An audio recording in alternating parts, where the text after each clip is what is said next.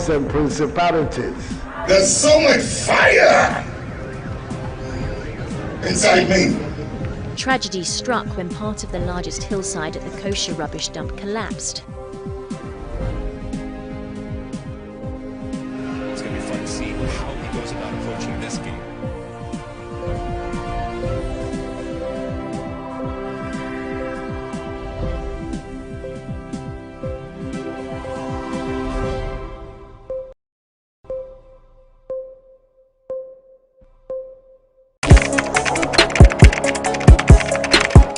We table issues relating to the arts and entertainment for a riveting discussion, of course, without fear nor favor. The question the presenter asked them was a dumb question. You need to speak the fact and move. Varied views.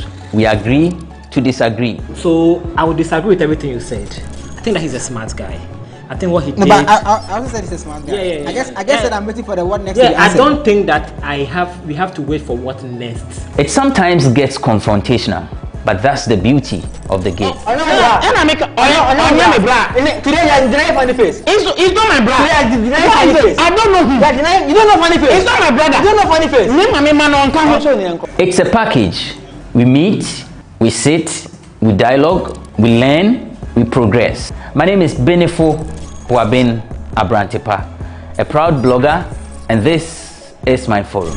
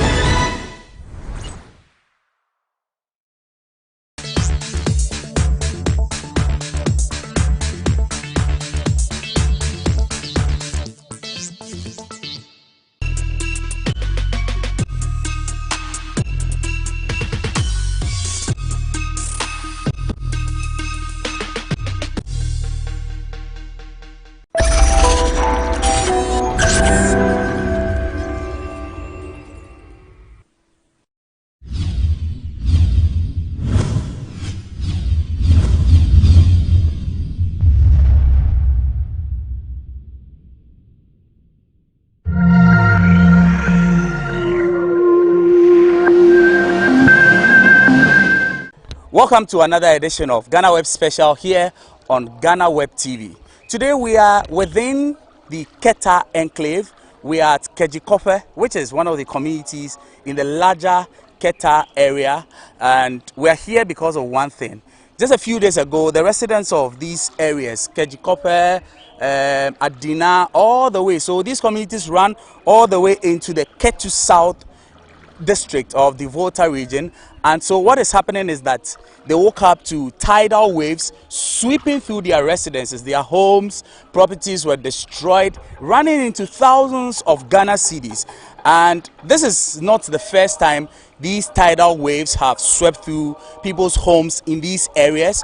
They've been running into many years, and so GhanaWeb is in this area to speak to some of the residents to try and get an understanding of what exactly the situation is like, because from what we are told, this is the first time in a long time that the tidal waves have swept this far into the residences. And so I'm here at Kejikope to speak to some of the leaders in this community and get an understanding of what really the situation is. Good morning. Yeah, good morning. I'm calling Peter Halu. All right, so Peter will be doing this with me. We're going to walk back into the water. Peter, can you tell us when exactly this thing happened? When exactly happened? Okay, actually on Sunday early in the morning, as we came around and want to set up our business, we could see that the water is coming, the waves is coming from the sea, which is coming very, very heavily. We cannot able to find where to push our thing. We think that is something that will happen normally, but before we can see, the place all is full of water. You said you just came in to start your business. Yeah. Has this happened before? Yeah, this thing happened some years ago before. But it's very long that this thing happened again. How many years far back? Can we put a number to the number of years? How many years far? Okay, this thing happened 1993. Since 1993, this thing happened here full of water. Nobody was able to stay. We will have to move back to the other side of the river. So you mean in 93, the water came this far into the communities? Yeah, the water came far to this community, which was even heavier than this one that we are seeing now. I see. You mentioned to me earlier that when this happened, it took how many minutes for this entire place to get flooded? Okay, frankly speaking, it took about some 30 minutes for water to cover all the whole community. 30 minutes? 30 minutes, yeah. Can you give us a representation of how many people are in this area? This is Kejikope. Yeah. How many people live within this area? Okay, this community, we live about so many people. Even yesterday, as they say we should go around and write the names of people that are affected with the water, we saw that we could get about almost like 100 houses that was affected with the water. 100 houses. How many people can you say live in a particular house? Particularly, some people live around 8 people, some people live 12 in the house, some people live 6 in the house, others live 7 in the house. So that's an approximation of about 100 plus by 8 or more persons. Yeah. Now I see that your business is around here, your business is here, you are still in the water. Is there a reason? Is there a reason you are still in this water? Is there a reason you have not moved? Okay, the reason that I have not moved is I don't have any place to locate myself, and I'm the only one selling things in the community to help the people in the community, because if I was not able to come, they were not able to buy anything from anywhere, because this is the only place that they buy their foodstuffs and things. So I have to sacrifice myself for them and be in the water and serve the people in the community. What do you sell exactly? Okay, I sell cooking items, I sell biscuits, cassava dough, cassava corn, pepper, and a lot of things. Okay, so you and I are walking through the water, and this is not ordinary for me, because I wouldn't ordinarily be walking through stagnant water like this, even going to the sea or whatever it is. But is this not dangerous? It's very dangerous for us, because we are affected mostly, because we don't know what we should do right now. So we can't have anything to say. We have to cope with whatever is happening. So we are just playing with the government to help us and locate some place for us so that we are able to sleep. Because some people, they even sleep in the community center. They have to move from their various houses because they don't have anywhere to put their items and cook. You mentioned government, so let's talk about what kind of support you are getting. You said this happened some few days ago. Yeah, almost 4 days now. And what kind of support have you gotten from anybody, whether in government or leadership? What kind of support has come to you so far? Okay, the support that we get, we have some support from the NABNO. Yesterday, they came around with some foodstuffs, with some mattress and some mosquito nets, cups and some plates to give to some people who are mostly affected. They should be holding for some time. They will be coming for some more things, so we are just pleading for them. All right. So you mentioned the kind of reliefs that you got. Yeah. Personally, what kind of things did NADMO give you? Okay, NADMO came around with mattress. They give us a bag of rice, mosquito coil, mosquito nets. What kind of bag of rice? What's the size? Okay, that's 25 kilo. 25 kilo. And you are 5 kilo. 5 kilo. 5 kilos? 3 bags of rice each person. If you are 6 in the house, they will give you 3.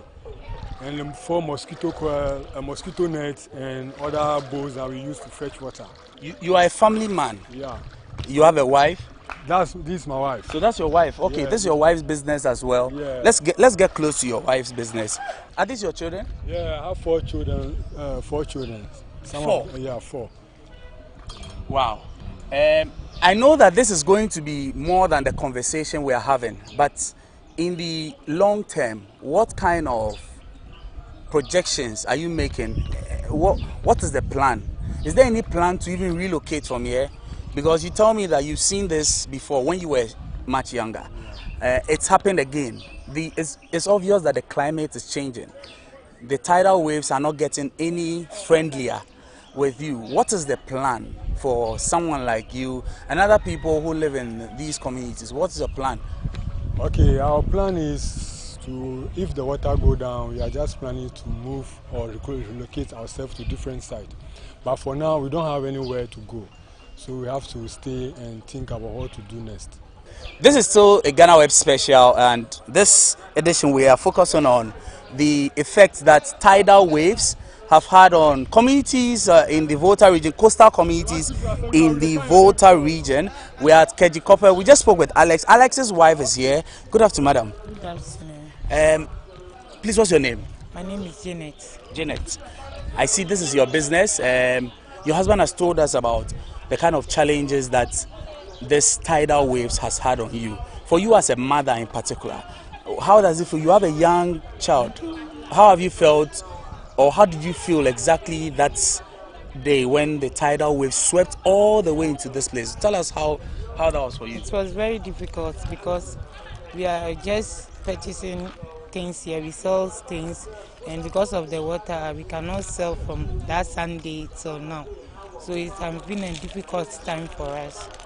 Can you tell us how much of a loss in terms of the money you make on a normal day that you have made? Because people don't come to sell. How much of a loss has that been for you? Very much, because sometimes I do sell like 30, 300 or 200, but since that day, we've not even touched 200 cities. So it's been a very touchful loss to us. Your husband makes me understand that the plan is to maybe relocate. How do you feel about the decision to move from this place? How long have you been selling in the first place? Almost like 2 to 3 years now.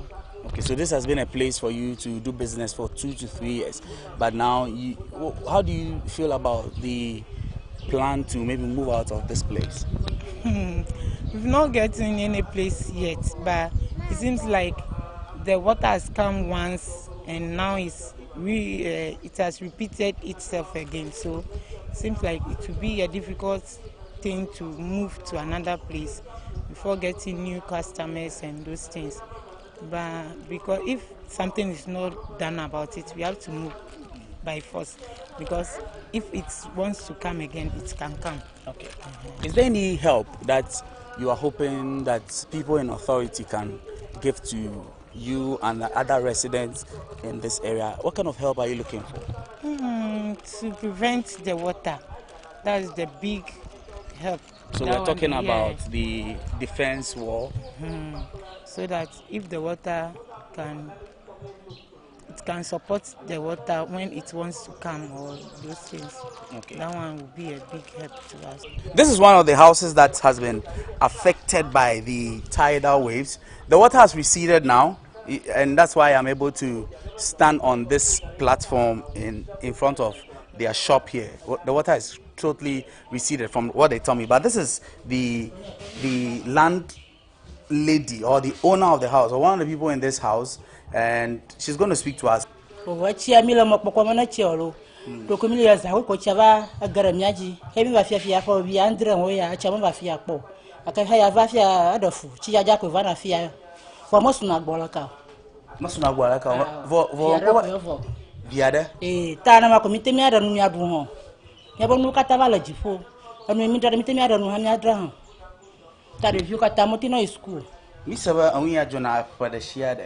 Hello. Marakuma jofia po. Majola fia po. If you are Joala, Inka or Remila Fia. a kpakpara ko jimi le nyaba kpara mian adu jiru na kpara mian kpakpara ka biamile na mi ba kpakpara ade aka ko jimi le nka ka nya chafo hano va kpona mi no wado ha bona mi na chafo na tai. Okay, so what she's just telling me is that she's been here for many years, close to 10 years, and this is the first time anything of this magnitude has happened.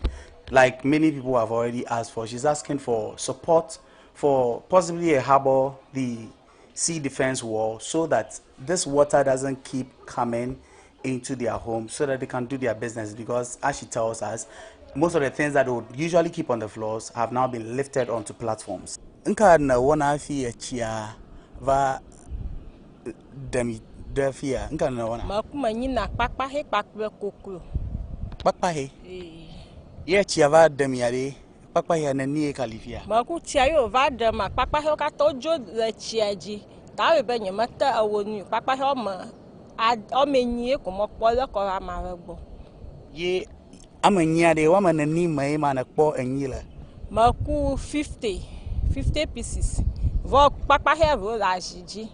Koklo ha la jiji tawe ba echi ava wonu iko. Nyemata awonu. Tawo kata o chichi am ha. Papa e ba nya koglom la ka koklo nto de. Ma koklo ha o chichi am. Ya o moton. Ma gbobo motok ma mo kpoga ko ina amara tawo ko chichi aji nyemata na malawo. Kavifia de nka wo na la because me nya ba achia yema achia kali nyawa fo yema le chia ma kakavado klo nka wo mi la fia ma kunye mana na ka motaye ojola ka wa na mi ba le community center ta fi ma ko mi le fia mi magana na ka wo ka pakpara unka biami la cho alo pakpara unka jimi la fifia ma kumye jiba government ana kpere mi nti alo na emi ogun ojo ka ba ma ka ma da ndodo ma ne gbo fi ovajo ta yo ojo ka mi hin pepe nsugbo ba no kpere mi nti na wonyo na do ba kuti ama lo ji te fa re na mi ano mi afa jina ajima kwesu sube na mi atanu mi afa gbesha gbedo fa yi aba yo ojo ka ko mi an fi ochi afa mo matan no oyisu ko mi po nti ko ba ha mi akona o. Michael Bumegbe is the chief fisherman at GhanaWeb, and he's here to speak to us. Good morning. Morning. We're going to do this in Ewe as well. Meraku, manya bade achiba unya na jola fia de. Atanglo extent ka o glan wo la fia na mia. Magloba nyatape nchoko shiragba for former. Nchoko shiragba for former apo ba gaton na. Alaba miano viaro fon dongo inare atoji kala oba fuataroro iko oyomi amaraka nyino bala marakashi alaba yom blanaba o yodora fuatafia chafu vuore nyaba toji vuo chafu va ora alaba chofma nya ha emasi amayo kata roto kata ba no bala shinya ba kofuma yo ba oba chafu vuore la fuata tami do nya ba alavu ko ye fu du ifuata ko mi ba no avu ham re poji kasha ko ye me vu hama chapwa adodom ba nyang tom ba yimre aduama kasha mi avu re poji vo aba 4 o'clock na mi atro ava agara duama ko kasha mi ba duama ye ba fo mi le fuata no vu hama mi aso no mi ayom chapa ma ba achi va gara afama na mi kasha mi on to mi ba awo achi ala ko ga agara mi agbofia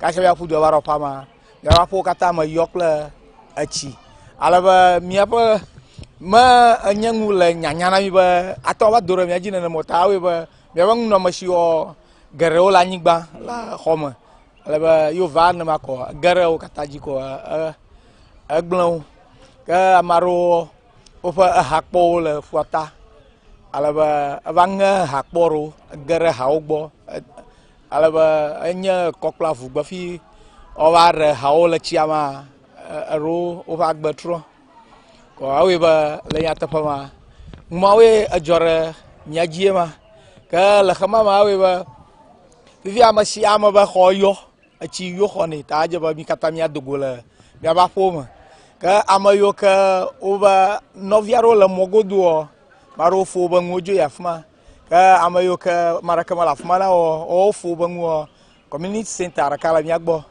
alaba ya chi amawa rio ko maro fo bango aba kore community center ma ko ba we ba nyata fa ye o nyaba chapo glen ma fifile fi nyaba nguru popo miaru anye dona mi ala ka go jala ba chapo gbo ko mi na go fi pon haruna miapa avio ba sku yi nyawo aba ta kamana mi lenka ka ava tonne ya domia ajangu ka tatara mi ajala ka go je ka mi li dom nad motoyom ova la ho ba va ma ova pongo jojo kata ka ngi ko na mi nya fi akpie nya ba a choi trauma ova mi agbo ba amayo ka la community center ma o ko yo tangwa nao enviare alaba magba yo rogava apoyo kata chiare ko apoyo kata chiare fifile fia o yaba lo faraka wiandrene apoyo ka chiare ka mi amagbo susu yo la po ma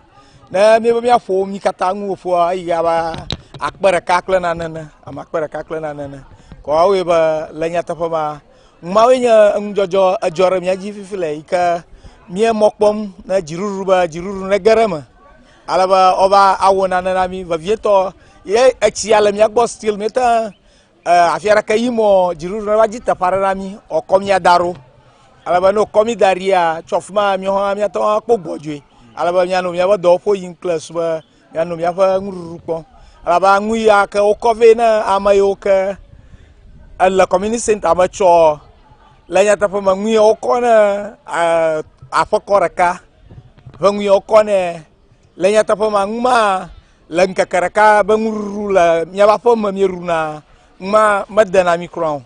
So I want you to tell me how this place used to be before this, because we are riding on a canoe now. First of all, my name is Achu Amuzu. 3 days today, it was Sunday, around 5 o'clock going. We just sleep for the room, no, we just hear the noise. Sea is coming. We don't understand. So before we wake up for the house, no, the house all full up. When our things all spoiled, my TV, my room things all, everything spoiled. So we can do it, like I don't know how we go do. So it be like no work again, no fishing, no. You are a fisherman. Yeah, I'm a fisherman. So you've not been able to go to sea since then? Yeah, since Sunday we can go see because we no get place to pull the rope, and even we no get place to sleep to go to work. So we just patrol for our friends. So the things is hard for me too much. So the government for council or government to do something for me. How much of a help will the sea defense? Well, how much would it help your work and then your community as a whole? As now, I see first from beginning, we started to come small. But now, it's too much. So we want to make the government can't dip the water inside for we. Make the water go back small. Yeah, that's one problem now. All right. This place we are passing right now, first no water, but because of the sea, where the water can remain for here like this. So it's hard for you to cross the water, go fishing. This was a bare land. It was just like the other side. Yeah. And then this is water from the tidal waves. Yeah. That has turned it, and we are riding on a canoe now because we can't walk through this water. Yeah. The sea started ravaging this very community from March this year. It started from Salakope. When you go there now, you realize that a plethora of houses are gone, have been washed ashore. People have lost their fishing equipment because this community, their major source of livelihood is fishing. Their boats have been destroyed. Some of them have lost their outboard motors. Now, when you get to the various houses, you realize that once the tidal waves comes around, it affects.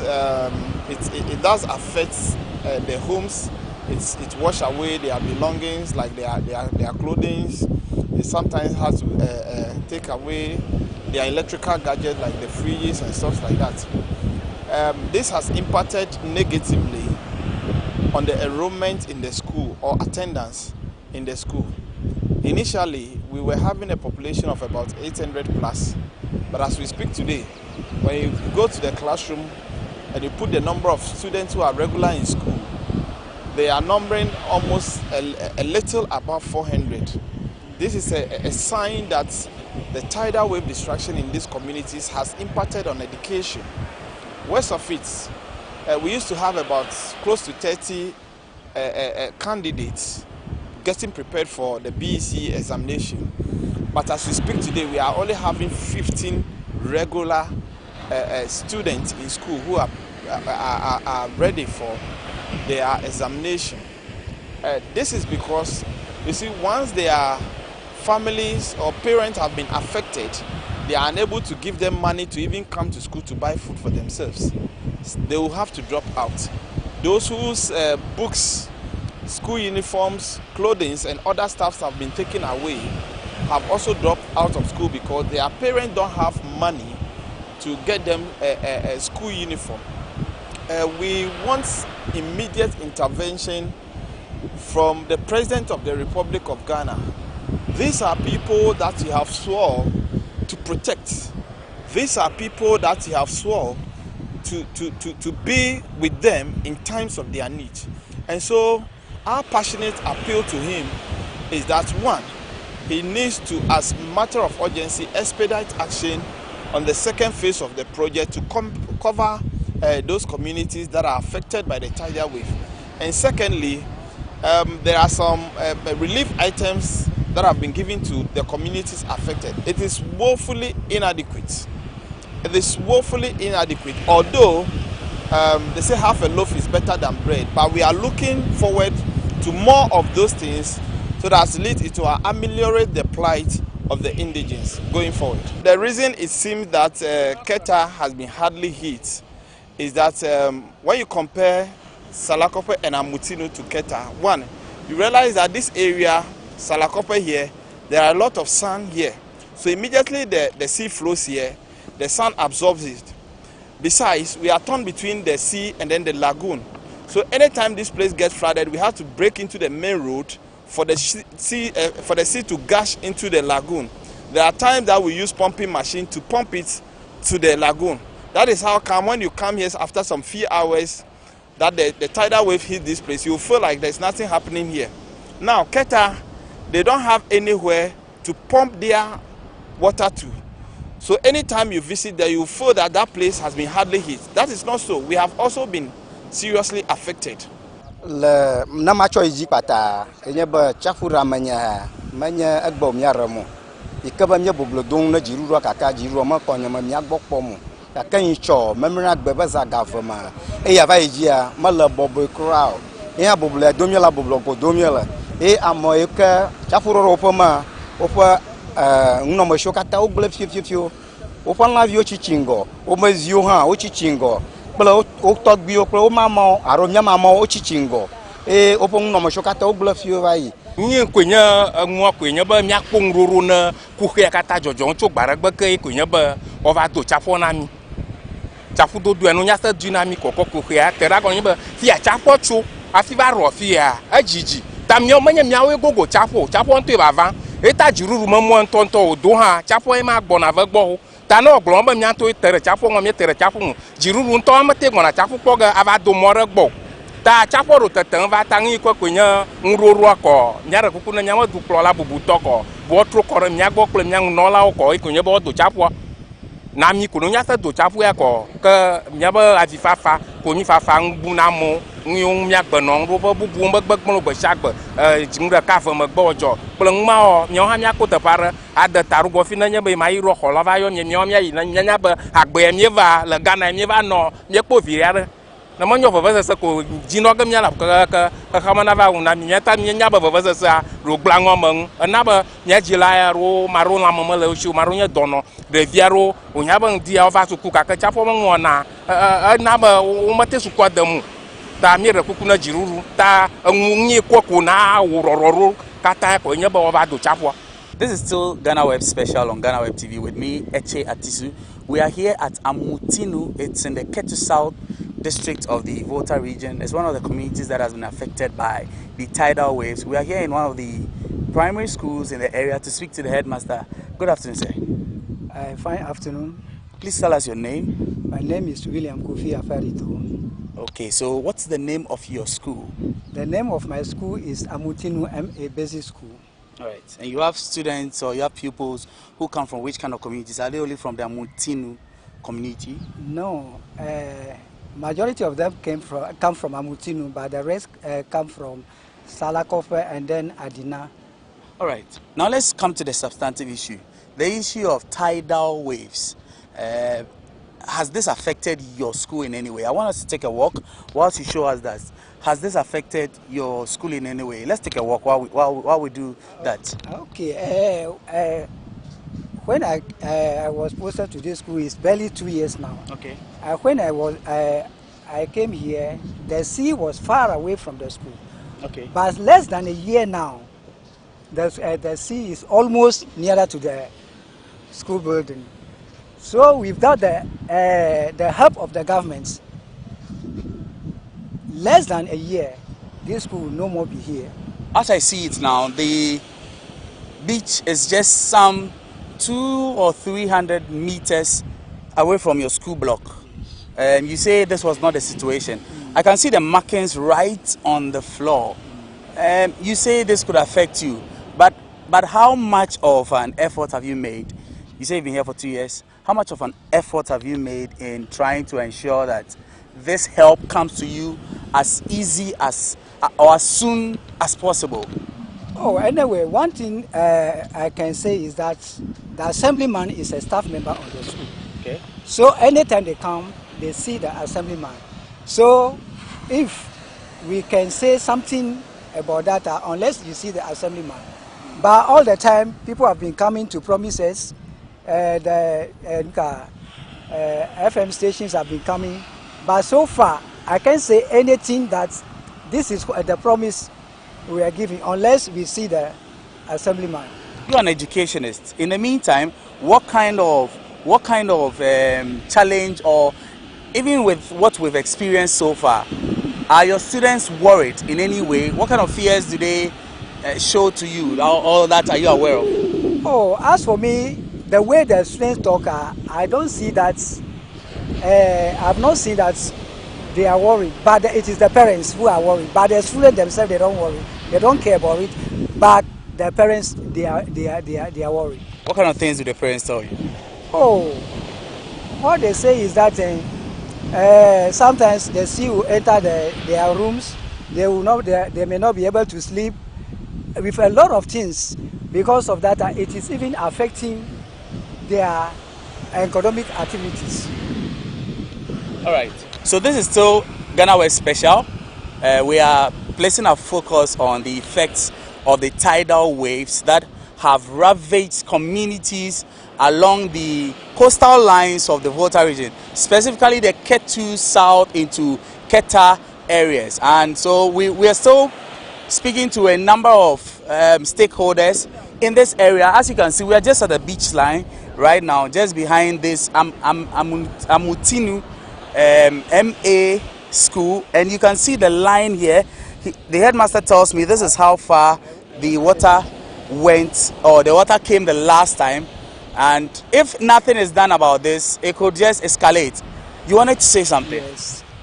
Sometimes the tidal waves enter the school. The school blocks? The school blocks. Okay.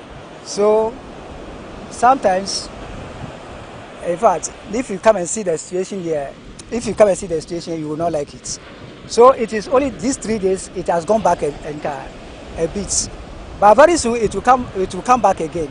And the tidal wave will just be splashing against the wall of the school. So we need the help of the authorities, those who are in authority who can help us. Other than that, the school will no more be here again.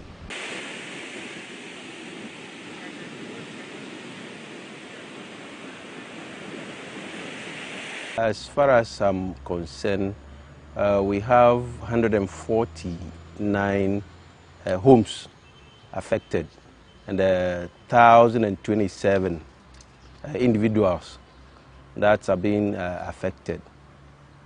We have Salakope, Agaveji, Adina, and Amuchinu being affected. Those are the communities, as far as I know, that are affected. We try to get a place for them temporarily so that those who are severely affected can have a place to put their heads. And some of them are in the church rooms, and others decided to perch at the end of their families that are at the higher grounds. A lot of them prefer to stay with their families. So as at now, that is what is going on. As far as I'm concerned, I had a discussion with the regional minister. You know, I have to deal with the regional minister, and some discussions with the Minister for Works and Housing. As far as I know, there are a lot of preparation that is ongoing. As you could hear, the Minister for Works and Housing himself said there are a lot of preparation ongoing for this project to start as quickly as possible. But let me do this clarification. You know, I will encourage the government not to do this sea defense to only the affected places. They have to extend it to Aflao border, because when it stops at maybe Adina, the rest of Denu and Aflao will be washed away with these tidal waves. So they have to do it up to Aflao border. And I'm sure if they want to do that, they have to do it in consultation with the Togolese counterpart. Because if they end it at the border, then the whole Lomé will be affected, and which will even come back to affect us in Ghana here. So it's a big project on its own. James talked about the fact that his widow's might, he thanked some people who supported him to hold these things together. He mentioned the work he did on sea defense when he was in government, having to build some sea defense and also in some communities boulders to break the waves. Okay. And we went to the worst hit area in Anglo. It's the school. That's Uvama. Okay. The place called Uvama. So now Uvama had a school which the tidal wave destroyed. So a new one had been put up, and that too has been destroyed. So that's the site we went to. I mean, it was very pathetic. And I hear that it has actually affected the estuary. That's in Southstone. So they are also hit by the effects of the tidal wave. I think in their case, the sea has block the entry of the river into the sea. Okay. So those who need to move on the boats and so on are unable to travel across anymore. So it needs dredging. So what GM said was that it probably needs dredging, but he was inviting engineers and those in hydro, something hydro, to come and take a look and advise the state so that the necessary action is taken to have the necessary dredge to alleviate the suffering of those people too. So what's happening is whichever water from the river to be entering the sea is now going into their communities and destroying as well, because it has no way to get into the sea. I want to understand we know that the eventual solution to all of this is the call for a sea defense wall, which is what people have called for countless times. But in the interim, and knowing how intensive a project that could be, what are the kinds of things that you are looking at? I'm talking about you as the MP for Ketu South, your other colleagues in the neighboring constituencies. What are the other solutions that you are putting in place or looking out for? No, so that the immediate medium-term intervention would be for the states to construct temporary accommodation, where people who are worst hit can go and find solace whilst we look at the bigger picture of the sea defense. So they need to identify a place and quickly put up. It could be tents, it could be brick and cement, who knows? But something has got to be done so that those who don't have accommodation can find one. The reason why we are demanding for a temporary accommodation is that in our case, as in South, this is the third one. So if your sister's house was lost in the first one, then she comes to live with you, and then it hits you yourself in May, and then you all move into your family house, and then in November, the family house is also taken. That leaves you with nothing. That leaves you with people who. It's important that the state provides a temporary accommodation for. Know that we mean well, we should be able to do this. But so far, it's been, I think that the conversation I've had with the regional minister points to the fact that he agrees that it has to be done. In fact, he agreed way back in May that this is a thing that has to be done. And it's 5 months down the line. Why didn't he done it? Okay. There are also concerns and calls for not just the building of sea defense walls around the areas that have been affected now. There are also concerns about the larger discussions on climate change, because the fear is that if these defense walls are built all the way to the Ketu South area, it could extend into the neighboring country, Togo, Lome. There are suggestions that this should be a collaborative effort between authorities here and those in our neighboring country, Togo. Is this something you subscribe to? I have a situation I want it dealt with. Togo is a sovereign country. They are responsible for their citizens. I want them to consider looking at finding the resources so that when we build ours to Aflaudi can continue. I don't think global warming is a secret. COP26 I just ended. Everybody knows about it. So I'm sure that they have their plans as a country. I'm not sure that, we can love our neighbors more than ourselves. And so it is what it is. So what are we going to do? So because Togo will have a problem that they have to deal with, we should not solve our problem. I don't understand this kind of argument though. Right. On humanitarian grounds, we will empathize with them, but they don't have a problem right now. We have a problem. Can we solve it?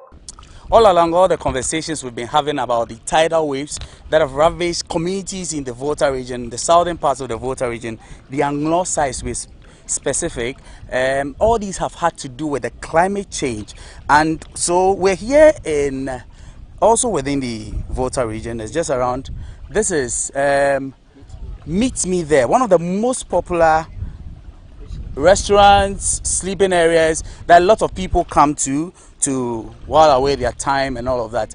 This place has also been affected by the tidal waves, heavily affected. And we have the manager here. He's going to give us some perspectives, give us an understanding of how badly the situation is. You're welcome to GhanaWeb. Thank you. My name is Christian. All right, Christian. Let's understand what kind of business you used to do here and how badly you've been affected. Okay, so this is Meet Me There African Home Lodge. We have the lodge, which whatever we realize from the lodge, we push it into the NGO, which is working in the community. But now, as things stand now, we got a tidal waves that came in last Sunday night, and as we can all see, it has taken over our sitting area, taking over those rooms over there, and now our business has come to a halt. We don't know when we are resuming business, because as this is all a sitting area which people sit and eat and drink, but now as it is, nobody can come here, and we don't know when this will drain down. So we are all just hoping for the best. That's to say that this entire place, more or less like a lagoon now, used to be dry land. Oh yeah, this is a dry land. No, the entire place is not a dry land. This is on the lagoon. Okay. Where we are standing is on the lagoon, but now it's in the lagoon. Yeah. Okay. So that means that because of the tidal waves, did you have guests here in the first place? Oh, yeah. So that fateful Sunday night, we got guests in all the rooms, but then we have to wake them up for them to go and refund them as well. So that affects business. This has been a few days now. Yeah. How is Meet Me There coping, management of Meet Me There? You mentioned that you have an NGO. that also helps people in the communities here. How are you coping? Well, not much we can do than to shut down. Well, as at now, we are just tidying up the mess that the sea has brought, hoping that it will drain down for us to start business. But then, as it is, that's affecting the workers here, and that's going to affect what we do in the community as well. Yeah. A lot of people are calling for the construction of a sea defense wall. Is that the same thing you're calling for? And in the interim, if that is not done, what kind of thing are you going to do? Because yours is a business. What are you going to do in the interim to ensure that your place is still running? Okay, if it's the sea defense, if it's something within our power that we can do, we will have done it about 10 years ago.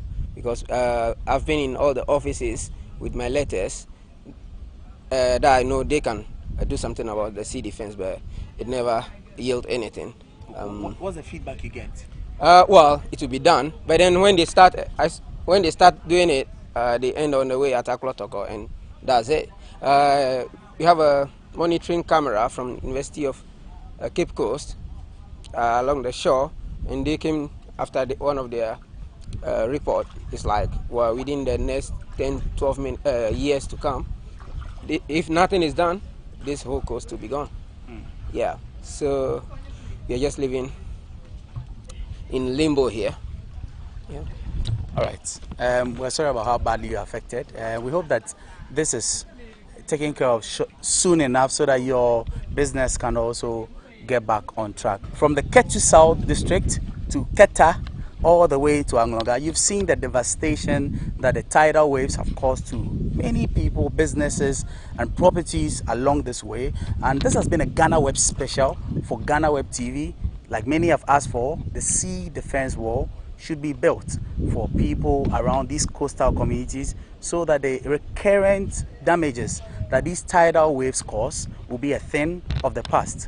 My name is Eche Atisu, and this has been a GhanaWeb special.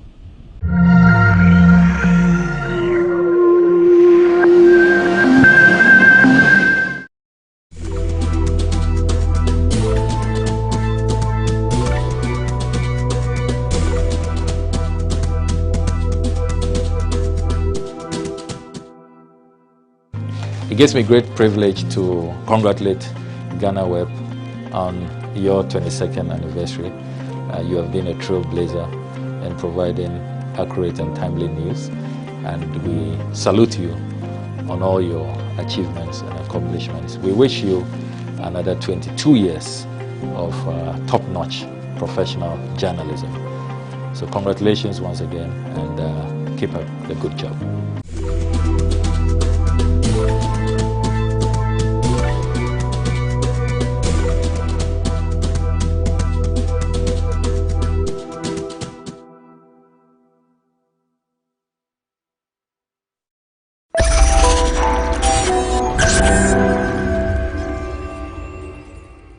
For the first time in the history of Ghana's Fourth Republic, a budget presented to Parliament by government was rejected. This was as a result of contention between the minority and majority side, albeit rejected by one side of the House. We don't yet have a budget for the upcoming year. My guest on Say It Loud today is the Member of Parliament for Cape Coast South, Honorable Kweku Ricketts Hagan. We speak to him about the 2022 budget and issues surrounding it. We'll be right back. Welcome back from the break. This is still Say It Loud on GhanaWeb TV. My name is George AC, and as indicated earlier, my guest today is the Member of Parliament for Cape Coast South, Honorable Kweku Ricketts Hagan. Honorable, welcome. Thank you. Good morning. Good morning. Yeah. It's good to have you, but I don't know if it will be good for the majority side as it stands now. Your side has been accused of bad faith. What will be your response to that? Thank you very much, and greetings to your viewers and listeners. I don't think that they should take it that way. I mean, our job as opposition is to provide a constructive criticism. If there is something in the budget that we objected to, or at least we are speaking on behalf of the public. I mean, we all know, we've been listening to the radios, we've been, listening to the people on the streets by the very job that you guys are doing, speaking to people. And I think the general consensus is that the people are not happy, especially with the e-levy. I mean, the budget in its entirety, and also the e-levy in particular, and a few other things. So our job is to make sure that, as members of parliament, to make sure that what the executive is bringing us as a budget is budget that will be acceptable to Ghanaians and will not add unnecessary hardships to the hardships that the people are already feeling. And it is on that basis that we pointed certain items in the budget that we think will not to the benefit of Ghanaians, and that we wanted the finance minister to address those issues before we approve the budget. Specifically, what are the details of the issues that the minority has with this budget? Specifically, I think the issues, first of all, I must put on record that we are not saying that everything in the budget was bad. There are some good things in the budget, and there are things that we felt were problematic in the budget. And unfortunately, you cannot just accept part of the budget and reject the other part. If you reject even a word in the budget, the whole budget is actually rejected. So even if you go and dot an I or T in a budget that has already been presented, that budget is seen as a new budget. So basically, we pointed out a few things. If I should put them, necessarily not in any particular order, the principle among the things we objected to was the e-levy. And the e-levy is something that not only we members in parliament, but actually the general public or the citizens of Ghana felt that imposition of tax will be too much on the already burdened, Ghanaians. I think the second thing that we objected to was to do with fees and charges, which without any consultation, the government has decided to up it to about 15 to 30%, depending on, which item you're looking at. And we felt that was too high, and that we already have fees in the budget, or the fees are already there, but we felt that the increment that the government was proposing to charge actually too high and needed to be looked at. I think the other thing was the way the Ijapa deal was smuggled into the budget. We were not happy with it, and we wanted the government to look at it, basically to remove it and bring it at an appropriate time when they want to look at Ijapa again. I think the fourth thing was to do with the wording of the Accra Energy. We felt that what was agreed upon, the wording that we have in the budget is not what was agreed upon. So we again prompted them to look at that. And then recently we had a tidal wave issue in Kita, in the Volta region, which obviously affected a number of our brothers and Ghanaian sisters in that place. But we know that there's a sea defense project which has not been completed. So we're urging the government to have that in the budget as a priority, so that the people of the Volta region can sort of not be suffering that kind of fate. So these are the critical things that we pointed out to the government from the very beginning when the budget arrived. And we were expecting the minister to say something about those things that we had debated on, and not to come and ask us for more time to dialogue. Okay, so Honorable, not to digress here, but then you made mention of Kita and the people, the current plight that they are going through. With all the responses that the government has given to the situation in Kita, not just limited to the budget issue or the sea defense war, but then with the response of government, do you think that government has been sensitive to the plight of the people of Kita? Absolutely not. And that is what we were trying to point out. If the government wants to be sensitive, we expected that issue to be in the budget, to show the sensitivity. And the people, apart from not being in the budget, the responses that so far has been given to the people of Kita is not adequate. We haven't seen the president there. We haven't seen the vice president when he was, acting as a president. We haven't seen any substantial move to address the issue there.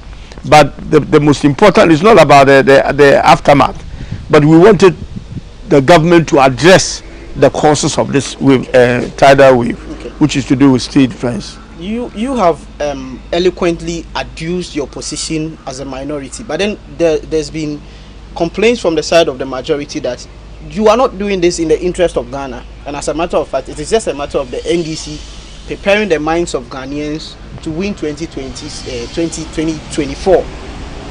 What will be your response? Well, that is their opinion. It is their opinion. You know, with this, the thing with this government is that if you oppose anything that they are doing wrongly, they take you to be an enemy of the state. But that is not democracy. Democracy is the opportunity for people to voice their objection to things that they think is not going well for the country. And anytime anybody does that, even people who are outside parliament, it is seen as they being political. But we cannot actually live in a democracy like this. Democracy is a give and take. You have to listen and be able to correct things that the people. We are all the servants of the people. We serve the people of Ghana. Therefore, if we are serving them in something that is not in their interest, and then somebody points it out, then it is seen as politics or anti-Ghanaian. That's not the way to go. So, the budget has been rejected, as in per the declaration of the speaker. But then, for the side, from the majority side, they are raising an argument of constitutionality that it doesn't hold. What would be your response? Well, I'm not a lawyer, but then when you look at the provisions, both in the Constitution and in our standing orders, I think the procedure that the procedural issues were followed, to the letter. I mean, don't forget, the Speaker is one of the most experienced parliamentarians in the country. He's been there longer than anyone who has ever served in Parliament. And he's gone through this budget maybe over 20 times, considering the number of years that he was in Parliament. He has been a leader of the majority. He's been a leader of the minority back and forth. So, if anybody understands our standing orders, which hasn't actually changed very much since they came into effect in the early days, that it will be the Speaker. I don't see the point that they are trying to, and I have read all the provisions that they are talking about, and I don't see anything wrong with what the Speaker did. My only thing, and maybe my interpretation may be wrong, is that the idea of using 104, which is the Constitution, and 109 to buttress their case, that we didn't have the numbers to be able to make that decision, I think they are wrong. Because when you look at the same, and then the other provision that they were talking about of getting ministers, I will come to that. Let's deal with the first one, Article 111, which also they were wrong. My understanding is that the voting takes place when we have members present and voting. What does members present and voting means? Members present and voting means members who are in the chamber who have recorded or registered their name as able and willing to do government business on the day and ready to vote, which was the motion that we were there for. They were there. We were 274 as I counted. There was only one member of parliament who was not there, was Honorable Adjo Safo, I believe.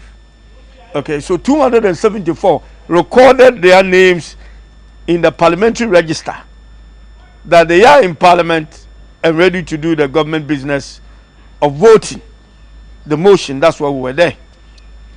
When the final debate that leads to the motion started, they were present.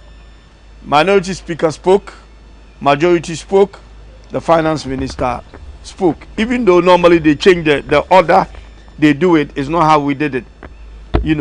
Usually the finance minister will be given an opportunity to address the concerns raised by opposition. Hopefully those are concerns on behalf of Ghana. So, not to stop you, but then they staged the walked out.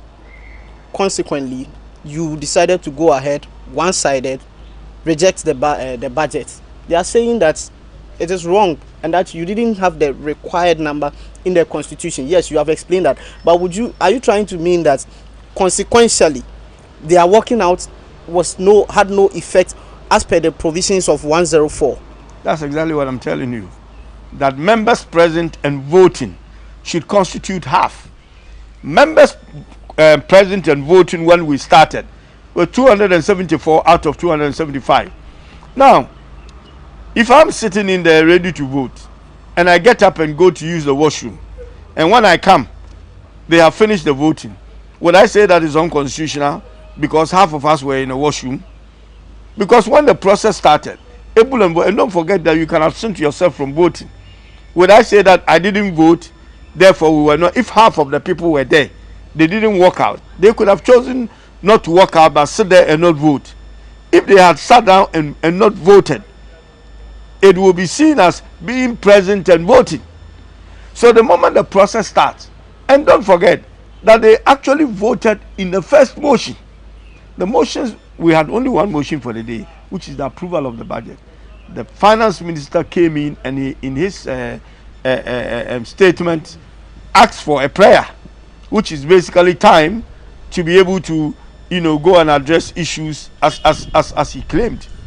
Now, that became a motion, which was a twin motion, together with a motion of being able to vote for the budget.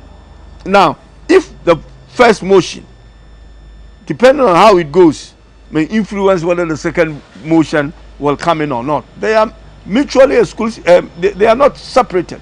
Those issues are together. Okay, they took part in the first one. Okay, how many were we when they took part? 274. Then, no, the proof that they took part was that the deputy speaker, deputy majority leader, challenged the speaker on his ruling for the nose instead of the eyes. And it's that challenge that led to what is called the division, which is what they requested. Now, when you request for division has a procedure. One of the procedures is to get people who are, we will term as lobbyists, but in our sense we don't have lobbyists and all that. But anybody, to put it simply, anybody who is a stranger, as far as Parliament is concerned. And we are talking about non-parliamentarians. Non-parliamentarians on the floor of Parliament. When you go to other jurisdictions, as Speaker rightly pointed out, that we don't have lobbyists in the right sense. So we take lobby to be the seat behind us in Parliament. There is a clear difference between what the lobby is and what a public gallery is. They are not the same thing. It is good you have mentioned the public gallery. Another issue that has come up has to do with the presence of your party's General Secretary, Johnson Esiedun Ketia. For the majority, their basis of walking out is because the Speaker decided to walk the minister out and allowed Mr. Esiedun Ketia to stay. Do you think the majority had their reason was justified? It's not a legitimate reason, as I have just pointed out to you. Unless they don't know the difference between a lobby and the public gallery, as we have copied from the United States and from Britain. They are two separate places. If you are clearing the lobby, you are clearing people who are on the floor of Parliament. If 111 of our Constitution actually says that ministers, from Vice President, ministers, deputy ministers, can participate in the proceedings of Parliament. Absolutely clear. Proceedings of Parliament means anything that we do in the chamber. Okay? But the same Constitution, on the same Article 111, before it finished that article, says that except. So you have privileges just the same as the member of Parliament, but your privileges stops when it comes to voting. Okay. So, yes, this has happened. And the voting of a division states that anybody who is a stranger at that point must be taken out. Therefore, you don't have any privileges again as a minister under 111. So, in your view, what would be the very reason why the majority decided to stage the walkout? If this is not the... Well, they are putting that on the premise that Esiedun Ketia was there. But Esiedun Ketia was not there as, what is it called, General Secretary of the NDC. Don't forget that he was also a member of the board in Parliament. He wasn't also there as a member of the board of Parliament. Esiedun Ketia could have been invited to be in the lobby by the position that he's a member of the board.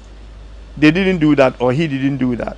He went to sit in the gallery just like other people were sitting in there as a citizen of Ghana. So it doesn't go beyond citizenship. To you, what motivated the majority to walk out, even though they've said everything that they want to say? From everything that you know. Well, the only thing I can think of is that they realized that they didn't have the numbers. Because don't forget that in the morning, all the things they were talking about, that they were having a meeting and all that, we knew what they were doing. What they were doing basically was waiting for people to arrive in the country. There are people who came in, who we haven't seen in parliament since we opened, but were there on the day, were flown into the country. And unfortunately, I don't know whether Honorable Adjosafu was in the Ewusi on Tuesday, whether she was on the air coming and her flight has delayed. They were just delaying things to be able to get their people in. They realized they don't have the numbers, and of course they were going to lose, especially when the speaker has called no for the first one, and now he was going to get people out who were people on their side, because the ministers are not on our side. They are MPP ministers, or they are ministers from the MPP stock. So for me, that's the only thing, because they are still doing Nkatia argument does not hold water. Okay. So yes, this is still Say Loud on GhanaWeb TV with me, George AC, and my guest today is the Member of Parliament for Cape Coast South, Honorable Kweku Rickett-Hagan. We take a quick break, and when we return, we speak on what happens when Parliament reconvenes on Tuesday. Are they going to concede, or are they going to come into consensus so that by December 31st, going into 1st January 2022, we will have a new budget? We'll be right back.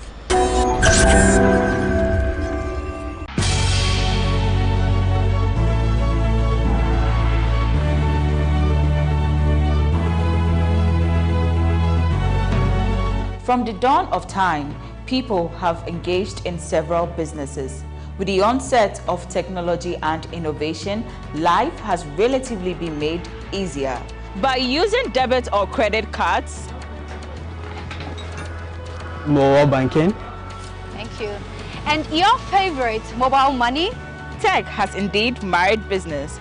On BizTech, we spend time with faces behind known and upcoming businesses in the country. Learn more about the new technologies and innovation, as well as find out about the trending issues in the world of business. Join us as we serve you with a variety of compelling interviews, projects, and others right here on GhanaWeb TV.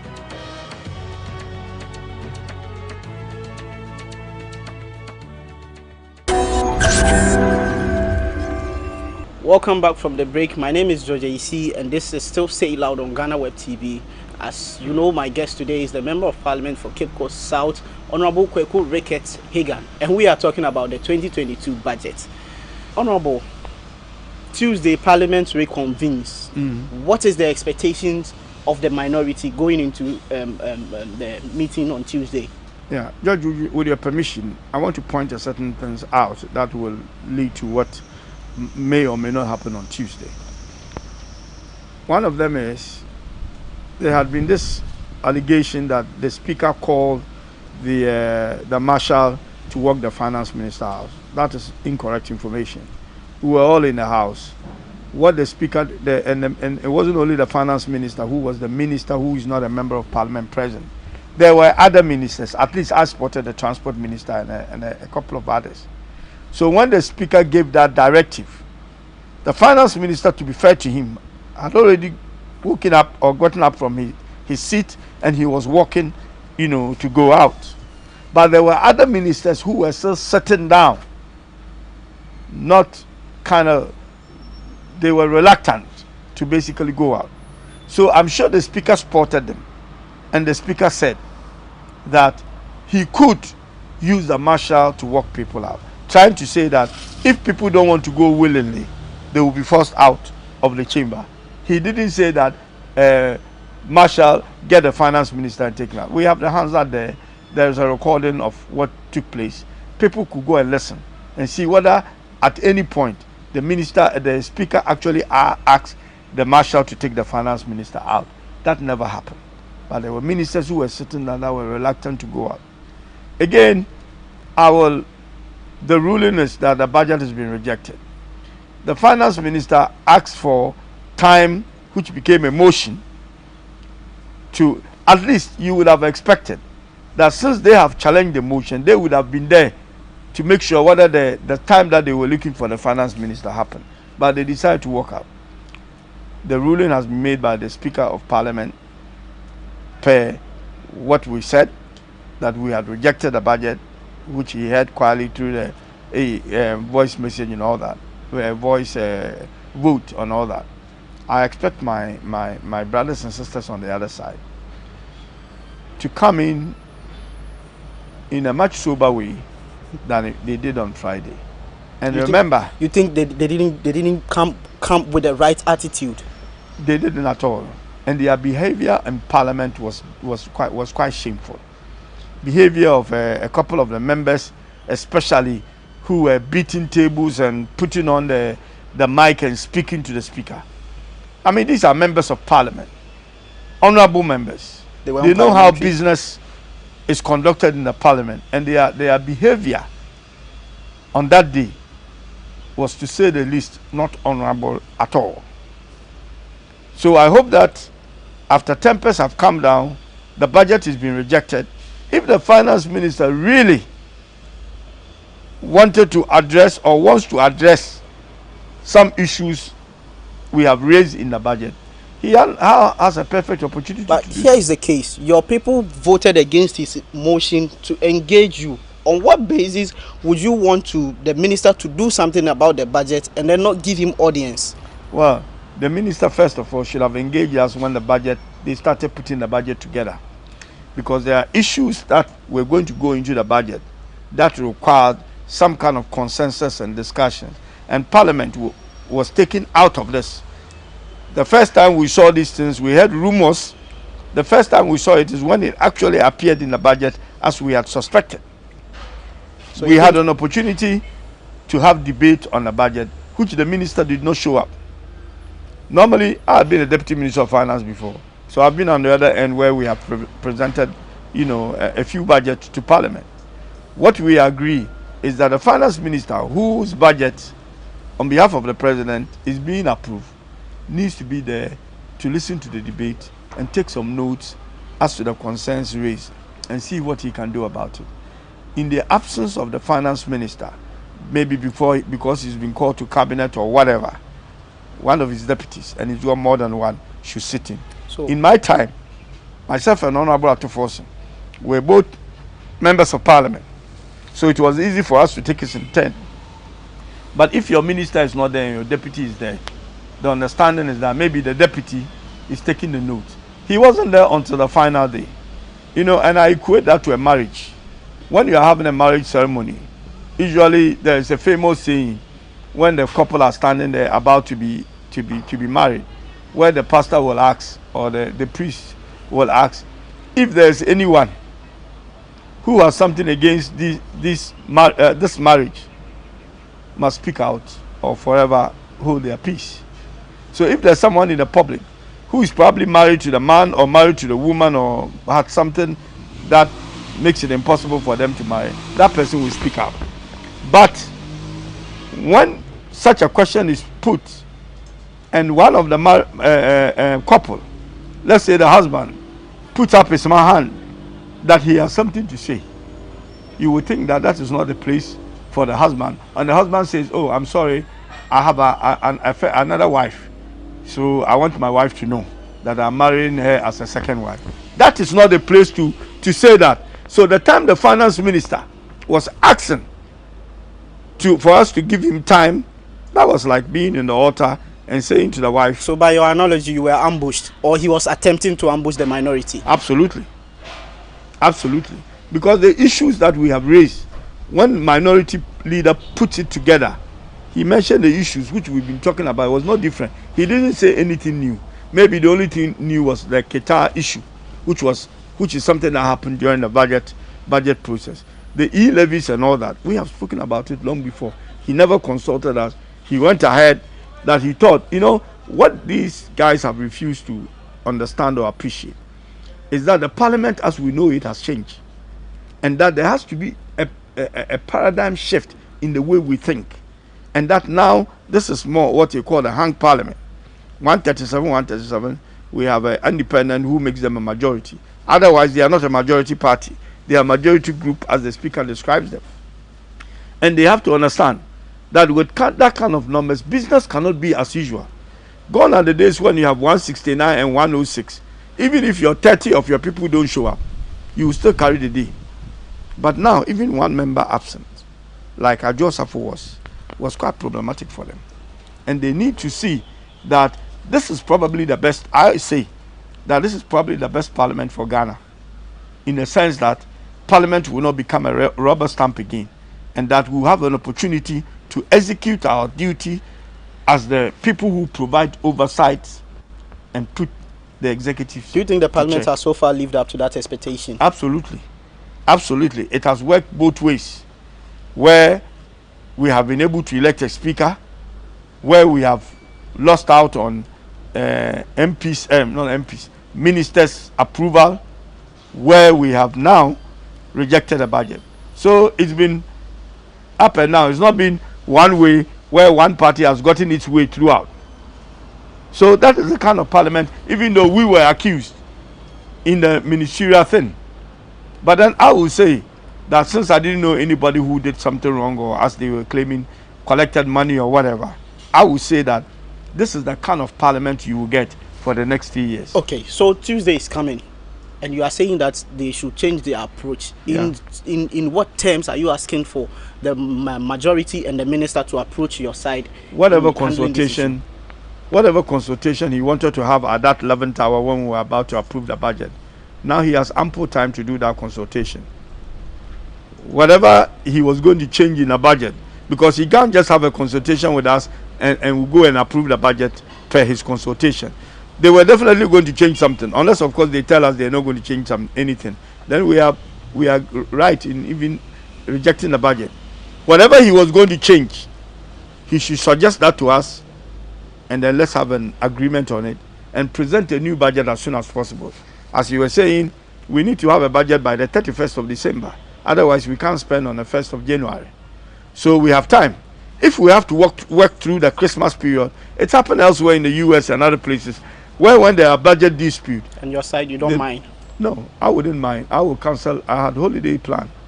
But I serve the people of Ghana. That is why they elected me to parliament, my constituency. And I will not have my personal comfort over the nation.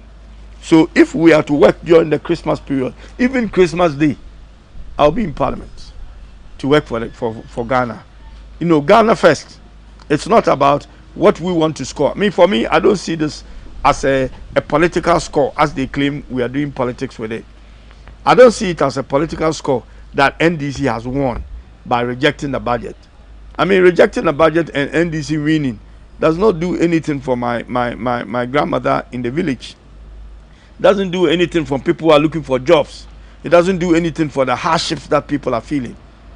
So we should go together as the political class to address this problem the best way we know how, and cut out all this insult on speaker, who is our speaker, all of us, and say that the speaker was wrong. People have become speakers overnight. Honorable Cheche Mensambuso is not the speaker. Neither is he the deputy or whatever speaker. So he cannot give interpretation no matter how long he's been in the parliament. You think he's going beyond his He's limits? going beyond his purview. He's going beyond his purview. The ruling has been made by the speaker. There are channels open to you if you disagree. But to come and say that the budget has not been rejected, in what capacity are you saying the budget is not being rejected? When the speaker, look, we need to understand that there's only one president in this country, and that's Nana Dankwa Akufo-Addo, and he's going to be president, God willing, for the next 3 years. There is only one speaker of parliament, that is ASK Bagbin. God willing, with good health, he's going to be a speaker for the rest of the term, which is the 3 years. We should learn to work together. We should not take criticism to be enmity. We should sit down and work together for Ghana. We were elected for a reason. Ghanaians created the 137. It wasn't our doing. God and Ghanaians created that for a reason. The reason is that we should be able to work together and get good value for money for the country. Not do the rubber stamping parliament in the past, where minority will have their say, but majority will carry the day. This day, nobody has their say, nobody carries the day. We will have to do the right thing for the country, and that this budget, this parliament, God willing, will ensure that. I don't think there's anything going to, nobody should worry about anything going to happen. That would have been my next question. Nothing is going to happen. Ghanaians are concerned. They say that, well, it will be far-fetched, but then are we heading towards a government shutdown? Should we be afraid? Look, there's not going to be any government shutdown, because government shutdown on the 31st of January, the framers of our constitution and the standing orders make room for some important spending to go on, like paying of salaries and all that will be done. So even if there's no budget before 31st yes, December, Ghana will still be there? There can be a resolution for certain things too. Nothing is going to, the election you had, people are going to do this. So we had the election. One side thought the election was not won by the other. It was taken to court. They had been ruling. We are sitting in a country. A president has been elected, whether you like it or not. Whether I thought that he didn't win the election genuinely or not, he's my president. There's nothing I can do about it. Mine is to work with him to make sure that things work out. You have people who are saying Bagbin was not elected and all that, by the majority. That is neither here nor there. You have people saying that, oh, he did that quickly because he was traveling. He traveled on a Saturday. He would have sat there all night on Friday if he had to. So all those little things trying to divide us, there is more that puts us together than divide us. And we should begin to realize that and stop that random attacks, unnecessary things, and do the work for Ghanaians. I pray and hope, and I stretch my arm of reconciliation to the people on the other side, that we should go there on Tuesday and be honorable members and do the job Ghanaians expect us to. So we are just about wrapping up, but then we can't leave without getting the honorable members' view on one specific issue. The issue about the president's recent travels and his decision to use private jets and all the issues that has come along with it. Honorable, what do you make of this whole issue about the president's private jet issue? Well, thank you again on that. I really don't see what this government is trying to hide. You are spending the people's money for your travels, and the people are saying that the money that you are spending on your travels, our money, we want to know how much money you are spending on your travels, and you say that is a national security. But your travel itself is not a national security. You could travel to the United States by telling the Speaker of Parliament you are going, and that honorable, His Excellency Baumia is now to take over. We know your location, but you cannot tell us how much money you are using to do those travels. I find it very difficult to understand that.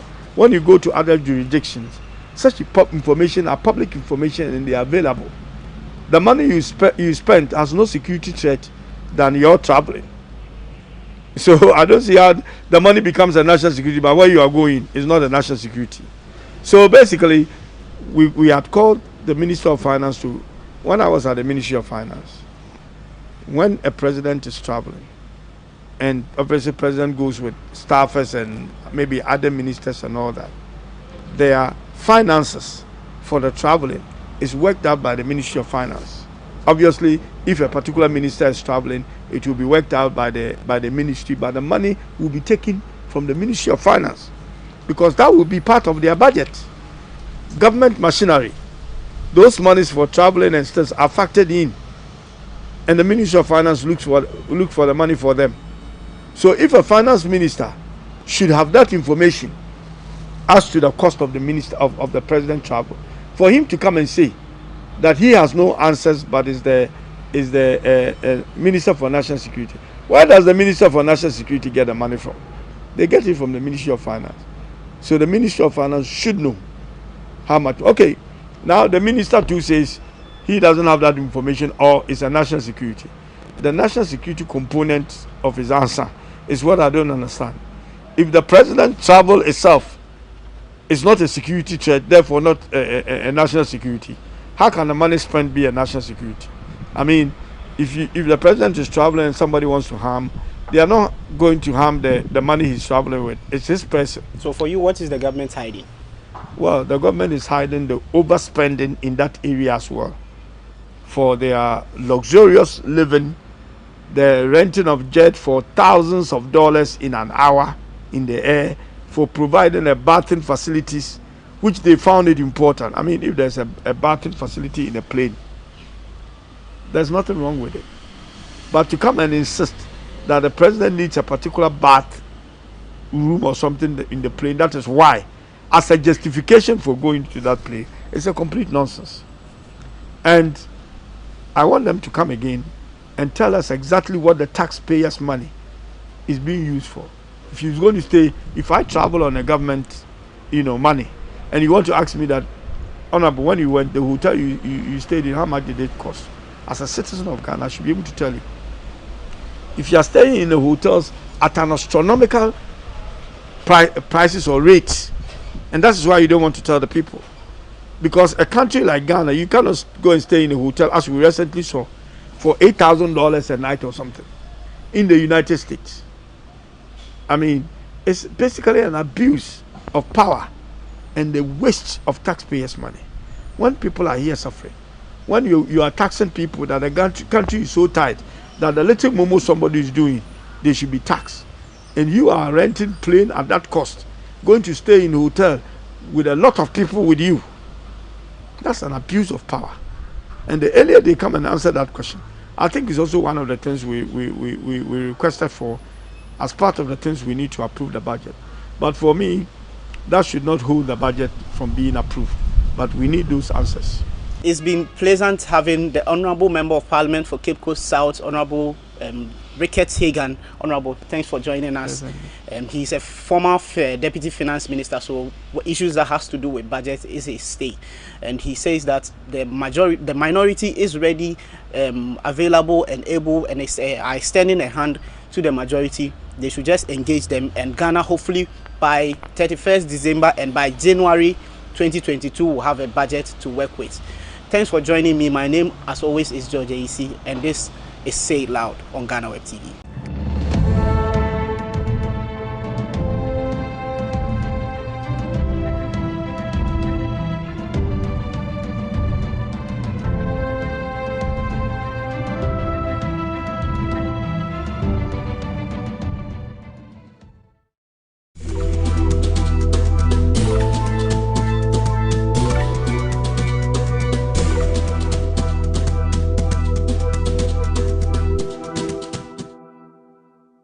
So, do you know how long the company has been in existence? 22 years? No, I didn't.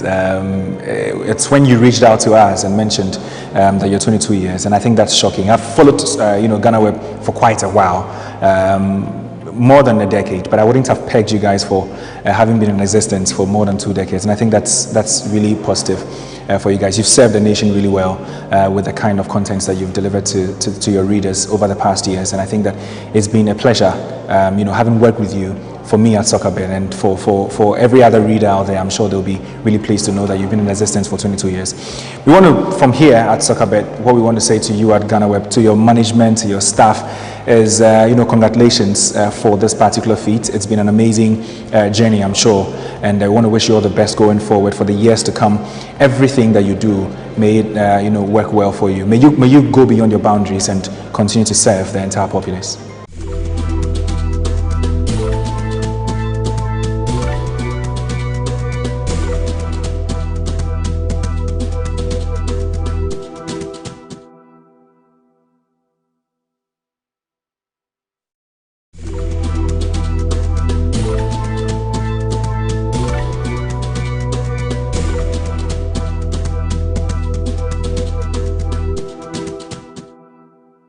I, and the body I represent, the Alliance for Christian Advocacy Africa, want to wish GhanaWeb, the management team, very well. They came at the right time, and they have served a purpose. When my story appeared on GhanaWeb, I found that other media houses that have not interviewed me, that have not called me, they still have the story on their website, media platforms, and I know that even if they don't acknowledge, I know they pick it from GhanaWeb.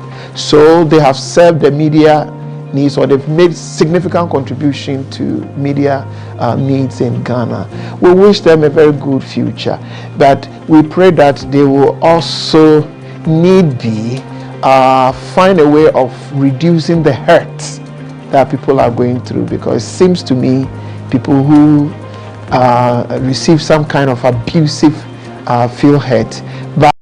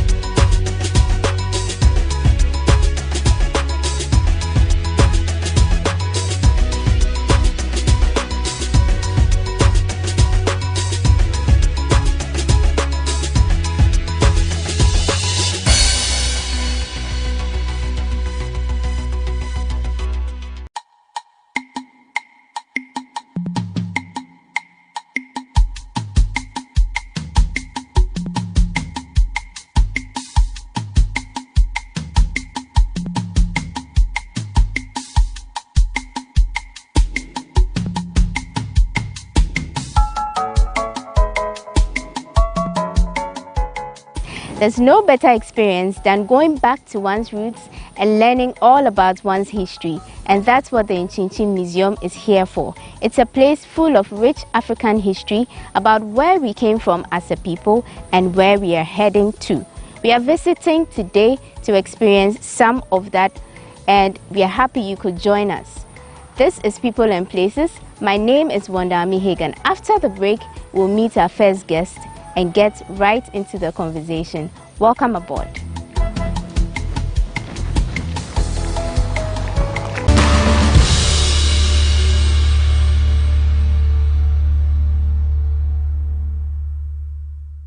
Welcome back from that quick break. Thank you for staying with us. This is still People and Places. Now we are at the entrance of the Nchinchin Museum, and we are meeting Gideon Kweku Diajiman.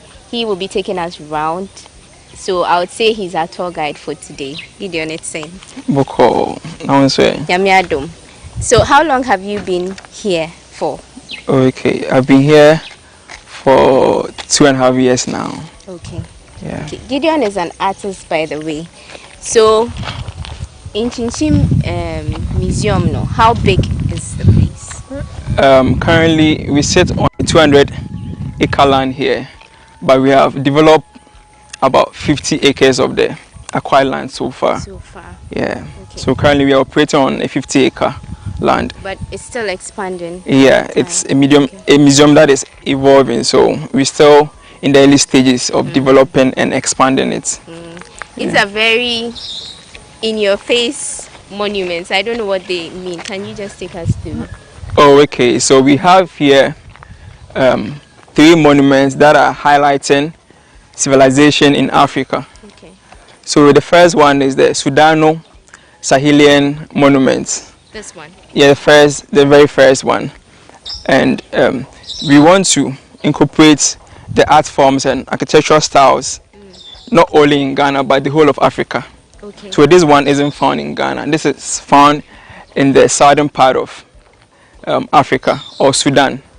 When you say this is found, as in the structure? Yeah, this is typical of the architectural forms in Sudan. Okay. Yeah. So they've been engraved on the structure here. I mean, the designs inside are the ones from Sudan. That's what you're saying. The structure. The whole structure. The whole structure. Okay. Yeah. Okay. But we decided to incorporate these traditional art forms and designs on it.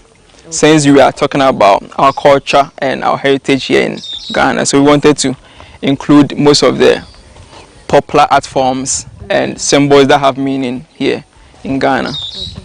All right. And then what do we have next? The one that we have here is called the obelisk. Obelisk. Yeah. Okay. Yeah. Okay, so for the obelisk, that's the name, right? Yeah, that is the name. I see different symbols, footprints, and the rest. Do they have meanings? Yeah, they have symbolic meanings. Okay. If you are really conversant with Akan traditional art forms or symbols, you realize that most of these symbols are found in our cloth and the art styles and forms in Ghana. Okay. So there's a spider, there's a snail, there's a tortoise, there are footprints which are all symbolic. Okay. Right, and then the third one? The third one is what we call the Lukasa. It is made by the people of Baluba, who are found in Dr. Congo. DR Congo. Yeah. Okay. All right. So this is just the entrance. We are now getting into the place, but we want to find out, Gideon, what should we expect from our tour today? Well, expect a lot. We have most artworks here that are not really found in Ghana here. We are one of the biggest outdoor museums here in Ghana and soon to be in Africa. Okay. So we are still expanding, and we have art forms that talk about our culture and our heritage here in Ghana. So I think there's a lot that are going to be unfolded here. Okay. So from the entrance, where next are we going? So from the entrance, we enter into the museum proper, and I will take you to the story of the goats, or how the goats met the goats. Okay. It's a story that we have created, and I think when you get there, I would explain that story. Yeah. Let me just hold you a little. These statues, are they called statues? Or yeah, they are sculptures? statues. It's the same thing. What do they symbolize or signify? Okay, we have the sacred grounds up there where we have our ancestral hairs, but pictures are not really allowed there. So when people come on tour and they want to leave a memory or go with a memory, this is where they can take pictures. Oh, I see. So you can stand with the sculptures and you take pictures. That signifies that you were once here for a tour. All right. Okay. So we are going to see the goats which met another goat. Yeah, how the goats met the goats. Okay.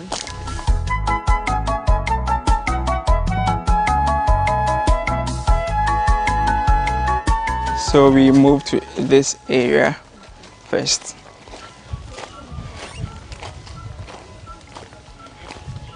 Oh, that's it. Yeah.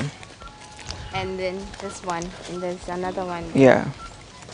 Okay. So this area talks about how the goats met the goats, and it's a story that we created using world art. And you can see that there are goats found here in their universe or in their jungle, and they're all striving to get to the pinnacle of their lives. They're all trying to be successful.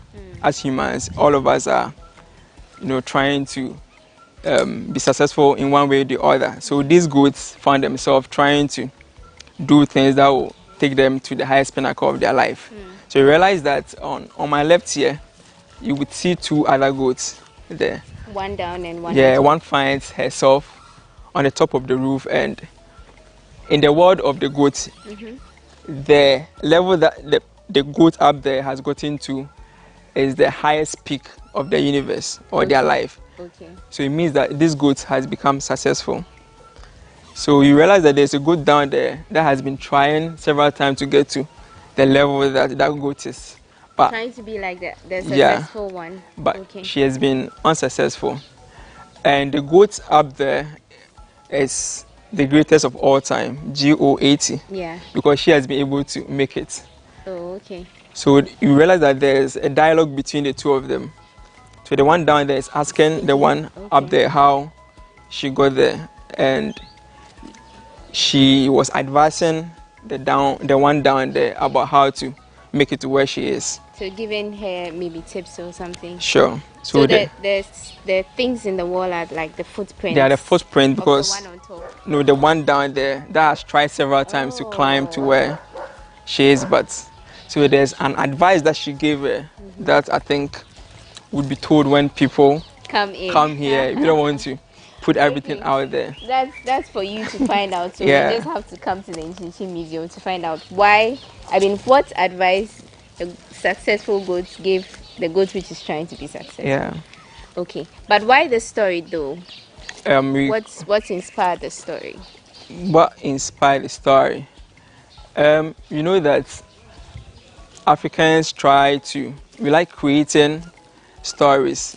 And you know, these stories, they are embedded in them nuggets of wisdom that advises us, you know, in the path of our life. So we wanted to create a story that has a symbolism with African lifestyle and how we live. So we wanted to use sculpture ways to create a story that has advice in it, that can advise all people from all walks of life. Okay, great. Okay, so then our next move is, that also has the tortoise, and is that a crocodile? That's a crocodile. Okay. So this particular work, I won't really go much into details, but I can give a brief explanation. Right. So the first one is the circle of life. That's the big circle with the black paint. The one, okay. Yeah. And we call it Dikinga. Dikinga. Dikinga. Dikinga. It's from Bakongo. Okay. Yeah. And there's a big circle, and you realize that there are other 4 small circles. And Dikinga means the cycle of life. So you realize that the 4 circles there is talking about 4 phases or stages of life. Okay.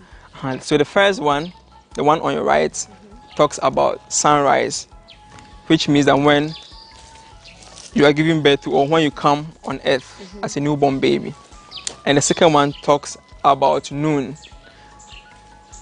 and that's when you become an adult. Okay. And the third one talks about sunset.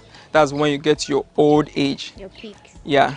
And the last one talks about midnight. That is where, after leaving on earth, that's where you enter the underworld, or when you die as a human. So that is the meaning of the... So from the time you're born to the time you die. Yeah, so that's the cycle of life. Right. So we decided to use these particular animals, that the tortoise and the crocodile and the fish in the mouth. Can you see a fish in the mouth of the crocodile? Oh, yeah. So these represent certain personalities as humans. Throughout our cycle of life, we, in one way or the other, tend to put on certain personalities or characters. You realize that the tortoise and the crocodile, they both have different personalities. The tortoise is very aggressive compared to that of a, the crocodile is very aggressive compared to that of a tortoise. So you realize that the tortoise, when you attack it, it will just crawl back into its shell without retaliating, but you can't do the same thing to a crocodile. Okay. And you realize that there's a fish in the mouth of a crocodile that has a story too behind it. Okay. And there's a proverb in Akan that says that, say, okay. So you realize that the fish finds itself in the mouth of the crocodile. Right. And we are using this to relate to the different personalities as humans. So as you go through the cycle of life, there are certain times that some people are very calm, others are aggressive, they fight for, or they go in for what they want in life or what they desire in life. Yeah. Okay. Right. So that's it for the story of the goats, and then the cycle of 4 life. phases, the cycle of life. Yeah. What's next? So we have... I don't know what to call them, planks or wood, or what are they called? They are made of different materials. You can see wood, you can see metals there. And we have some brass sculptures on top of them that tells about a story.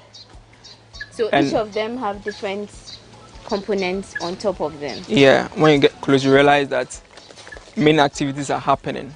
And this particular section of the museum talks about the work life of the people of Adan, or the economic activities here in Adan. Okay. You realize that the people of Adan are mostly into farming and fishing. So we have used this sculpture to tell their story. The story. So when you come here, you realize that there are sections of how they fish, the commodities that are found in their market, that is fishing. Because when they go to the seashore to get their fishes or harvest their fishes, they have to bring it to the market. So there's a story that have been created using these sculptures. Okay. And do you have an idea who molded these? Okay, since we have a creative director here, that is Kwame Kotobanfo, he has under them artists, which I'm one of them. Okay. So we have in-house artists that produce all these works found in the museum. Right. Okay, so where's the next stop? We are heading to the studio that produces most of the artworks here in the museum.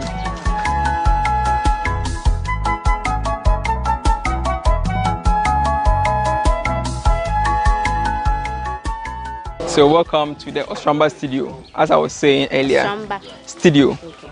So this is the studio that feeds the museum with all the artwork here. So here are the artists. Some of the artists. Yeah, that's work. So this is where you do your sculptures. Yeah, this is where we do the sculptures. I'd like to speak to one of them. Okay. Okay, so we are speaking to the gentleman who is part of the artist who starts the whole sculpture molding process. His name is Mauli. How are you, boss? I'm good. Okay. What are you working on right now? This bust, a short bust. Okay. Does it have any significance or? They're supposed to look like someone posing a daunting look on a slaver. Okay. Okay.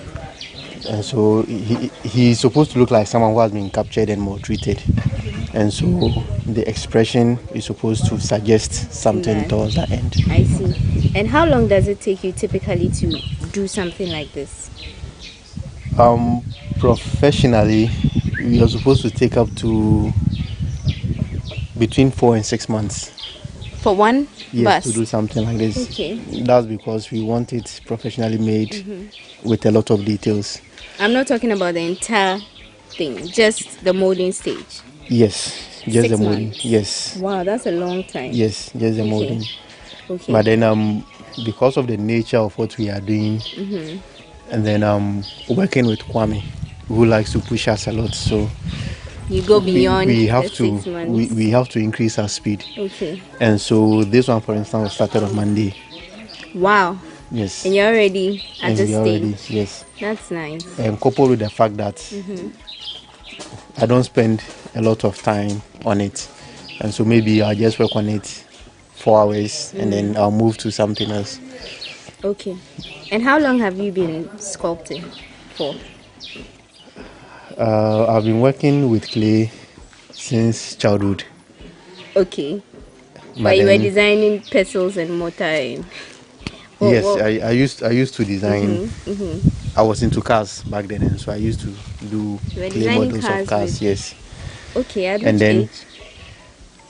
I remember when I was in kindergarten. That was when I was doing the cars. Okay, but then kindergarten. Yeah, kindergarten. You started at a very early age. Yes. Okay. The school I was at, they had this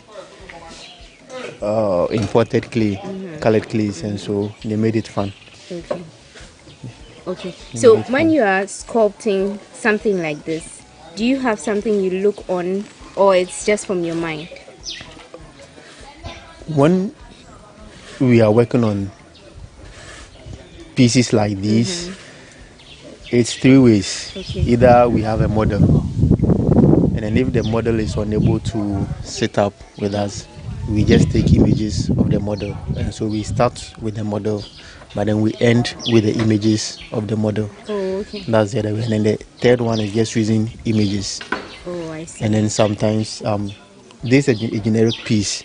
And so a generic piece means that how you understand the human anatomy.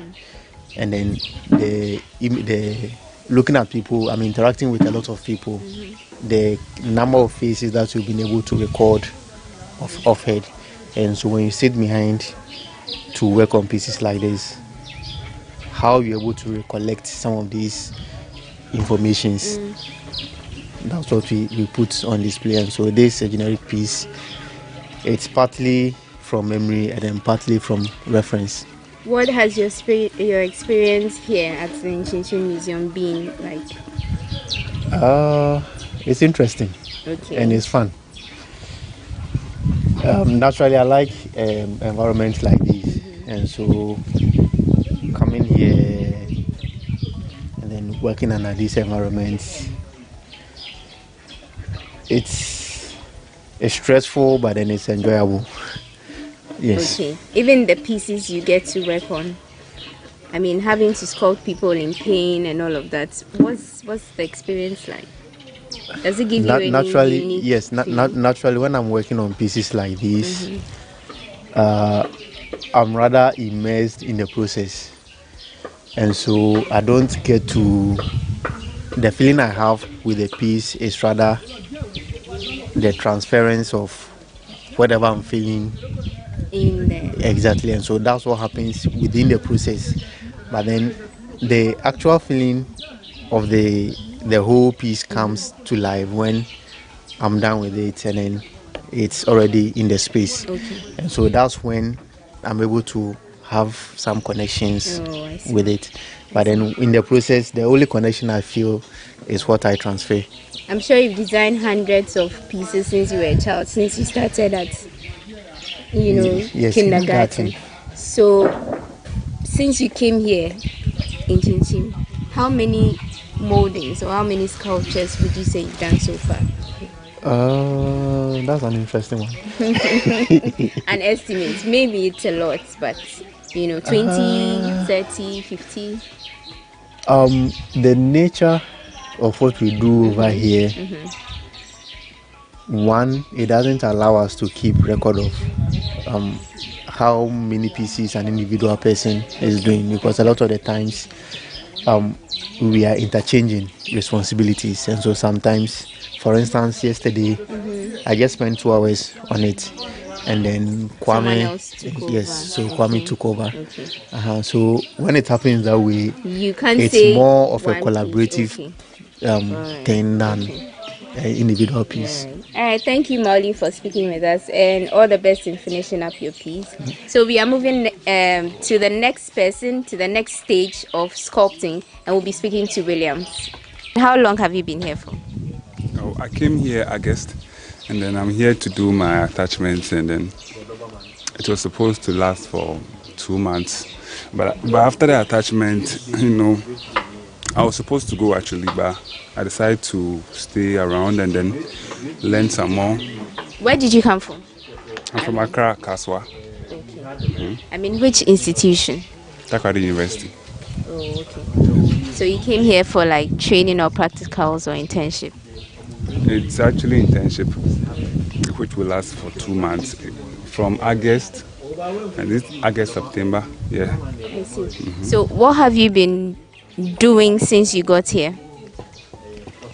Talking of that, I've done a lot, but the basic ones, I think I support cleaning, yeah, and then I don't only assist them on sculpture works, but I also help them to put up structures to keep the place clean, and then make sure that the place is organized, and as well as also come to the studio and then, of course, work.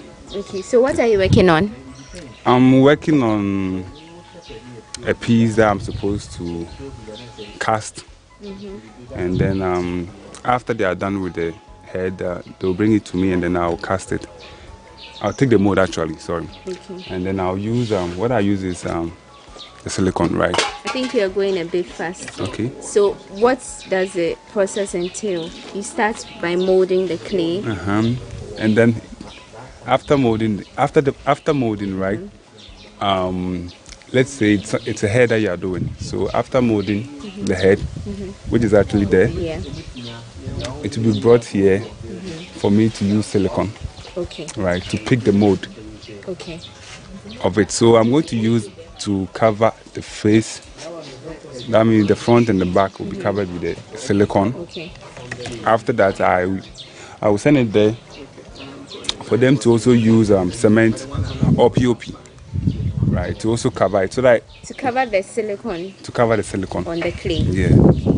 So that. But what does this process do? What does the silicone do? Okay, the silicone actually is used to pick the exact, content in the clay. So if there's a face that is closed or the eyes are closed, the silicone will pick everything, every detailed part of the image or of the face. Basically, that's what the silicone does. Okay. Yeah. All right. And then after that, you send it to the next stage, which is what? He will be doing the casting, right? So he will cover the front and back with cement. Yeah. And then after that, when it's ready. When it's dried, it will be split apart. Okay.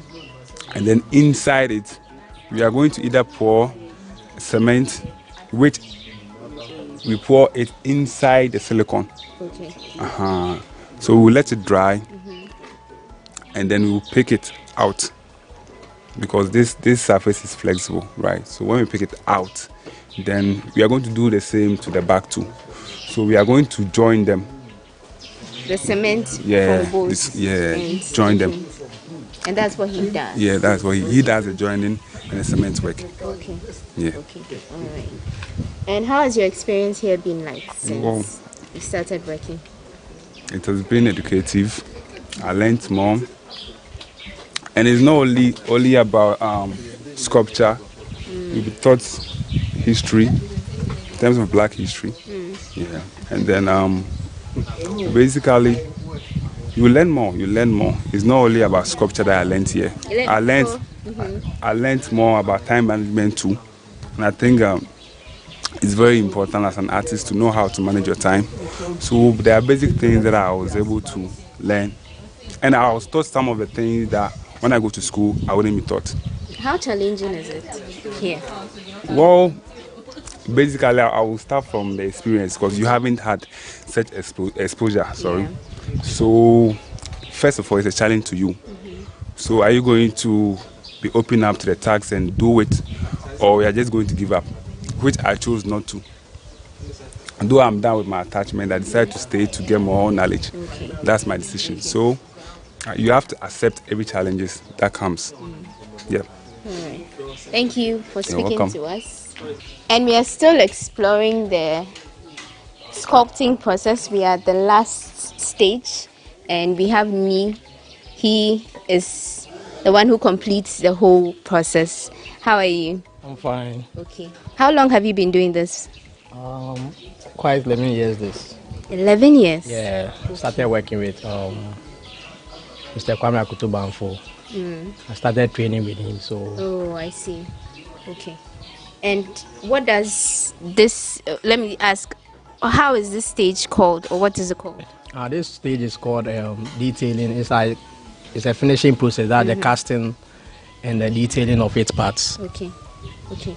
And how long does it take for you to do that? Personally, like the cast takes like 2 days to be cured. Because it's cement. To be cured? Yeah. What else? To cure very well, like the cement cast. So it takes like 2 days when you cast it in the mold. In the mold that is preparing over there.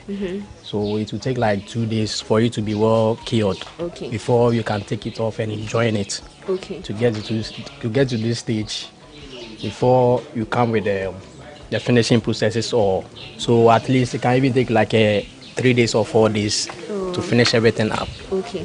And here, what do you do? Here, it's like the processes of it all ends here. So it's like it's the finishing stage, and this is where we want to get the projects to. So it's like the starting.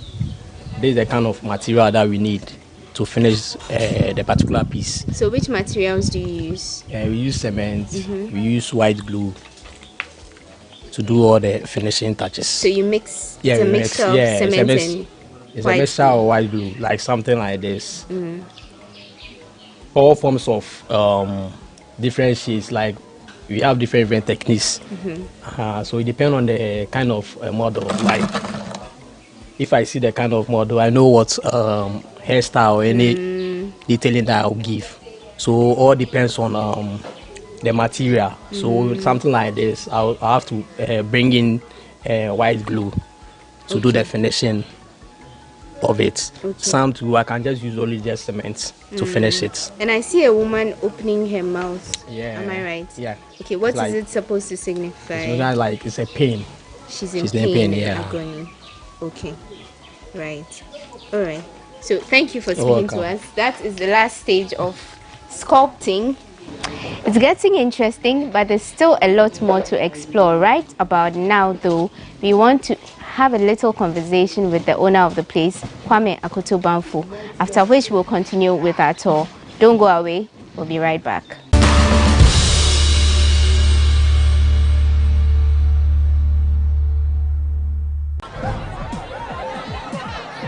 Powers and principalities. There's so much fire inside me. Tragedy struck when part of the largest hillside at the kosher rubbish dump collapsed. It's going to be fun to see how he goes about approaching this game.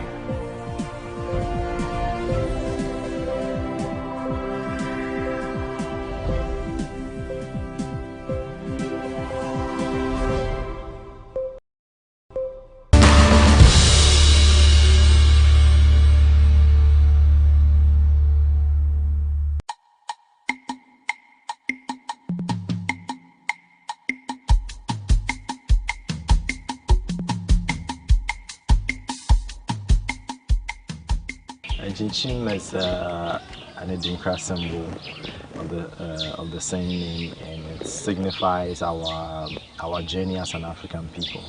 So it's Akan, and coming from Akan traditions, that's what I could relate to, considering the narrative that I wanted to use our art to tell.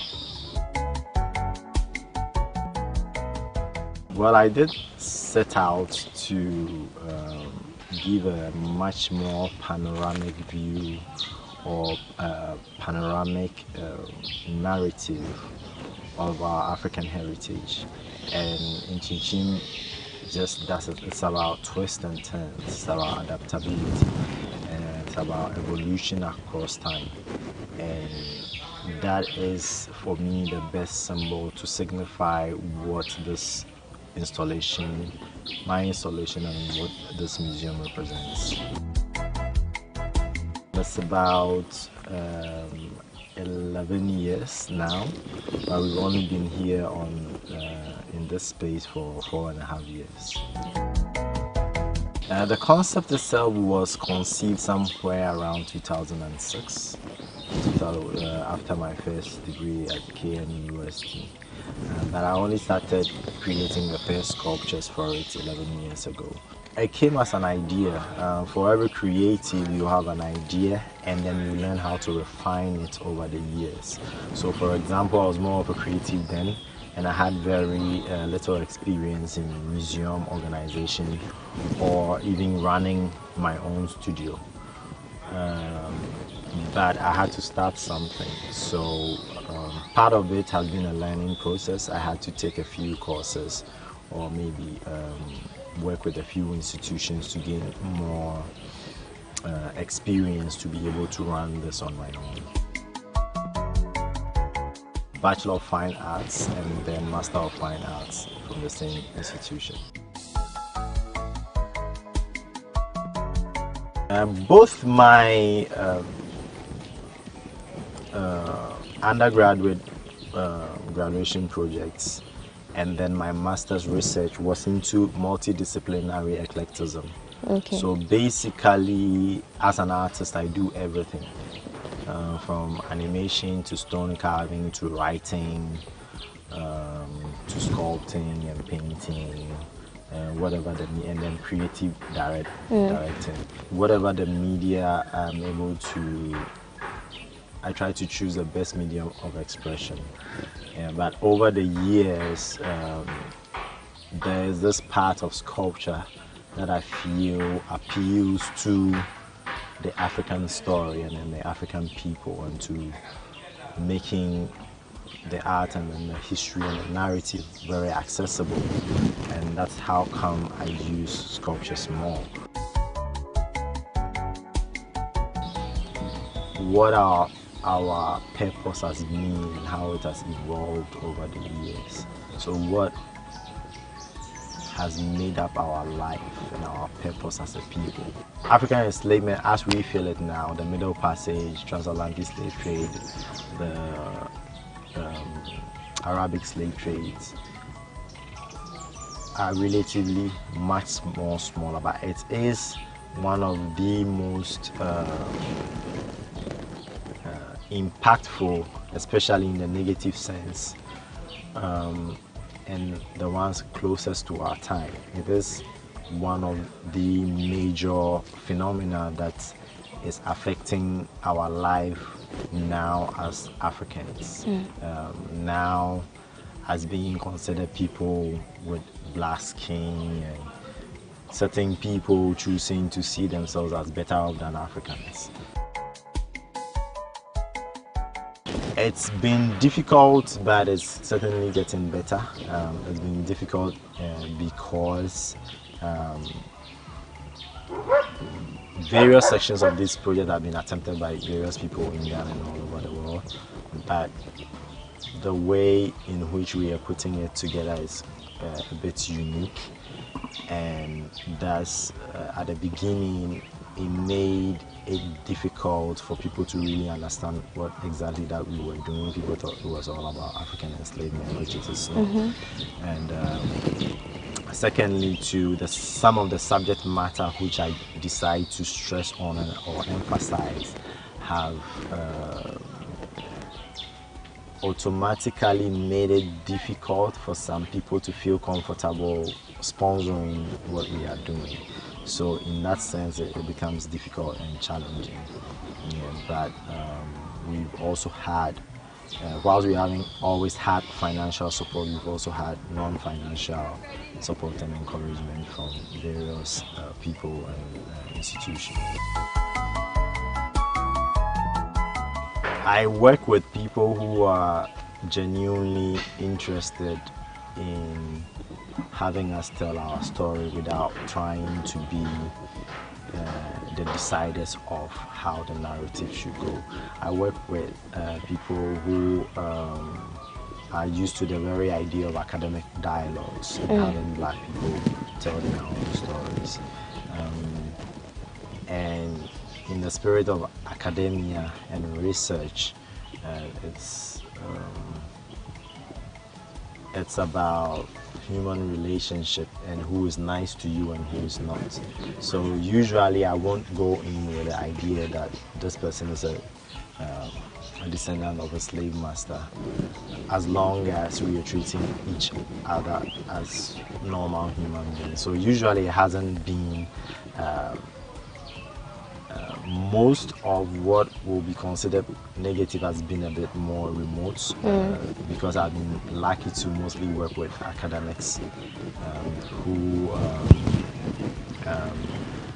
are aware of the current dialogue on racism,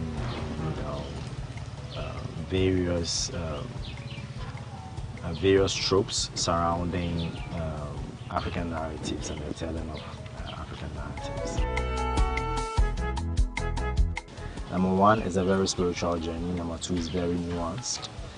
And so there is a healing process, which is one of the major reasons for doing this, apart from just telling our story, is to try and have a healing process so that the smallest section or the bad nuts in our history doesn't spoil the whole of our history.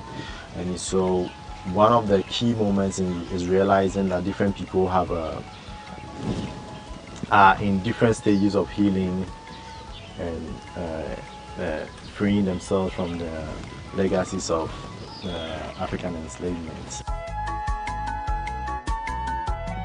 It comes with a realization that your peacefulness within your soul, a realization that your culture and your history is not devilish, and acknowledging or venerating your ancestors is not going to lead you to hell. That is there are a lot of people who are living their lives to get to a better afterlife. And this journey of them getting to a better afterlife has been polluted by the thoughts that everything African is negative and nothing positive is going to come from our culture. And we are having a lot of people who are going outside of the continent for pilgrimages. For those of us who've had or who are continuing to get the spiritual healing, we have now found that peace that we think we will get from going outside the continent on a pilgrimage to get. We are now beginning to get, you get that healing within yourself and then on the continent from the very way of life that your ancestors lived. It has everything to do with religion, and then also it doesn't. Christianity especially has always been on the continent.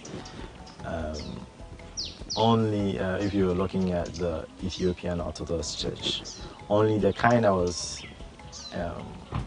pushed to the enslaved and then the colonized was a bit different. So yeah, in that context, it does have something to do with religion. But there are those who just learn and practice the ways of their ancestors without necessarily tagging themselves as traditionalists.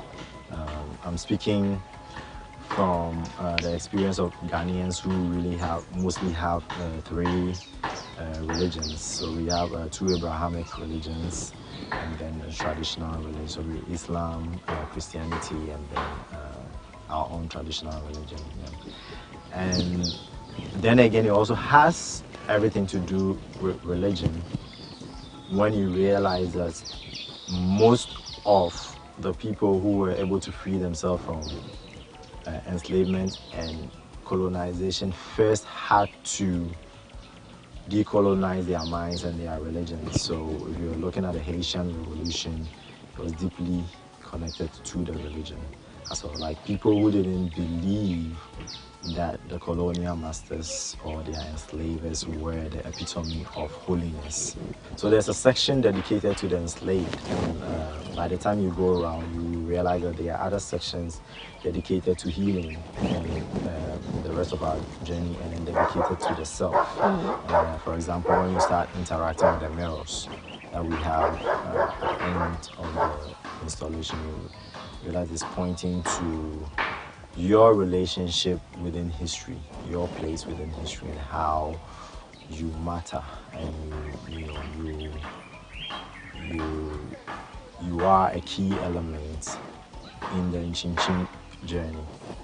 Yeah. So the ones with the heads, those are specifically dedicated to the memory of our enslaved ancestors, and we have a few of them, like the ones you find in the US, which, even though they are full-bodied sculptures, are also dedicated to the memory of African enslavement. But then there are other sculptures that you will find which are on our heritage and not necessarily got to do anything with African enslavement, like the monuments at the entrance are also part of the museum and within the space, but they are not necessarily about African enslavement.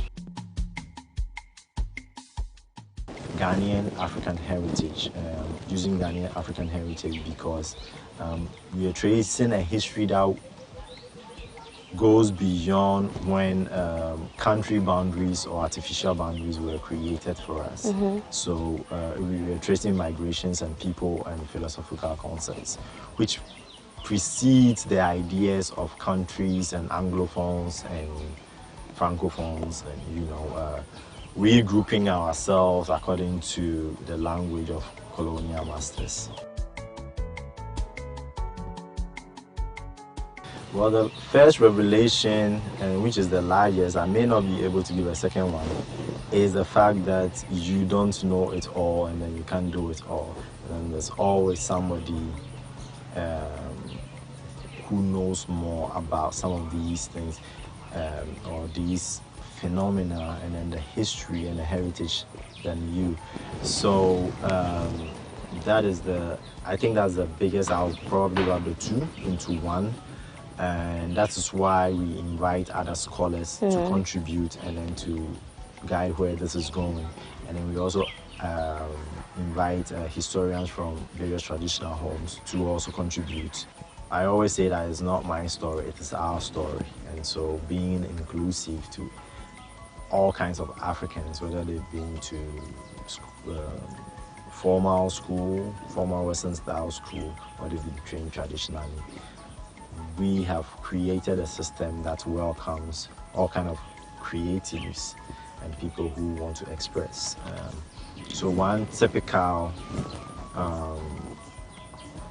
event that we have created for the specific reason of making sure that everybody's voice is expressed is Inchinchimza Festival.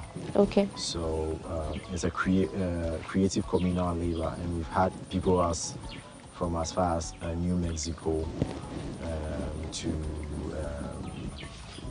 the Caribbeans, to as close as Ada and Rume and Togo and Nigeria, coming into the space, learning what they don't know and then contributing what they know and what we don't know to be able to, create this and make this our thing.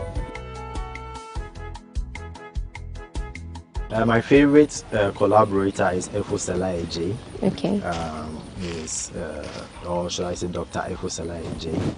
He's a Ghanaian artist, philosopher, and then educator. He's currently at the National Film and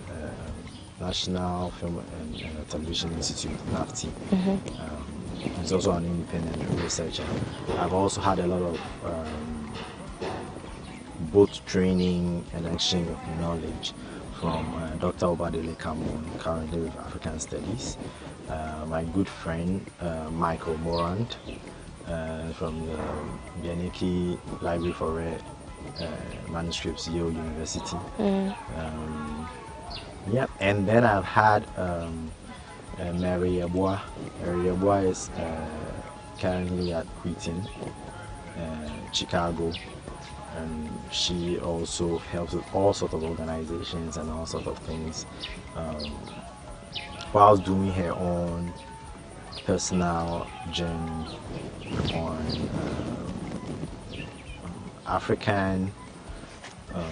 the life of Africans in the US. And then I can never forget Danny Danson, who's currently one of the curators and directors at Dusable Museum, Chicago. Okay.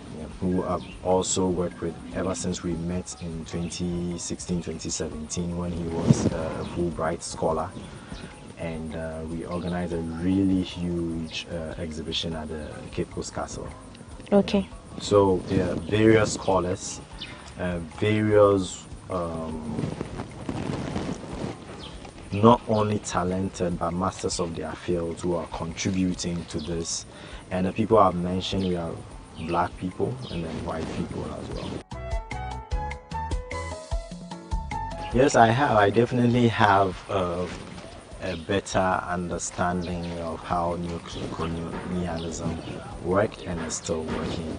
And we are hoping that part of the healing that this project provides is educating and emancipating our Africans as well as our oppressors on how this is working and how we need to stop it. The viewers cannot see, but when I look straight at our camera people, everything that they are wearing was not made in Ghana. So that is dollars, that is not coming into Ghana now. And I have also bought into that, while I was growing up. We have used clothing that are brought in, we have electronic waste that are brought in. We have an influx of products that can be manufactured here, but we have had various African countries being sanctioned if they decide not to bring in certain waste products and then maybe not buy what we call certain used clothing. We Ghana is not on PayPal. So we can have European markets having access to us. For you to be able to sell your homemade products, you will have to go outside Ghana, have a US European account before you are allowed on Amazon, you know. So there are so many of these that I can mention. You know, even the way we judge our own. If you don't speak a certain class of English, you are not intelligent enough. You will have to speak oblivious of the fact that it is not your first language. You know, so the master's language has become the standard. You know, and not only are not judging you based on the language, they are judging your very intelligence based on how articulate you are. And not everybody, you can be as intelligent and not articulate in somebody else's language. And when I came here to Ada, if I'm speaking Cree, I can speak very intelligently. If I'm speaking Ga, if I'm speaking Dangbe or Ewe, I speak like a child. So that's every time to an Ewe person or to an Ada person, no matter the education that I have, whenever I'm speaking, the words are coming out one at a time. We provide what we can. We're training people in agriculture. We're training people in facility management. We have an apprenticeship system here. So people from different levels are still able to come and learn.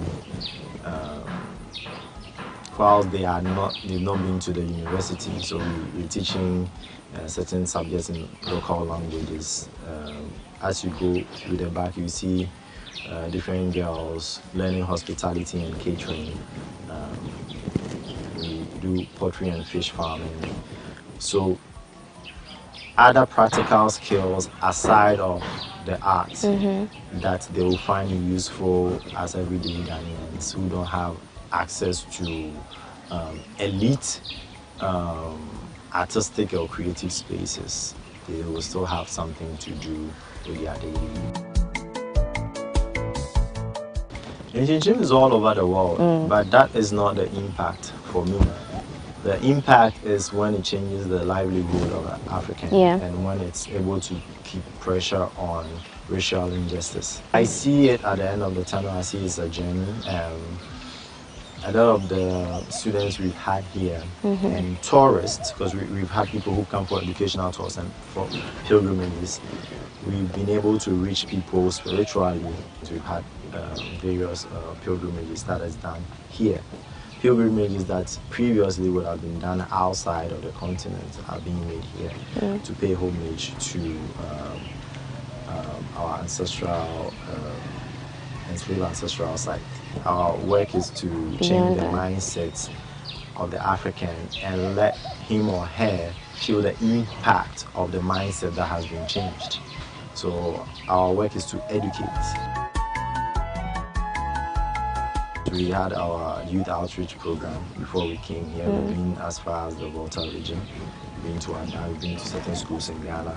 Basically schools that will not have had access to PhD teachers and high standard artists or professionals to be able to learn from. So we're taking my friends, my colleagues, part of our staff. We have people with high degrees and PhDs. We're taking all of them into these spaces and we are letting them impact on the pupils and the students.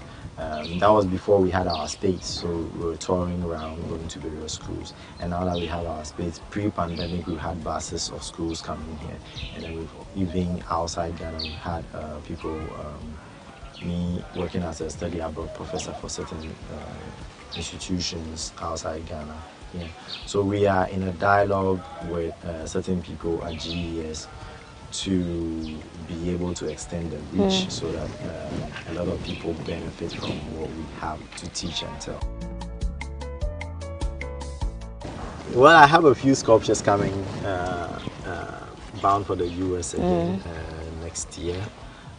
But I'm also excited about our new history wall that we unveiled this year, that is showing the art of our generation, the art of our now generation.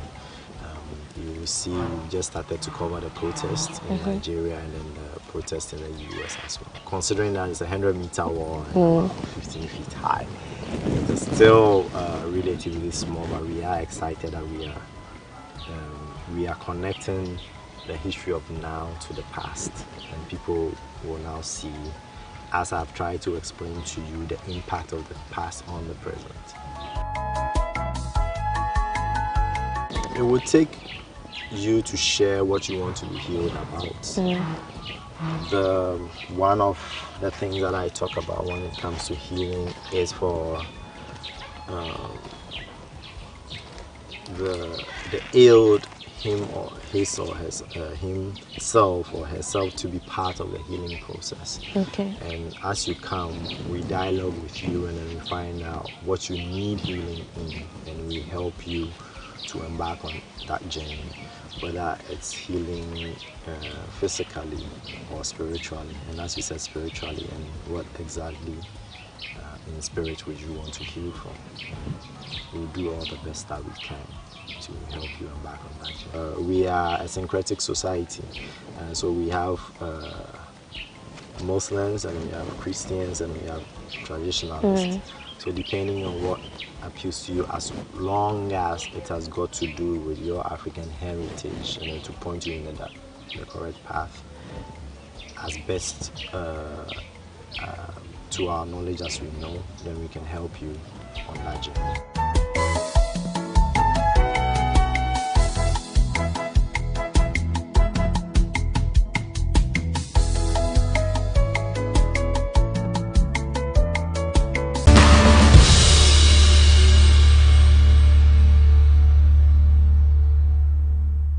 Gideon tells us we still have a long journey ahead of us. There's not really long, but we can still manage it. Okay, so where are we going to now? So right now we are heading towards the ancestral veneration grounds, where we have the main Nchinchim installation, a place that has been dedicated to pay homage to our ancestors. Okay, right.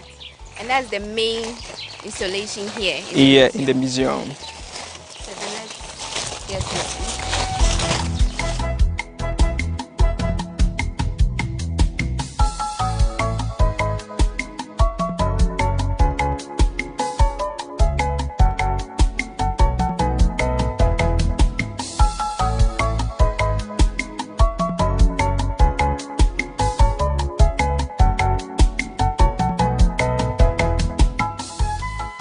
So welcome to the ancestral veneration grounds, where we are paying homage to our ancestors.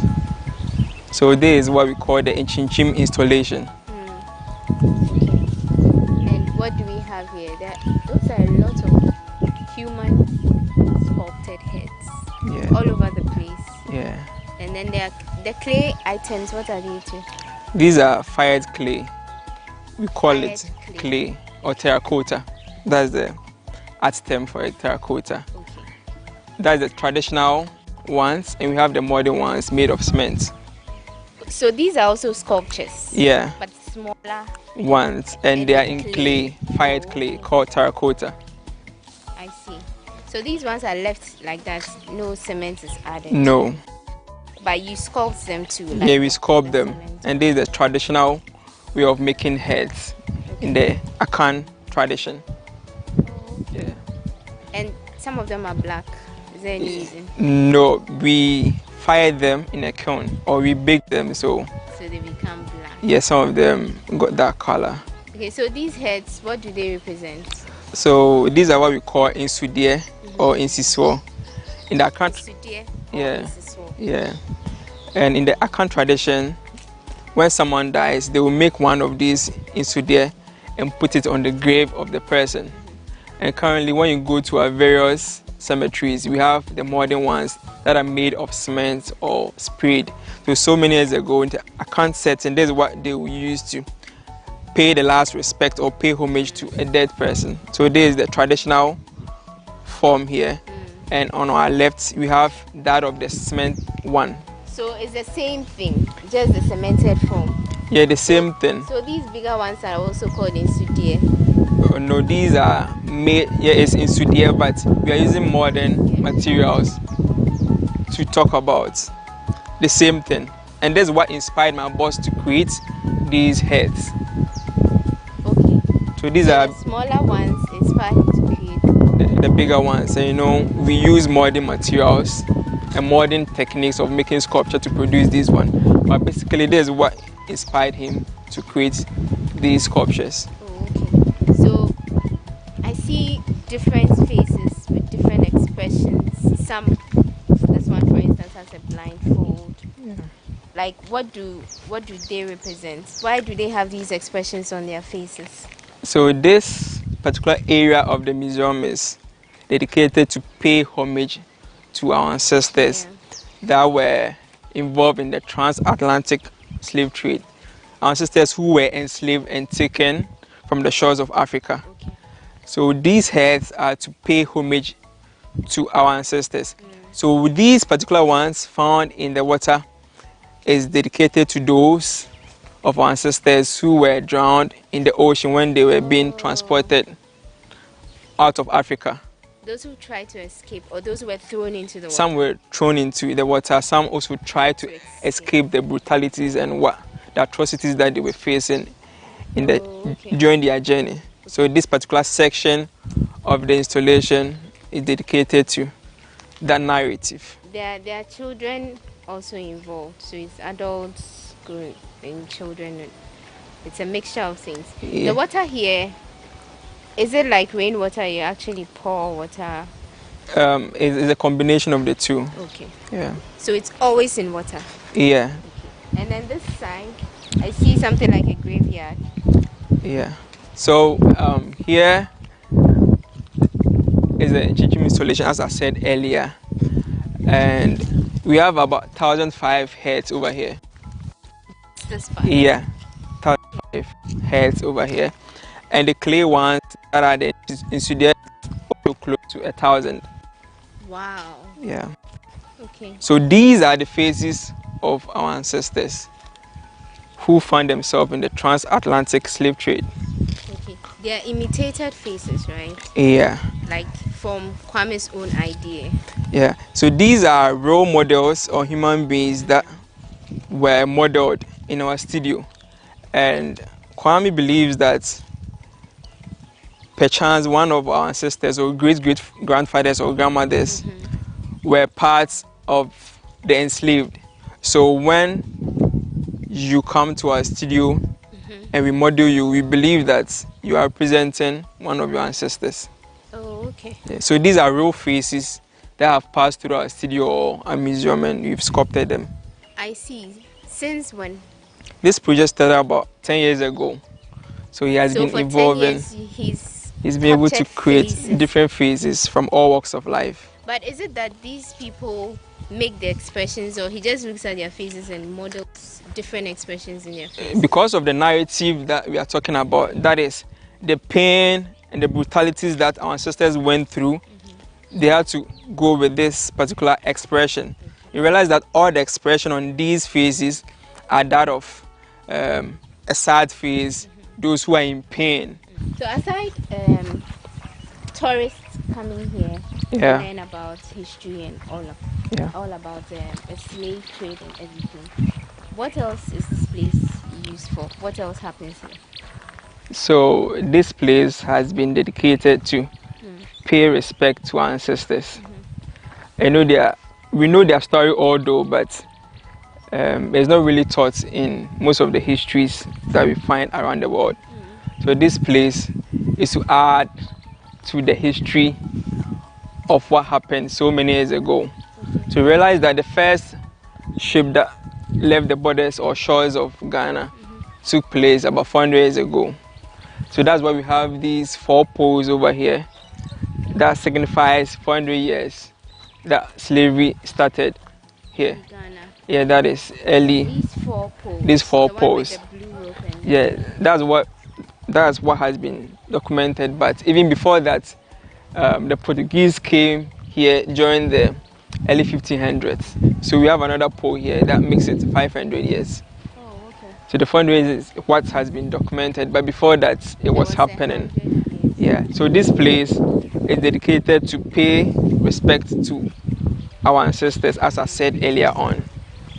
And is libation or anything poured here?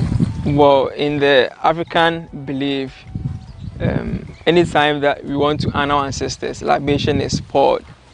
So in August every year, we hold a program and we invite people from all walks of life, and we receive chiefs from Adan and surrounding neighbors. They come here, they come and perform their traditional rituals, and they do also pour libation to pay respect or homage to our ancestors. And I see some pots beside the poles. Do those have unique significance? Or? Okay, for the pots, earlier on I was saying that in Sudan, the clay works are used to pay respect to our dead relatives. So in the Akan tradition, when a man dies and leaves behind a wife and some children, what they do is they will cut the fingernails of the wife and the children, and also cut the hair, shave all the hair of the wife and the children, and they will put it in a pot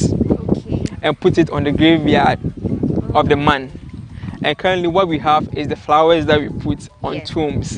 That was what traditionally Akans were doing.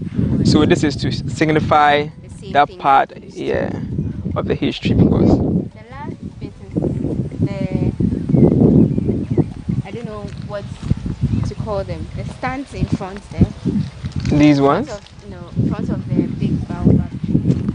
So these are all traditional art forms that are used to educate us Africans and all people from other parts of the world about the values that we have here in our culture. So we're trying to combine both traditional artwork and contemporary ones. So these are most artworks that can be found in and around Africa. Right. Okay, so that's it for the Inchinchim installation. Very symbolic, spiritual elements in here, and we've had the chance to see it because Kwame and Gideon took us round to have a feel of the place. So what's next for us? So now we are heading out of the ancestral veneration grounds. We'll be exiting the main museum, but there are some few artworks that we can see before we finish our tour. So now we'll be heading towards the healing section of the museum. Yeah.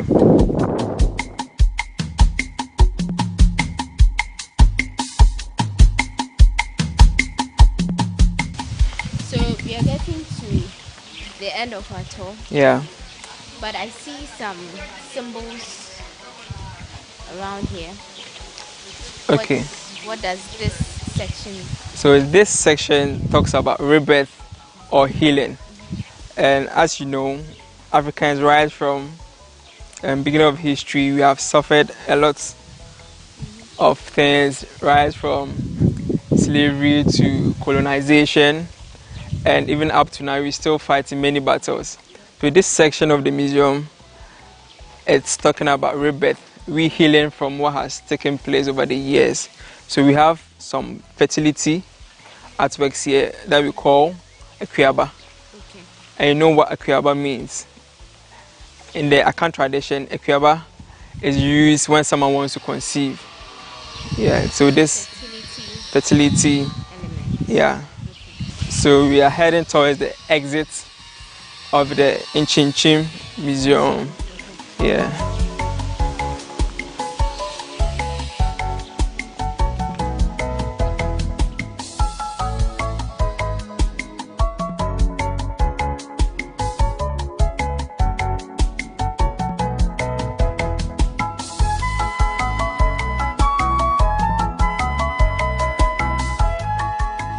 What are the mirrors in the museum? So after going through your tour, you come and learn about the values of Africa, our culture and heritage, our history.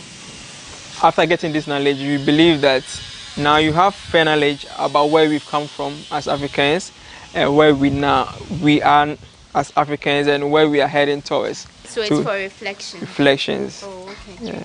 Right.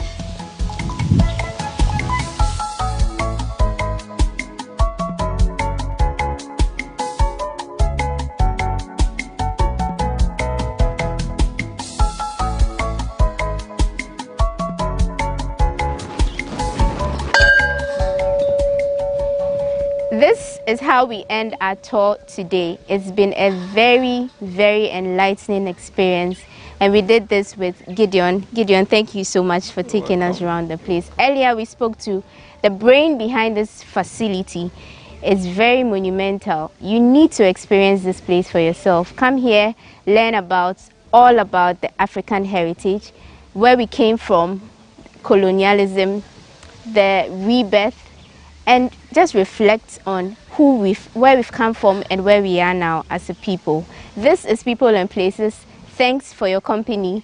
We'll meet you in another edition. Until then, stay safe and take care. My name is Wanda Amihagan.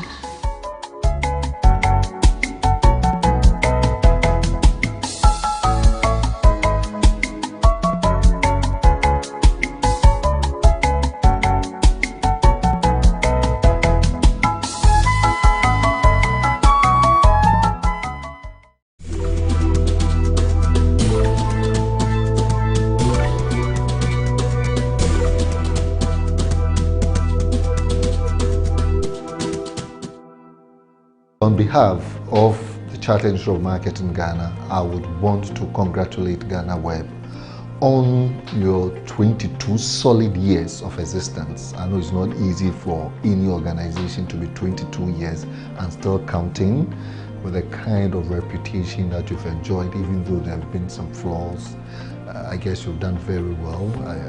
You've added value to advertisers, especially Chartered Institute of Marketing in Ghana, in terms of visibility, whether eyes or ears. And we would want to congratulate you. We would want to see more enhanced, what they call it, benefits and products that you could churn out for your clients going forward in the next 22 years.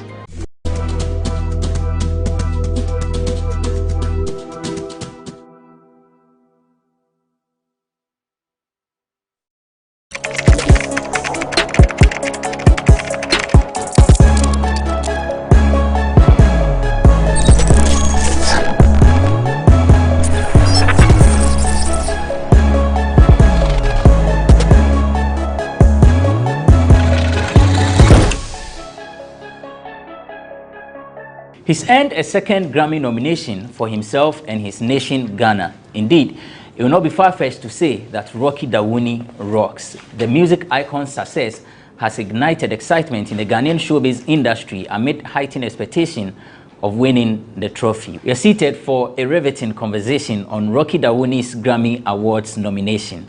I am Benefo Boabin Abrantipa, and this is Bloggers Forum on GhanaWeb TV, also showing on Xylophone TV. Thanks for joining us. It's 1 hour of great company brought to you by Cheesy Pizza. Cheesy Pizza has all you want, from juicy smoothies, jollof, fried rice, spag, and meatballs. We have great deals for you all week round. Cheesy Pizza gives you the McCheesy combo every Monday and Thursday. With only 49 cedis, you get one small pizza, fries, chicken, one cola drink at all branches. Tuesdays are Super Tuesdays at all Cheesy Pizza branches. Buy your Super Family Pizza at half price every Tuesday for 40 cedis at all Cheesy Pizza branches. Be part of the midweek bonanza every Wednesday. Buy and get one free at all Cheesy Pizza branches. And also remember to start your weekend with special jollof and fried rice from Cheesy Pizza branches every Friday. Call 026-4133-397 to place your order. 026-4133-397 to place your order. Cheesy Pizza, your way.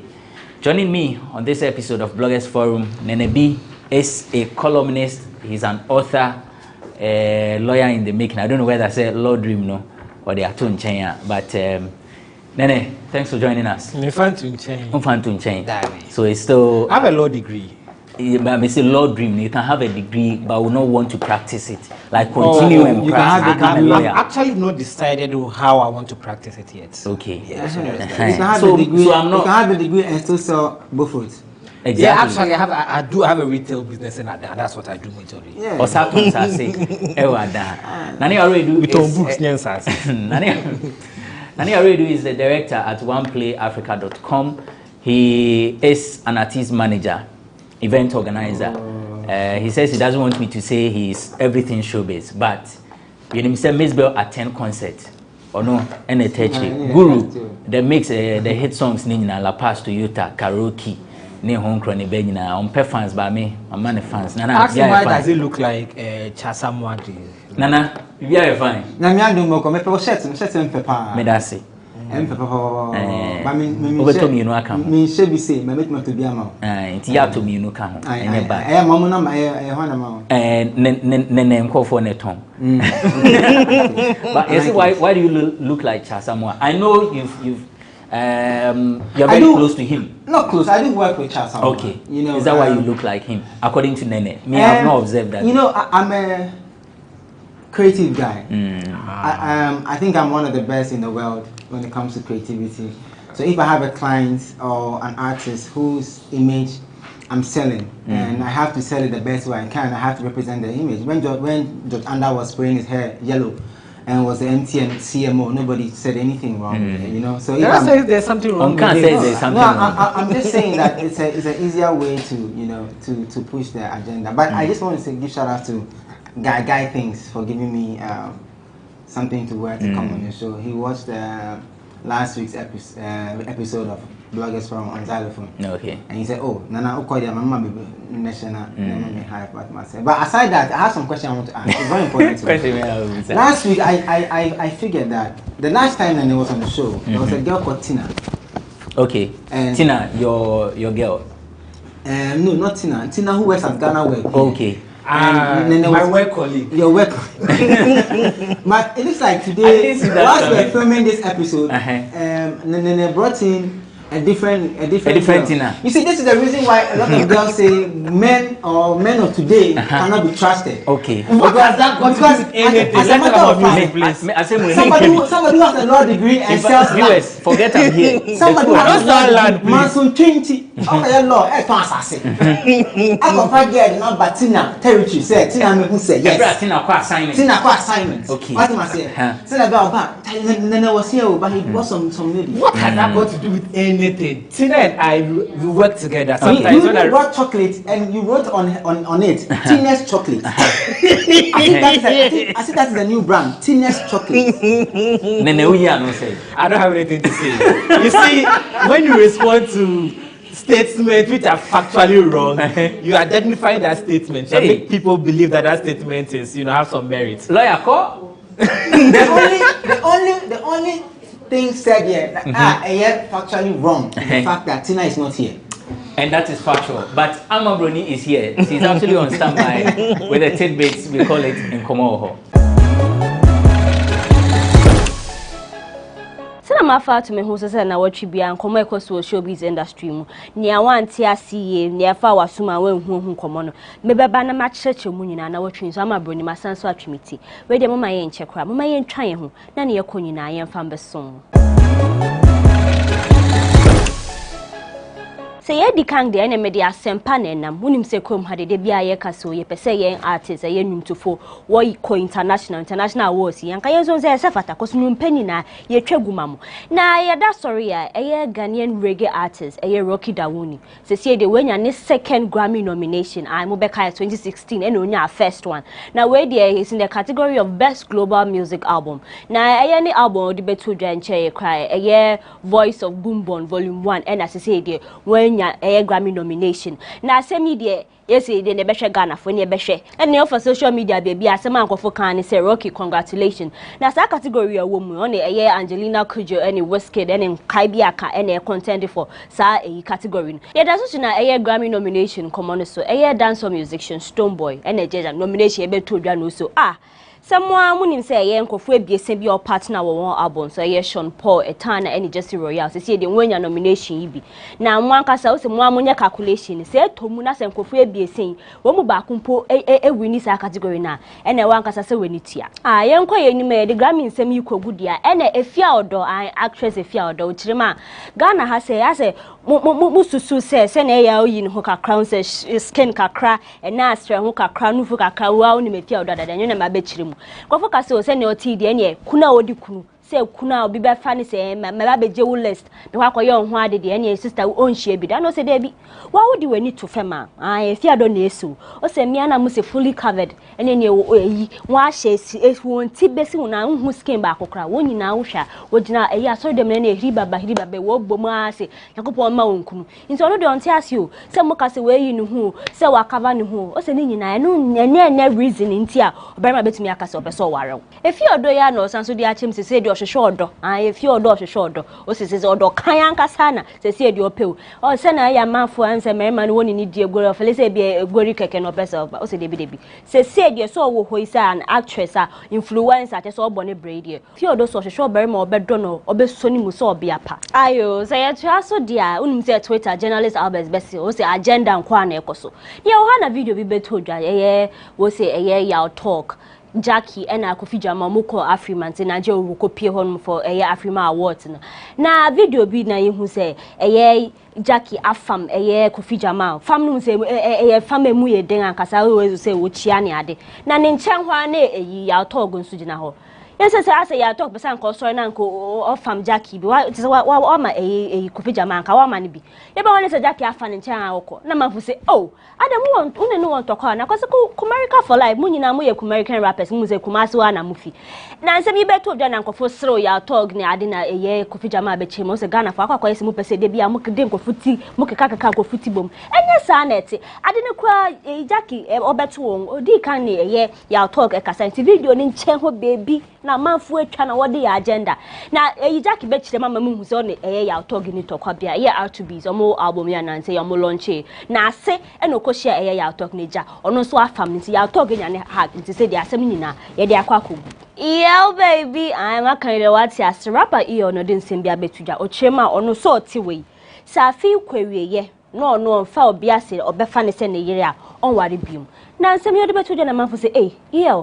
November na ye way akabosome ba akopɛ December na ye wiafi nti wo bɛka se afi kwawe na wonware anware biama o nice bibi so ana se agenda bi na opese okreti amanfo se ye o fa mu nkyire mu man na wo twede nkomo ba kwa na nkankofo ni die chipa ye journalist Albert mu bɛka ye betro post bi se ye GH1 campaign na nka anti cyber bullying campaign nka pesa nka wona ne ye onye biem na sem de amanfo nwa pa kos na na ba na mo a ye hye ase ane so post some video bi a boy you call audition for the next TV star with GH1 okoto se wa make here Bridgetoto eno no pay mu na nkasa na ba na mo na eja wo kan ni mo tutu bi ma no wo so no de o Twitter na agenda o keka nsema fa san kofo bi ese nyina ho na eja wo de bibi ma no wo wie wo so no kra office studio ho no mo sake no o wie beluzu na adwuma afede na ekopie mu ane se video bi beto a picture bi beto ha ye so on na ba na mo abulare kwafukuru ya GH1 for no one kwakoye meeting bi na beto just opese anka wo management but oba ye bloggers forum and obetrem on your brand partners no dey to just enye se bia opese wo management o se anka Monday ya anka oba be start some campaign bi anka obedi anim anti cyber bullying campaign but say the Albert on na ebusuafo asusu ho ne maame on adofo bi atena na wa akaka nsema cheni to say the also opamocho GH1 for damase but on muntumi enye sa campaign. Music producer Fredima, wonum se na nsefo ni de mu hye da ni but di kanfo ni bi me ka music producers a ye kan ne kan. Ono odi nchiremi aba betu dwa kwan ye fa so fi Peace FM. Ochema ye Kwesi Abuaji, host of Entertainment Review or a radio station so. O good any message. I say one fanny dimpa man e bra na o pesanko o unifi eye ne panelist so chema nsemi na si ase no pona nche da nya asem biara na se no one fanny dia man ne se ne one for buba kupo se man e make sure so de ne nansi ho ma ye fadi ma wontu ne nampo esi piece fm ho bim e no so ne besi ne eye ne ya wan kasa asem ne to no de no hu be bia nkonfam po eye suicide bi kra se obaye basa na nka pesanko no kasa eje ni nkwafi wo but nya mencha de wanye ti fadi ma chirima eye Kwesi Abuaji disrespect na the man or dream one on tias incident some na doso ntiama boni mi guswa de meni di echi na wo twe da yenim se me bekoso biara me bobo ni na na besom ti abantipa wo no abadwafo mo nsom na mo nto asomaye.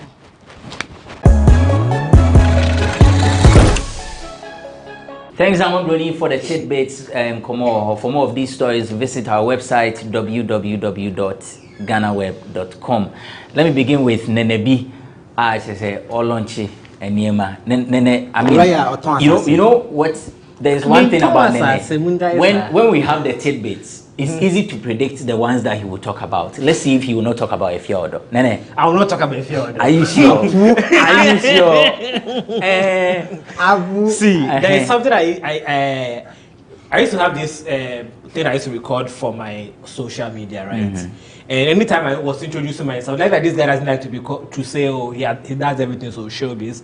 I used to say, oh, I've done everything I used to do in entertainment except Efiodo. That's something I used to say. What does that mean? I've done everything I used to do in the entertainment industry except Efiodo. What does that mean? That means I've done everything I used to do in the entertainment industry. I've tried like Efiodo, she's a sweet person. And I've interacted with her on a very few occasions. And I met her at the RTB's album launch. Yeah, she's a sweet person. She's very supportive of artists who are her friends. And she's very supportive of the movements and agendas she believes in. But I don't want to talk about Efiodo. Okay.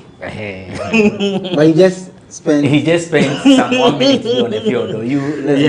I want to talk about, there's something I find very funny about musicians, right? When they are in their peak and when they are, not in their peak, right? When EL was in his peak, when he won Artist of the Year, I remember there was a lot of controversy around the fact that people felt like he didn't deserve to win that award because his songs were big in Accra and only in Accra, and he hadn't penetrated to other parts of Ghana, right? Which was a legitimate, claim against him. But EL, when he was hot, was picking awards here and there, right? And everybody was happy for him, right? And now that he's no more picking the awards, what is he saying? He's saying that he makes music for the people, doesn't make it for awards. Let's like Shatwale said. But he has always been saying that. This is just someone just re-echoing whatever he has said. Okay, I've not heard him say that before. Okay. I've not heard him say that before. And I heard Shatwale used to also say that he made a whole diss song for Tata House.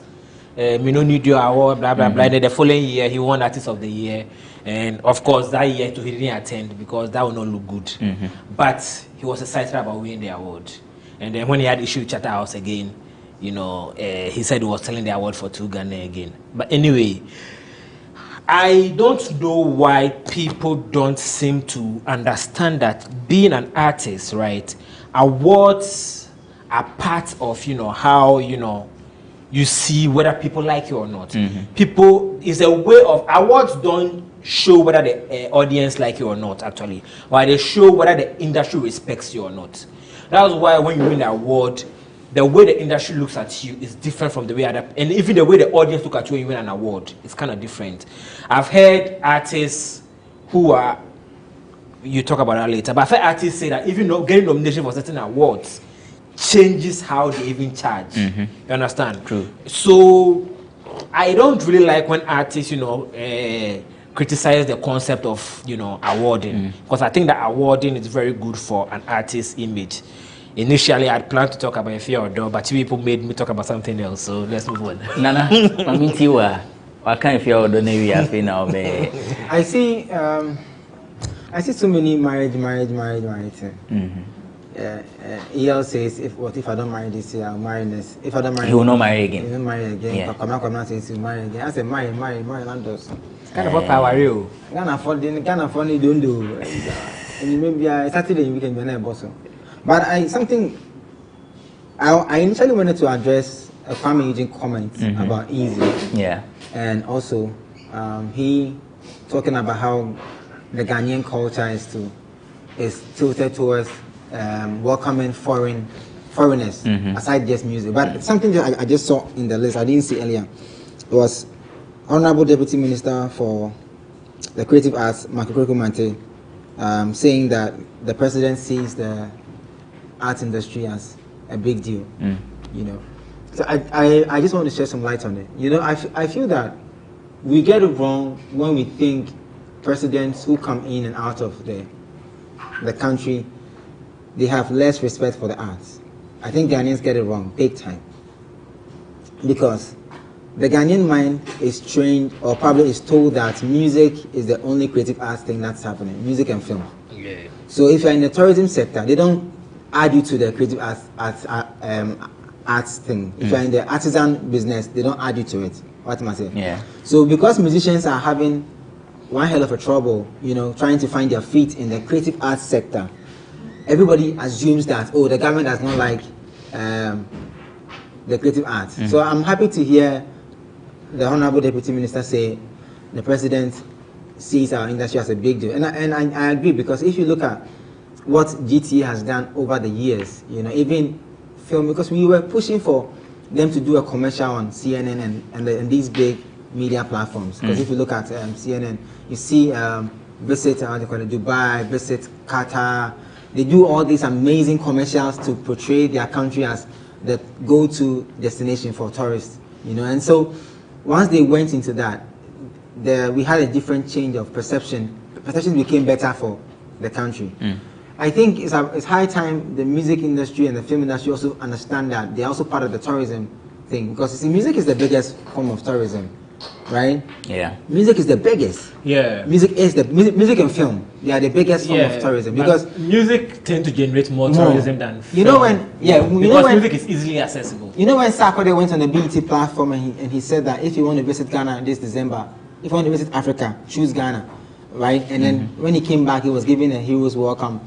Some of us were like, oh no, he shouldn't. But on the second, I think that they should have. That thing they did was very good, to encourage artists to know that you're also part of the creative arts sector. Tourism is key in driving the creative arts sector, right? Because you see, the GT has been able to put in a very well working format that they can tell their database, the number of pubs outside in of Accra. They can tell you the number of pubs, the number of bars, beaches.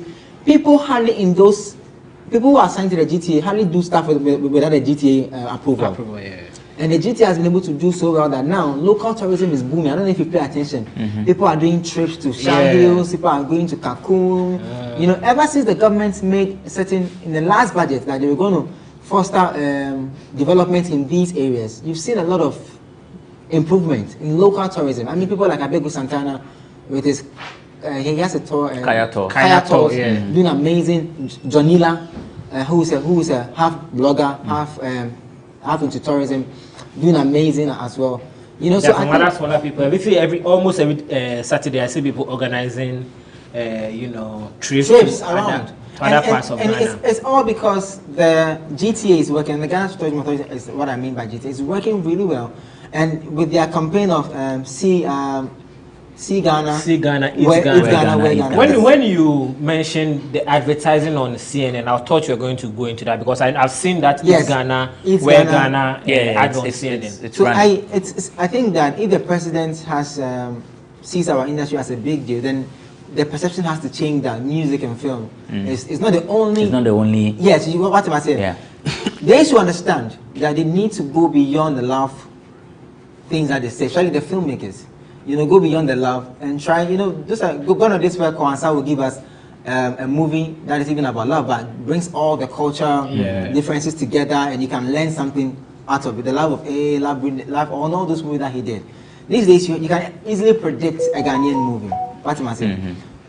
I think that we have to commend the government. In the new budget, they did mention that they were going to continuously push the agenda of tourism. And he raised concerns last week on radio that, oh, they are leaving out the music, and no, music is also tourism. Movies are also part of tourism. So if they understand, and the unions there be in those two sectors get to sit with the GTA and say, how are you able to build a framework that is working for you?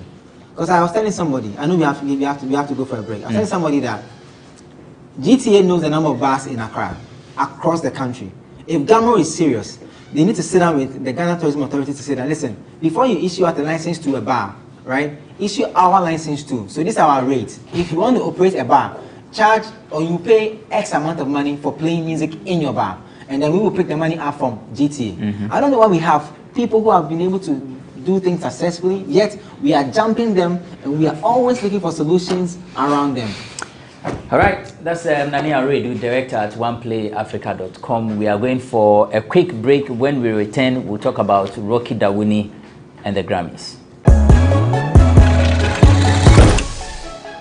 Avance Media, it's hosting the 3rd edition of the Ghana Blogger Summit, which is a conference for bloggers, influencers, and journalists to come together and share ideas and learn more skills and try to build a career for themselves. Well, we know blogging is a growing community in Ghana. It's no longer a community, but it's becoming a profession.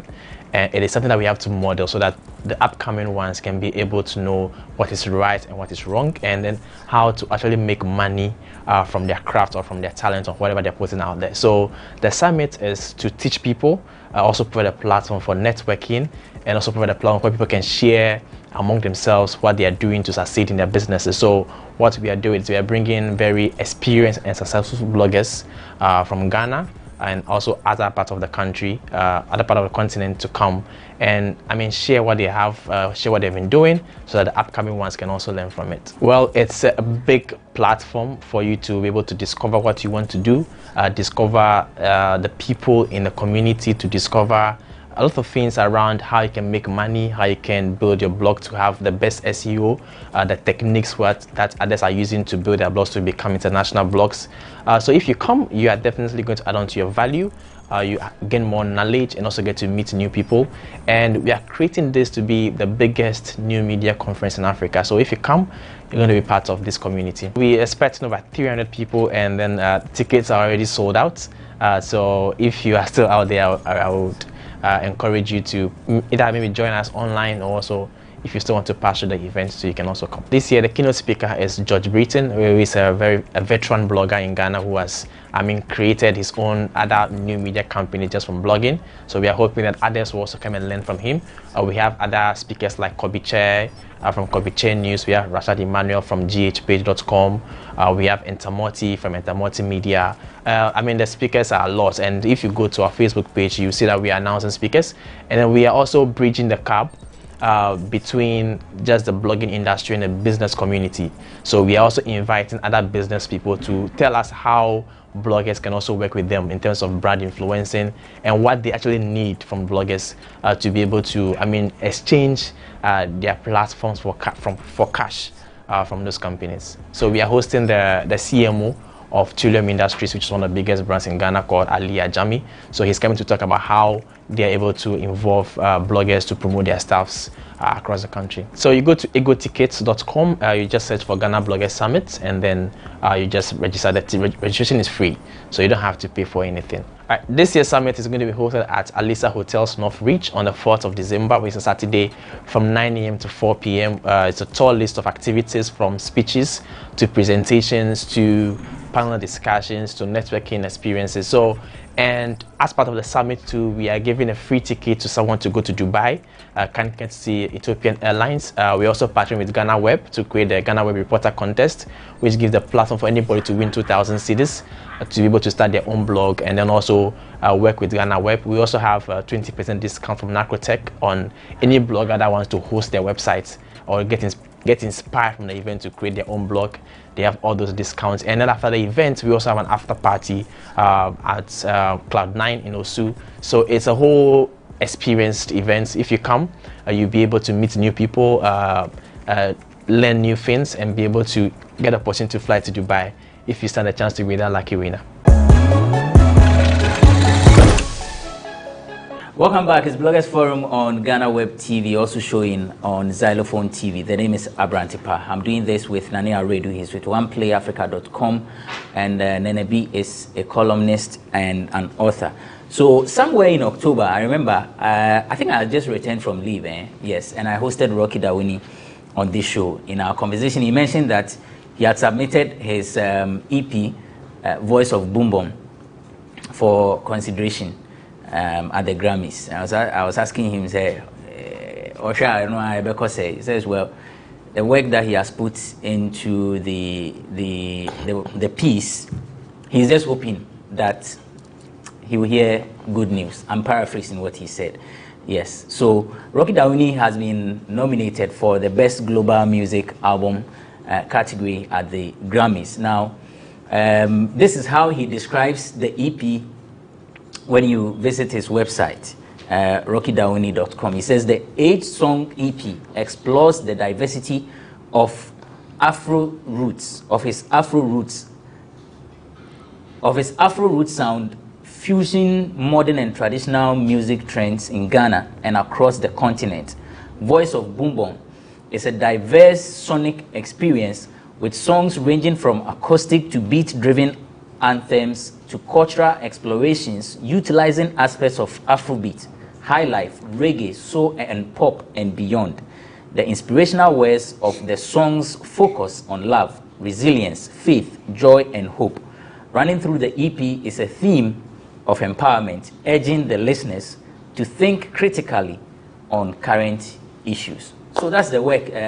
Nene tells me he has listened to how many songs on the album have you? I've listened to the whole album. All the I've listened songs. to the whole album more than once. More than once. I'm a huge Rocky Dawini fan. When I was in class 5, I think he had this song, I was born in a ghetto. Yeah. We were doing pick and art, and I was supposed to perform in class, and I performed that song. Oh, okay. So I've been a big fan of Rocky Dawini since. What's your favorite on the album? On the album, I think it's Ghost Town. Ghost Town. That's an acoustic music. I like acoustic music. Okay. My favorite is Wara anyway. Odo. Odo Wara. Charlie. So, did you see this coming? The thing about the Grammy, right? I read today, just before I came here, that my favorite artist of all time, Kanye West and Taylor Swift, were added to the list of Grammy nomination just 24 hours before it was announced. So it wasn't even clear whether Kanye and Taylor Swift were the biggest artists in the world. This year they are one of the top 3 best-selling artists, maybe top 4 because Adele is out now. Artists in the world were not nominated for Album of the Year. This year, Kanye is inside. I mean, no, I'm talking about selling. Until 24 hours before it was announced, he wasn't on it, and he was added just before it was announced, right? And so that should tell you that with the Grammy is quite unpredictable. So I couldn't have said, oh, I saw this coming, especially because the sound on this album is different from what Rocky Dawini is known for. When Rocky Dawini was nominated for his first Grammy, he was the first non-Jamaican to be nominated for Best Reggae Album in the history of the Grammy. And so he became known as a global reggae superstar, right? A bona fide reggae artist. So if he had put out a reggae album, I could have said maybe he would be nominated because the Grammys tend to go with tradition, right? So because this album was different, I didn't think he was going to be nominated because he wouldn't fit into the reggae mode. So which other category would he have fit into? And then it just happened that it's high life, so it fit into what they call global sound now. Or they used to be called world music. Now they changed the name to global sound. Yes. So that was last year. Yes. Oh yeah. So that should tell you that it was quite unpredictable, and so I didn't anticipate it. Nana, you've followed the conversation on social media, traditional radio or traditional media and all that. Is the applause enough?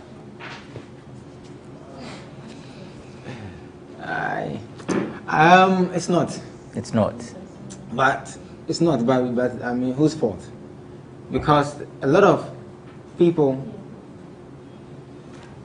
hardly connected to Rocky. I mean,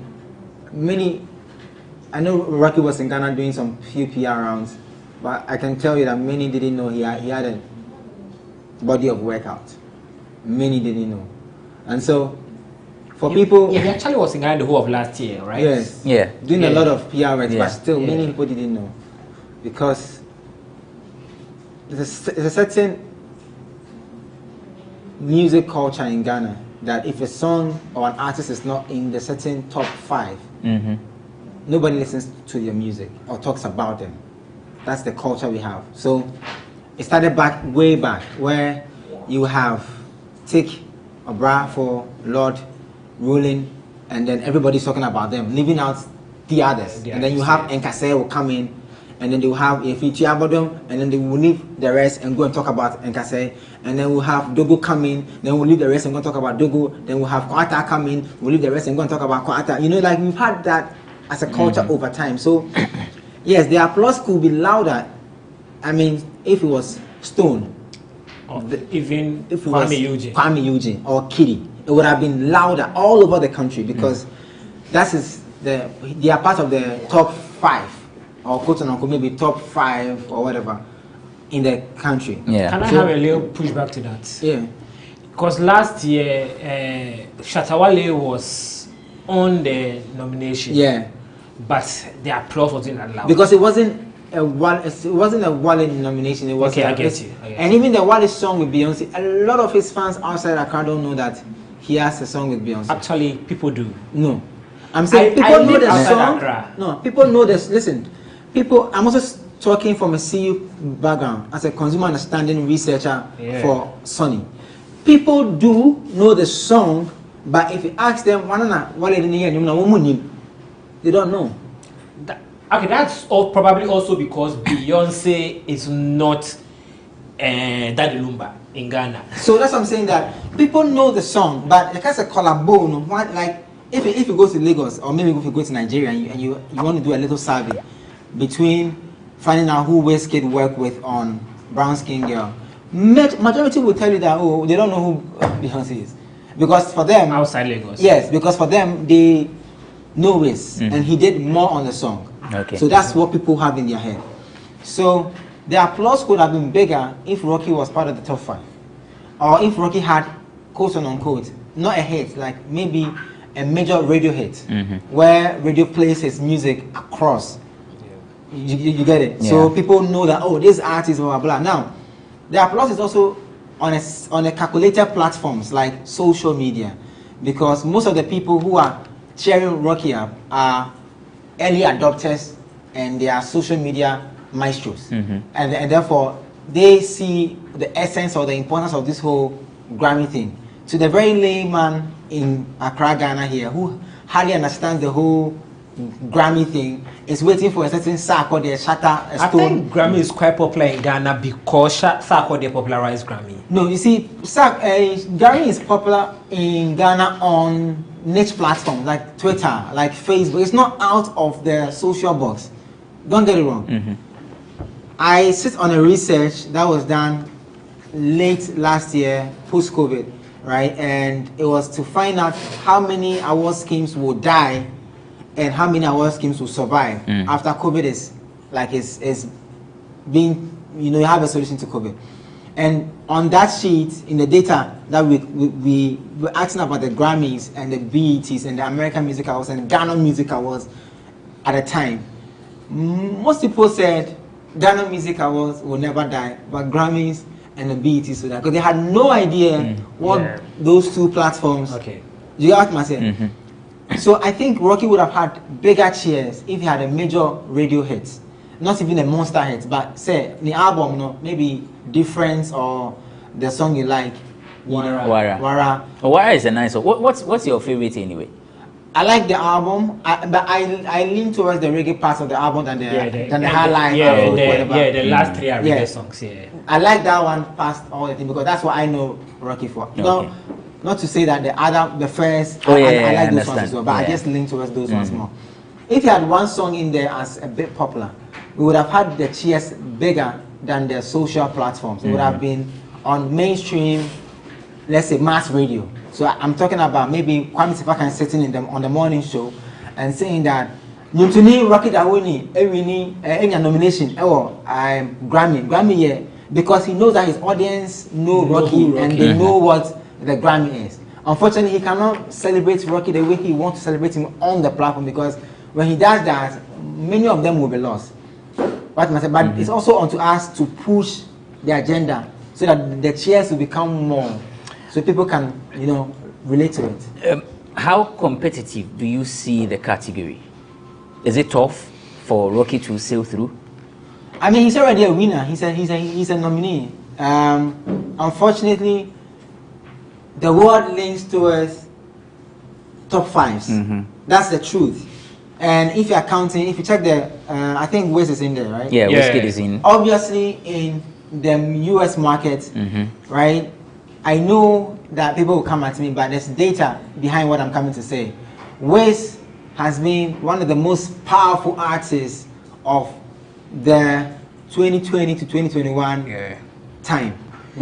Beating his song Essence, I'll say, is the biggest song of the year. Challenging the likes of Drake, Kanye to it. It's no joke. Like, and he's getting to be so powerful that I know of a certain number of producers, labels that have tried to do a remix of the Essence, aside Justin Bieber's own, into different markets, like the Caribbean market, the Latin market, even this what do you call it?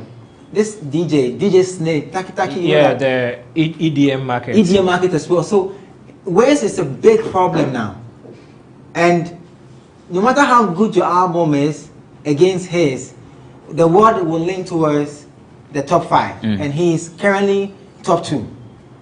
Right? So if your album is even the best production, the best mixes, whatever, and you don't have a top 5 on your album, I'm sorry, but you are not going to win. That's how come he was telling you earlier on about the Taylor Swift and the Kanye thing. At that time, you can't do an album of the year and not have those two in it. It wasn't possible. No matter how late their albums were, because they were top 5 at the time, you can't. Do you get what I'm trying to say? So West stands so tall, and I think for Rocky, he's already a winner because he's been nominated, and this is the second time, right? So I think if he wins, hallelujah. Winning too is sometimes just about lobbying and I was about to say that, right? You see, winning the Grammy is being voted by a committee, right? The Grammy voting, I forgot what they are, I think college or something.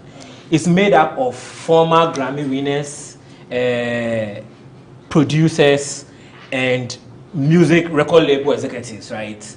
So most of them don't necessarily have to be people who know what the trend is today. Somebody who won the Grammy in 1950 something can vote on the Grammys now because they're a former winner, right? And they may not necessarily be plugged into what's happening today. So now, usually, it's very difficult for a first-time nominee to win a Grammy, right? So the case of Burna Boy, Angelique Kidjo, and all the rest. First-time nominees. She's also in this category. Yeah. Anyway. So now, and she's a big contender. She's won the. So I was about to come there. She's won the Grammy 4 times. She won back-to-back in this category. She won back I think 2013 and 2014. Beating Burna to the second one. Yeah. Then she won. Back-to-back she beat she beat Burna in 2019. 2019, yeah. So I think that's the third or I think that was the fourth one. I don't remember what the third one was, but she's somebody who won a Grammy over and over again. So her name is familiar to the people who are going to vote. People who have voted previously, they know her name. So there is Femi Kuti, who have also been nominated in this category several times. Kutis are there. You understand? He has nominated several times, and I think he's won just once. But he's been consistently being nominated. I think one time he even was criticizing the Grammys because he had never won for a long time. He was talking about how the Grammys don't recognize blah blah blah and all that. But so there is. I think that I don't think Wizkid will win, even though he is the biggest name in the category. I'm leaning more towards Angelique Kidjo. just because she has a history of winning the Grammy. For example, when Jill, you know, Kanye's song Jill, I bring Kanye against a Grammy. Please pardon us. I know. He will do the Kanye thing in less than 1 minute. When Kanye's song Jill is nominated for a Grammy, right? And Kanye fans were angry that why did he not send Off the Grid, which is a bigger song than Jill. But then Jill has Jay-Z on it. Jay-Z is the most nominated Grammy in the history of the Grammy. So if you have a song with Jay-Z and you have a song with Fairview Foreign, with people who are going to vote the Grammy don't know who are you going to.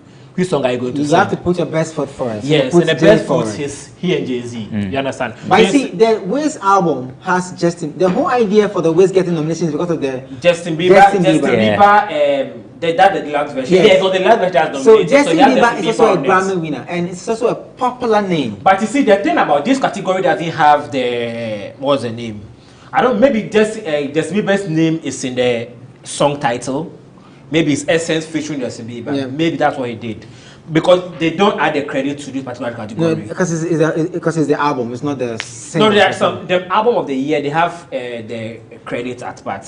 All the people who wrote on Kanye's are on it. But this particular category, they don't add the credit. That's what I'm saying. That's how when I posted about Rocky's nomination on my social media, and I said I wasn't sure the role your man played on the album because his name was not in the credits.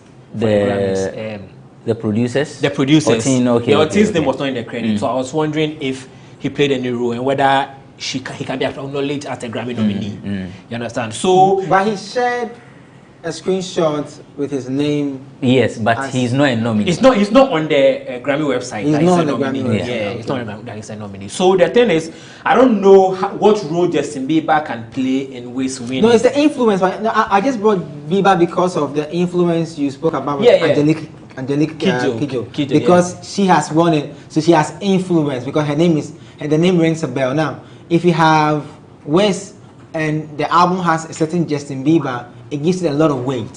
That's right. A lot of weight. So it makes it easier for people who also want to vote. Wiz too is a former Grammy winner too. He won with Beyonce and then he won with I think Drake too. Yeah, he won with Drake and Beyonce. So no, he didn't win with Drake. But he was nominated with Drake for one dance. One dance. Yeah, he was nominated with Drake and then he won with Beyonce. So Wiz's name too. But I don't think Wiz's name to the Grammy committee is as powerful as Angelique Kidjo. Okay. So I'm leaning more towards Angelique Kidjo. Right. I think that we might downplay Femi. The Kuti brothers, they are crazy. Yeah, there's that too. Because it just clicked me. They also have a lot of influence because of Fela and how the same Nigerians, including Wiz himself, is quote unquote copying a lot of Fela activities and So the whole Afro beats comes from Fela's Afro beats. Yeah, a lot of things. People have come at Wiz for even directly copying a lot of Fela's activities. He had an album. Wiz had an album which was directly, someone would say, a direct imitation of Fela. And that album actually featured Femi Kuti. Yeah, the one Jai Jai. There's a song called on the album called Jai Jai, which has Femi playing the saxophone. Yeah, I mean, it's tough for Rocky. It's a very tough category. It's tough for Rocky. I think Rocky should increase his marketing in US. Okay, but before I come in, there's another category. There's a chance of Ghana being, a Grammy coming to Juice. To a Ghanaian. Is it Juice? No, our guy Stoneball. No, I was coming to that. Would have discussed that after the break. Okay. But the question I wanted to ask is what Nanayao started. How does Rocky increase his chances, and what can Ghanaians do in this regard? You have to. Ghanaians living in Ghana, unfortunately, there's nothing we can do because it's like Ghana Music Awards bases its data on the usage of music in Ghana across the 16 regions. The same with the Grammys. You have to have your music in the States on major, let's say, bigger music markets in the States. Yeah. And so if you're doing marketing, you have to market your music to meet a lot of Americans, not multinationals, not like Americans. They must, like how Wizkid is able to go to a Justin Bieber concert where they are Americans, and they drop essence and everybody is singing the song. Until you do that, listen, I was telling somebody 2 days ago, I think around Tuesday, Wednesday, that Burna Boy and all these guys, they spend more of their time in London and USA than even in Lagos, Nigeria. Because they need to be there. It's like you live in Ghana, you do your promotions here, you come to GhanaWeb, you go to other, you have to do the marketing here. Billboards, create the attention, spend money so the government can tax you. Then the Grammys, you are more eligible to getting access to it. You get what I'm trying to say? Because it's like, it's for the American market. You know, somebody said, why is Waste not in the overall album of the year, but they put him in the global album? Because he's not an American artist. Exactly, you're not an American artist. You understand? So, and his album too is not American. Maybe you're not something you're not an American artist, but your album is an American album. Like Drake is not an American artist, but he's able to produce. He's on an American label. Yeah. Okay. So I wanted to come in about there's a little Ghanaians can do, but that one, I don't know if Ghanaian will be willing to do it. So you know this girl, Amare. Yeah. Her song came on the Billboard recently, and the reason why that song came on the Billboard was because the song was pushed on TikTok. Yeah, by young Ghanaian ladies. No, but it's not. Which got the attention of American ladies. Living in Ghana. Unfortunately, the Amharic data shows that the number of people who are using her music, right, are coming there. Ghanaians who are living outside the country. The country. Yeah. I wanted to come in. I wanted to say something there. If you say Jackie, I can agree. If you say Jackie using TikTok to blow, because that one was influenced by local Ghanaian TikTokers, you know, or if you say what's his name, this Lynx artist Kiddy, the song. I wanted to say that it doesn't really. It sometimes has to start with somewhere, right? Ghanaians living outside Ghana tend to gravitate towards things that Ghanaians living in Ghana are paying attention to. Sometimes, not always. So that's the level of the argument. You have a point. I mean, we can also go and make. I've seen Arnold write a post about we making a lot of noise as Ghanaians to help Rocky. Yeah. So maybe we can. When you make noise, can get attention and can get on the platform that the people who vote listen to. Like Billboard is a magazine that they all read. If your name is on Billboard, they'll pay attention to it. But the thing is that the three markets that drive music influences in Ghana, the large parts are the mass audience, and these guys hardly understand what we do with our TikToks. It happens. There's a way around it, though. So what we have to do, I think, to make noise, what we have to do is mainstream radio, traditional radio, mainstream, making a conscious effort to play Rocky, to playlist Rocky in their primetime shows, and probably giving the Ghanaian a lot of talkability on the platform. So like, talk shows shouldn't just do a week roundup of Rocky that won the Grammy and then that's it. It has to be an effort so that the mass audience who give the hits, you know, will also get to know what's happening. Then they can also increase their support for Rocky. Because for us, we are in a box. I mean, how many people are on Twitter in Ghana, TikTok in Ghana, Facebook in Ghana? Less than 100,000. Exactly. So which means that we cannot influence and we cannot make so much noise to get to people, like he said, like a Grammy winner who won like maybe 20 years ago. But what we can do is primetime radio, giving or TV, not just doing a 1 week, or Rocky has been giving Grammy nomination, blah, blah, blah, then it's over. But at least taking one song off the album and making a... We've done it before. I feel like Wara can do well with the Ghanaian audience. We've done it before, so like, I don't know why. My own Wara, So we had an interview with Wayotin. He's one of the producers who worked on Rocky Dawoni's album. He tells us he has 2 songs in there. So when we return from the break, there are 2 things that we would want to look at quickly. That's we play Otin's interview, and then a post that was made by Stoneboy, having 3 albums that he worked on, earning nominations in the Best Reggae Album category. It's Bloggers Forum on GhanaWeb TV, also showing on Xylophone TV. Don't go away.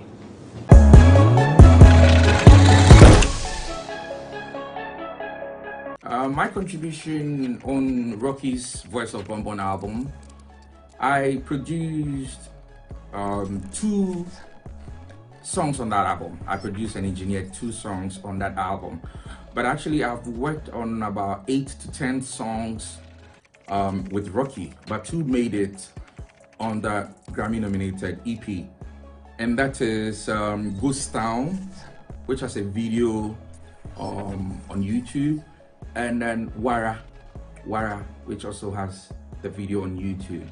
I thought I was doing what I do best, because everybody knows that when you mention my name, people attribute me to high life and organic music and all that. Yes, and I'm proud of it. So when I was working with Rocky and he opted for that direction, I mean, I was so cool. I was like, yeah, let's do it. I gave it my shot. I gave it my best, because I believe that every project that I do is like my first and it's like my last. So I gave it my best, and I'm glad it's getting the recognition that it has now. I feel like a celebrity already. So I really didn't anticipate that the album was going to be nominated or come up for the Grammy. He's somebody who already knows what he wants. And mostly when it comes to the studio, he will go like this chord, that chord, and then we start to roll. So working with him is always good when you are a producer or an engineer and you know what you're about. It makes it very, very, very easy and smooth.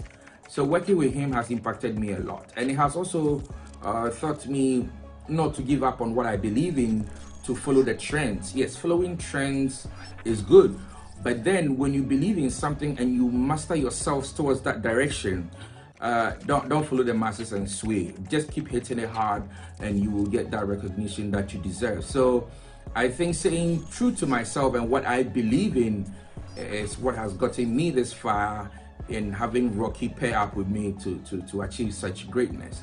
And I believe this about the time we actually tie him down, to actually ask him what really is that magic behind him getting this for the first time, the second time. Because anything that happens once could be a chance, but when it happens once and twice, then perfectly the person knows what he or she is doing. Talent alone is not enough.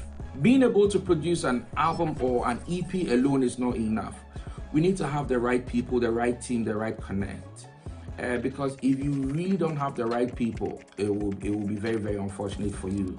Because you listen around and you see so many people have good albums, good tracks, which never makes it beyond even their own homes or beyond their social media handles. You ask yourself why. Sometimes it might be because you do not have the right people that has got the right link or the right plot to put you where you belong.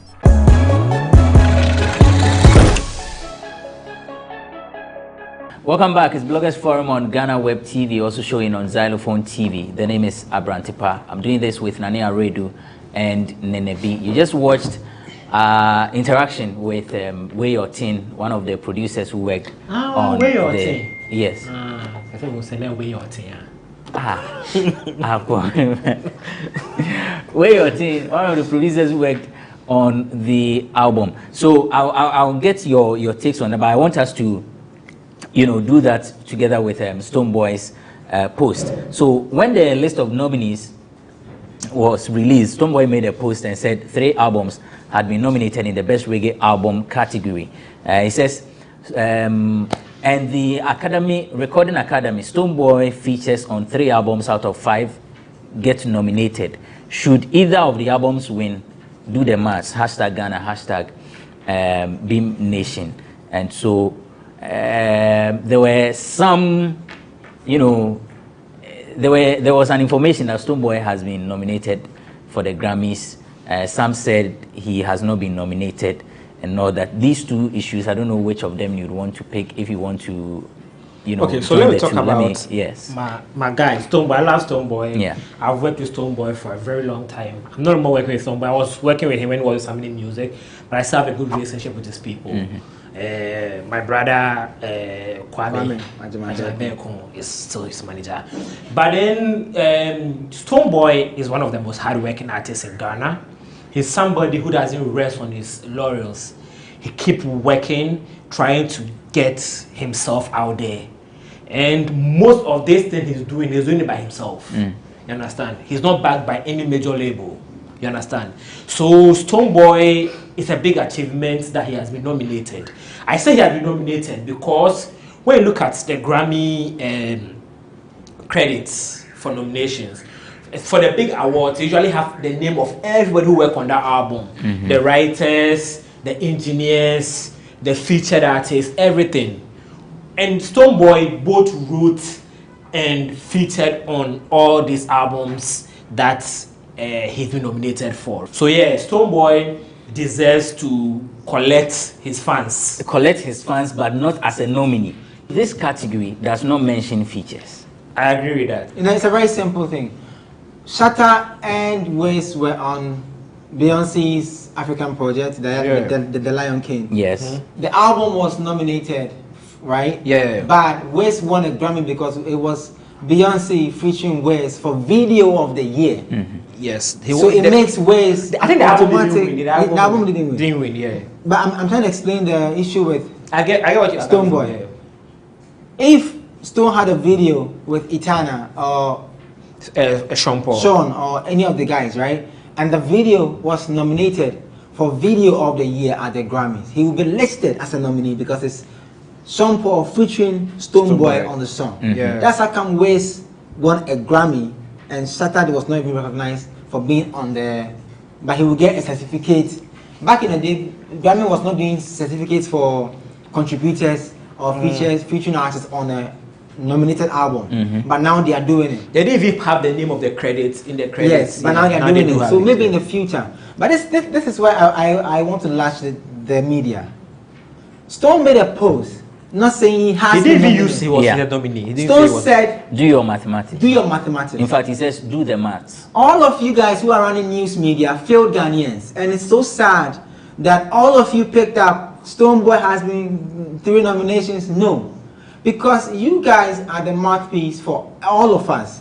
And if I read on your platform that Stone has 3 nominations and now somebody is saying Stone doesn't have 3 nominations, I take your validation as bigger than whoever is saying it. So it becomes, BBB will be like, it doesn't become. So I was so disappointed that the artist himself said, I was featured on 3 albums that have been nominated. So your headline could have been Stonebwoy gets featured on 3 nominated Grammy albums. Because that is the truth. You get what I'm trying to say? Now, if any of these albums win, he, in his bio, that is off Grammys, in Stonebwoy's press kits, can say that I have been part, exactly like what he has now on his Morgan Heritage thing. When you read his new press kit, it says he has worked on Grammy Award winning album. He never says he's been nominated. So this is the issue that I have. You guys make the fan bases go at him for nothing. Okay, so let me because right now I don't think that has anything to do with the media. The fan bases who have gone for Stonebwoy. Yes, but the fan bases, don't defend it. We fail the fan bases because the fan bases will pick what we say as the validation. Exactly. For them, when Stone even writes, I work with Sean Paul and they will make noise. Hey, Stone get nomination because they want to feel satisfied their whatever ego as a fan or whatever. But for us to push the agenda, because you see, I know him very well. I know his prowess. I know how hard he works. I know that he's trying to make sure that he gets his name out there. He was in France and he made a post that he's taking his team to France by himself. And nobody was helping him. People were bashing him. It is the truth. He's doing it by himself. Every indie artist is like an entrepreneur in any business. Yeah. If you are an entrepreneur or self-employed and you have 3 people that you are paying every month and you are not making enough revenue in your business, but you have to pay your salaries, you know how it feels.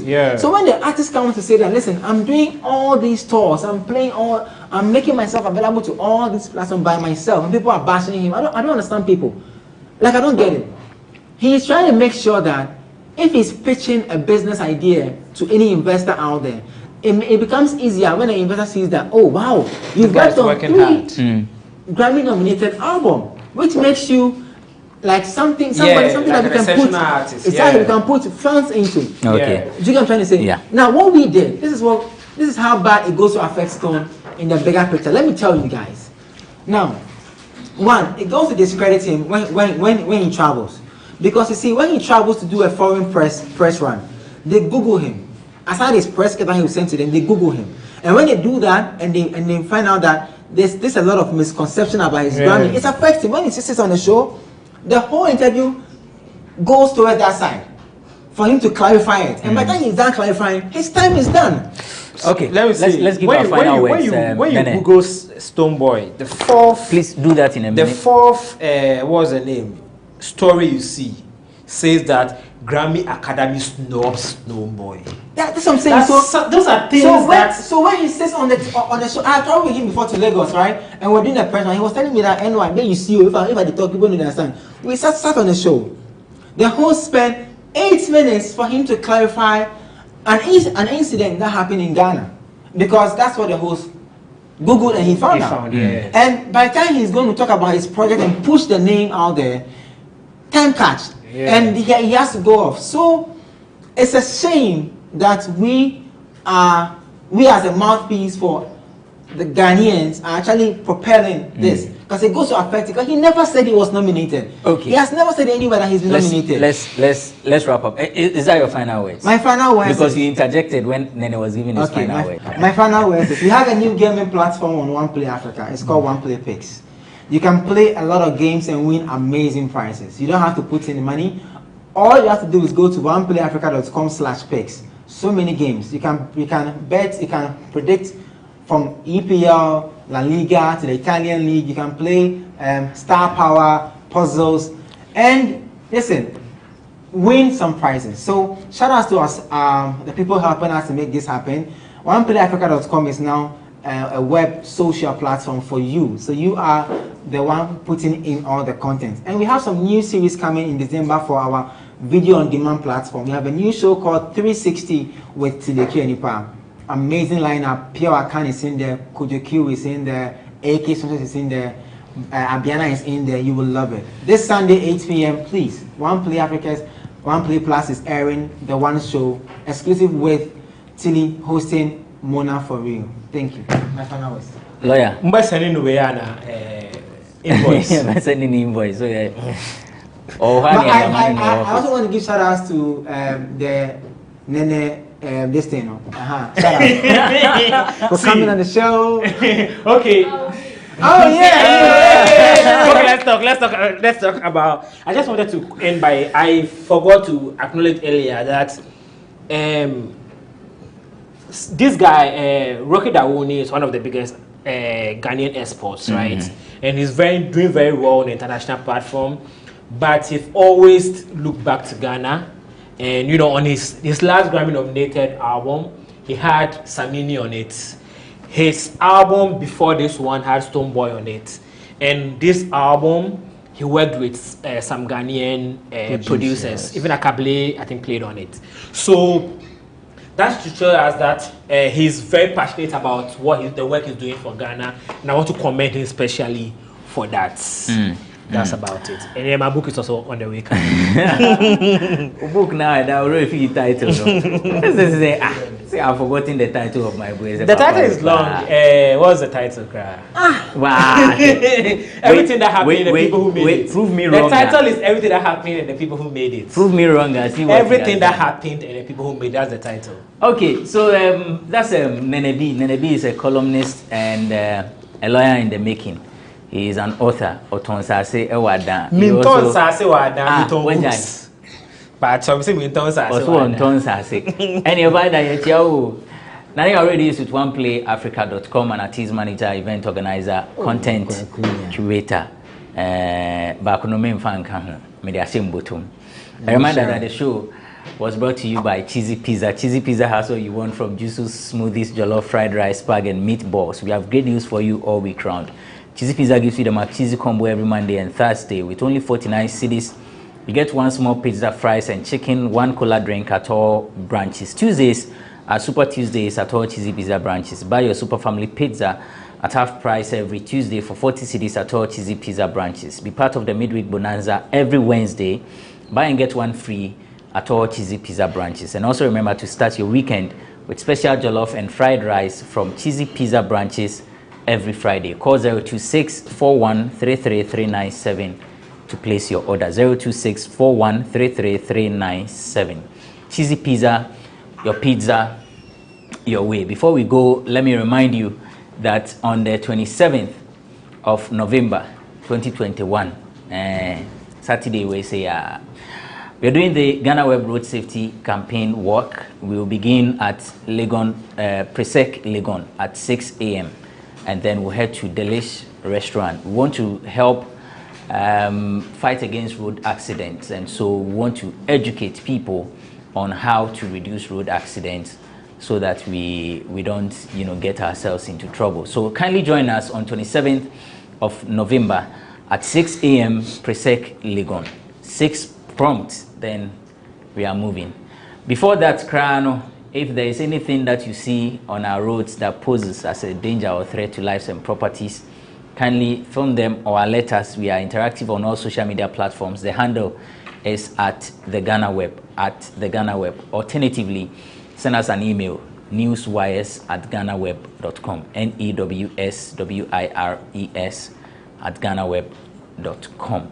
The voting for GhanaWeb Excellence Awards is still ongoing. Log on to our website, www.ghanaweb.com. You see a nicely designed banner beneath our stories. Click on it. It will take you to a website where you can vote for your favorite nominees. Thank you for watching this episode of Bloggers Forum. My name is Benefo Boabin Abrantipa.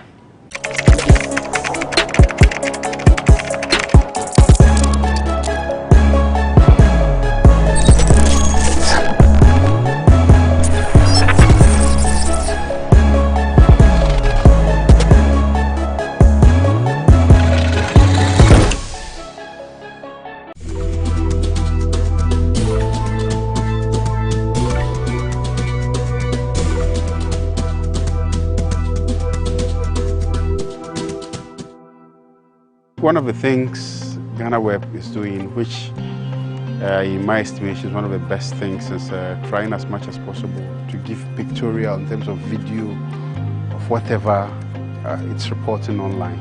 Unlike those days where you only had to read about text. This time around, they've gone a step ahead and to ensure that there's a video added to whatever content they are putting out there for readers to also have a feel of the story. One of the things I think GhanaWeb can do is to, apart from the online TV, rather go on a full-fledged TV channel rather than the online TV. I think that would help. I've seen that the online TV is helping, but they should just go in a full channel. Keep up the good work. There may be challenges, but don't be deterred by those challenges. Challenges are bound to happen in every institution, and try and work harder. Focus on whatever you set to do for yourself, and I'm sure as the years roll by, you achieve those challenges.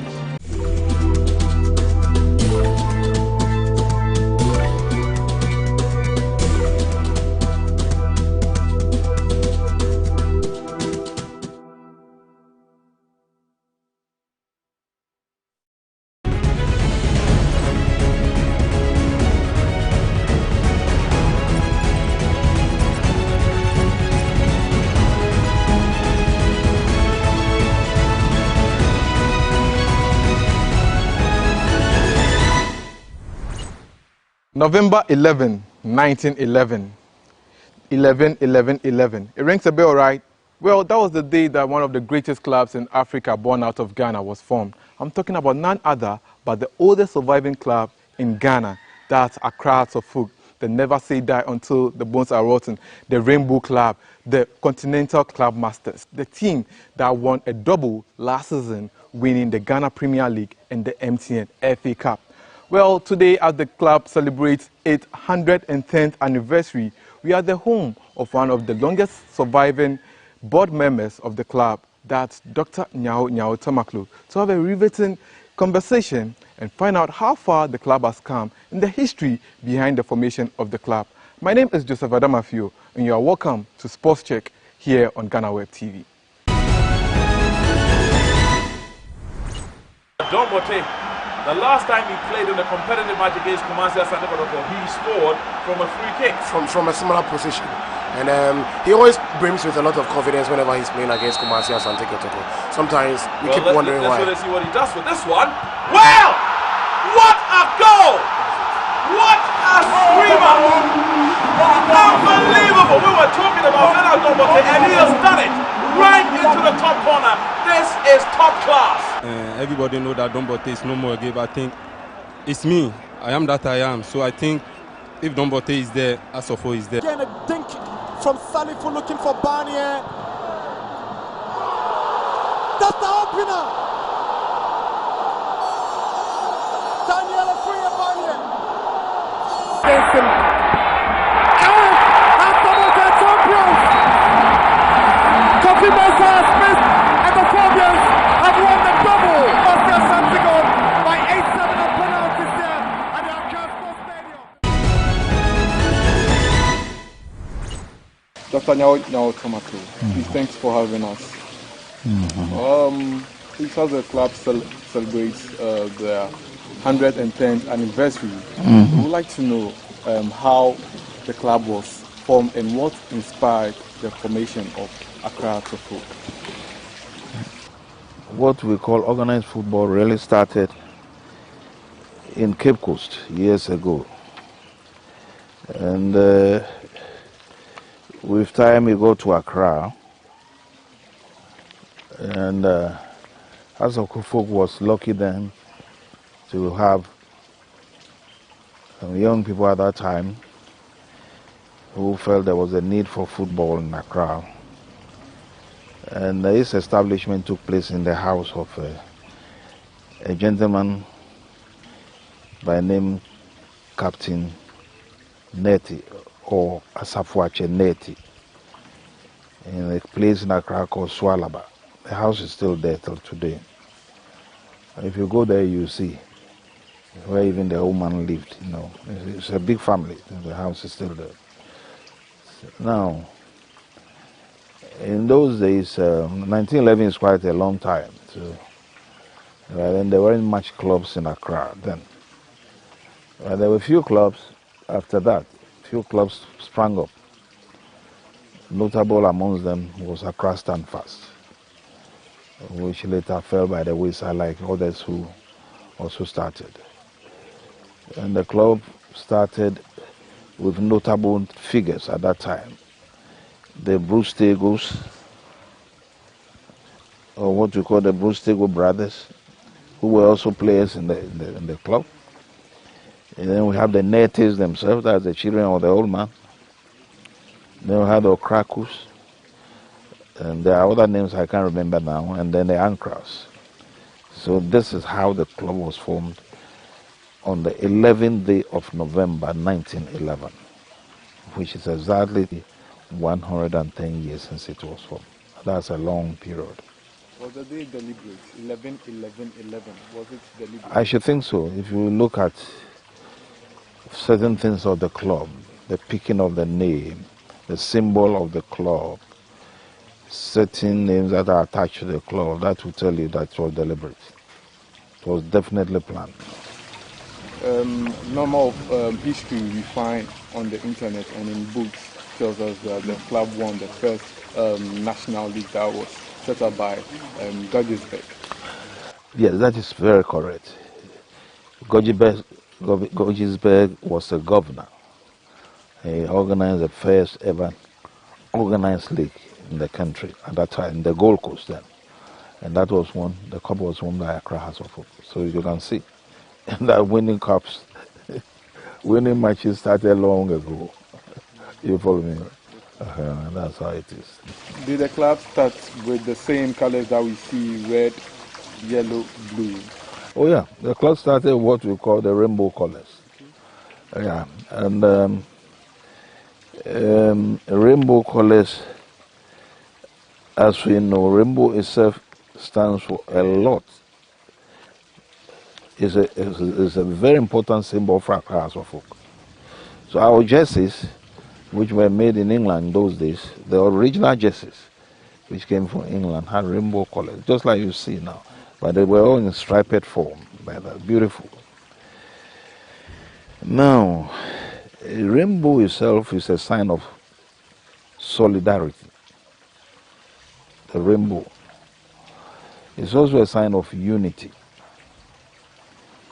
or a symbol of unity, if I would say so. Rainbow is also a symbol of hope. How does it come in? A symbol of hope because after a very downpour of rain, if you have noticed, and this is supposed to have happened even centuries ago in Noah's time, and then you have the rainbow. And when you see the rainbow, you know that the rains definitely will cease. You follow me? And now it got its own spiritual acception too, which is a symbol of success, hope, and fortune. So you can see that the rainbow also, as a symbol, definitely might have been properly thought of and thought through by the elders in those days before they pick it. When you take a number of clubs outside Ghana and some clubs in Ghana, most of them, their logos have the signs of animals. When you take Kotoko, they have the porcupine. When you take Busuan Draft, they have a big crab. When you take Ashanti Gold, they have the elephant. Why did Accra Asafo decide to go for the oak tree? The oak tree, that's an interesting question. The oak tree, once again, has been thought through before being picked by the elders. If you know, the oak tree is a very huge tree. When it's fully grown, it can stand for over 20 feet. More than that. The thickness, you can imagine what the thickness is. And the oak tree, that's one tree that a lot of people don't know, but it's associated with nobility and wisdom. Nobility and wisdom, that's the oak tree. Apart from its strength, very, very strong tree. It's been used in building vessels. When I say vessels, very like strong ships in those days when wood was then used. That's the only wood they used. You follow me? And then also, what do you call it? Very strong containers that were used in bottling drinks like whiskey, wine, and beer in those days. So you can imagine. Now, apart from its strength, it's a symbol of strong morale, resistance. The oak tree is noted for its resistance. It's one of the trees fire can hardly destroy. Now, the oak tree is supposed to be, trees are living things. It's supposed to be very knowledgeable. You see? And also, one interesting thing about the oak tree is that it got a very long longevity. As its lifespan is very long. It can live at times even longer than 400 years. So you can imagine that it's a tree that can really survive throughout the ages. So that is the reason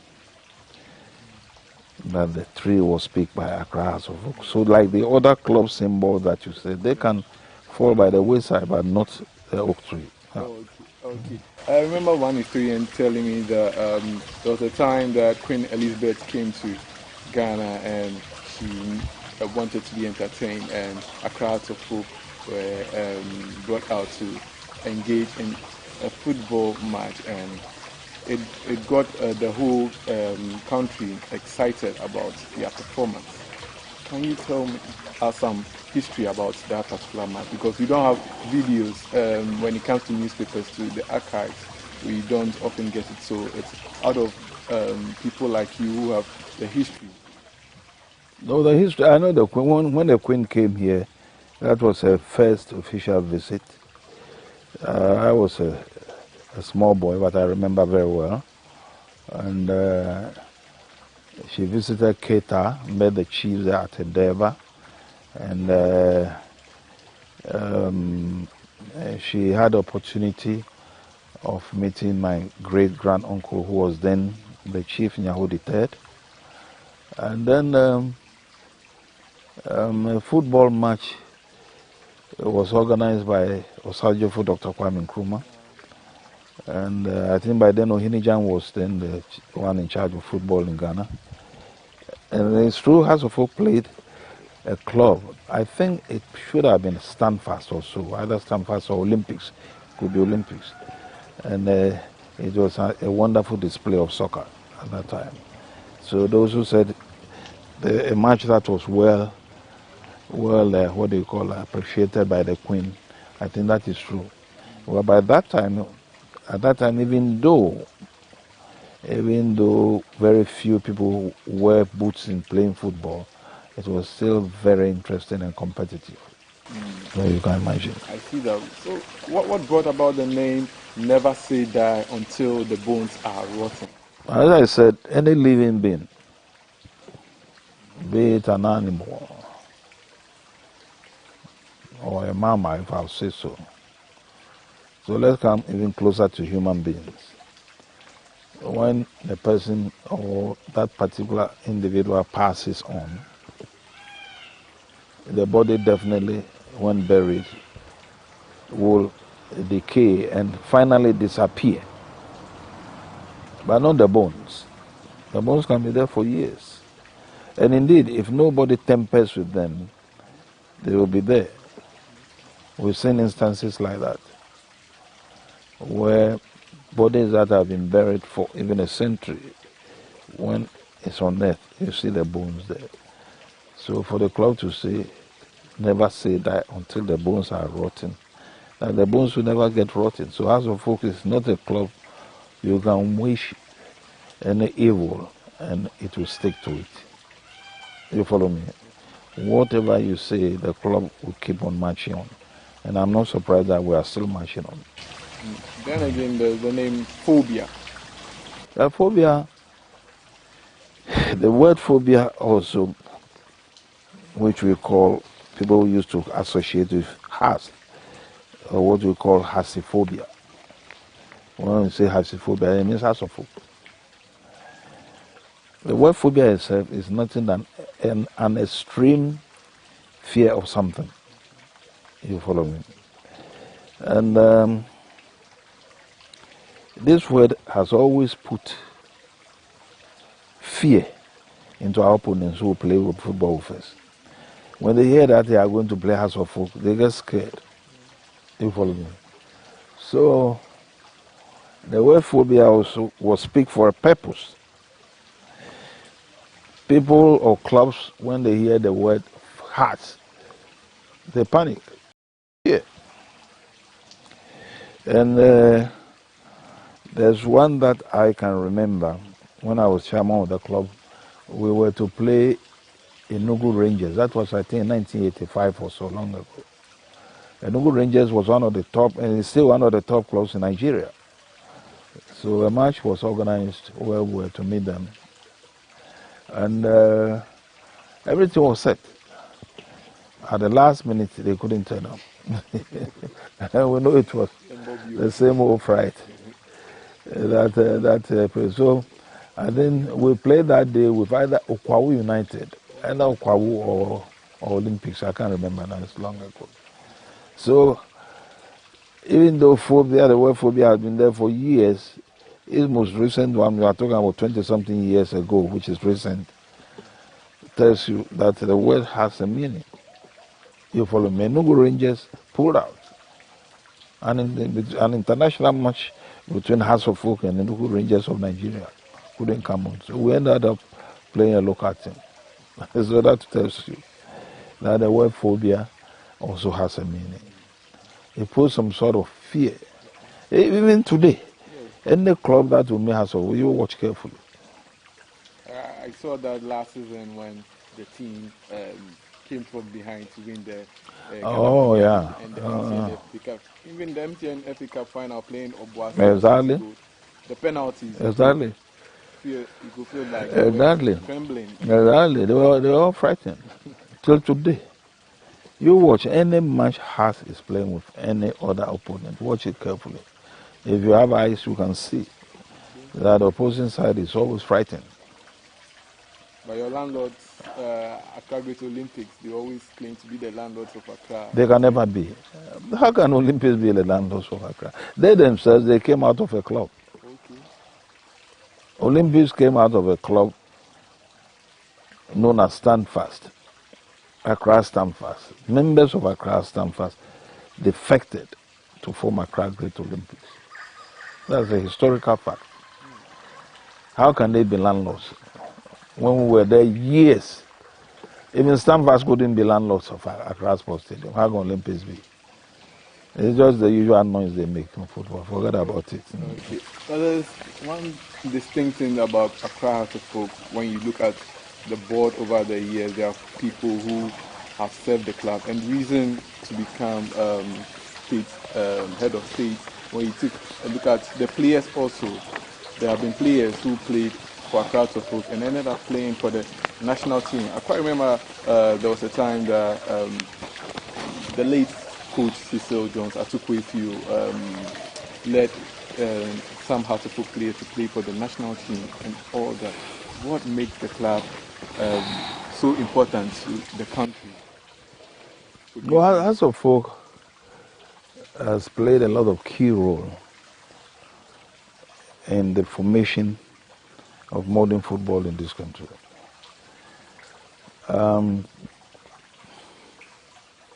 The first ever visit to England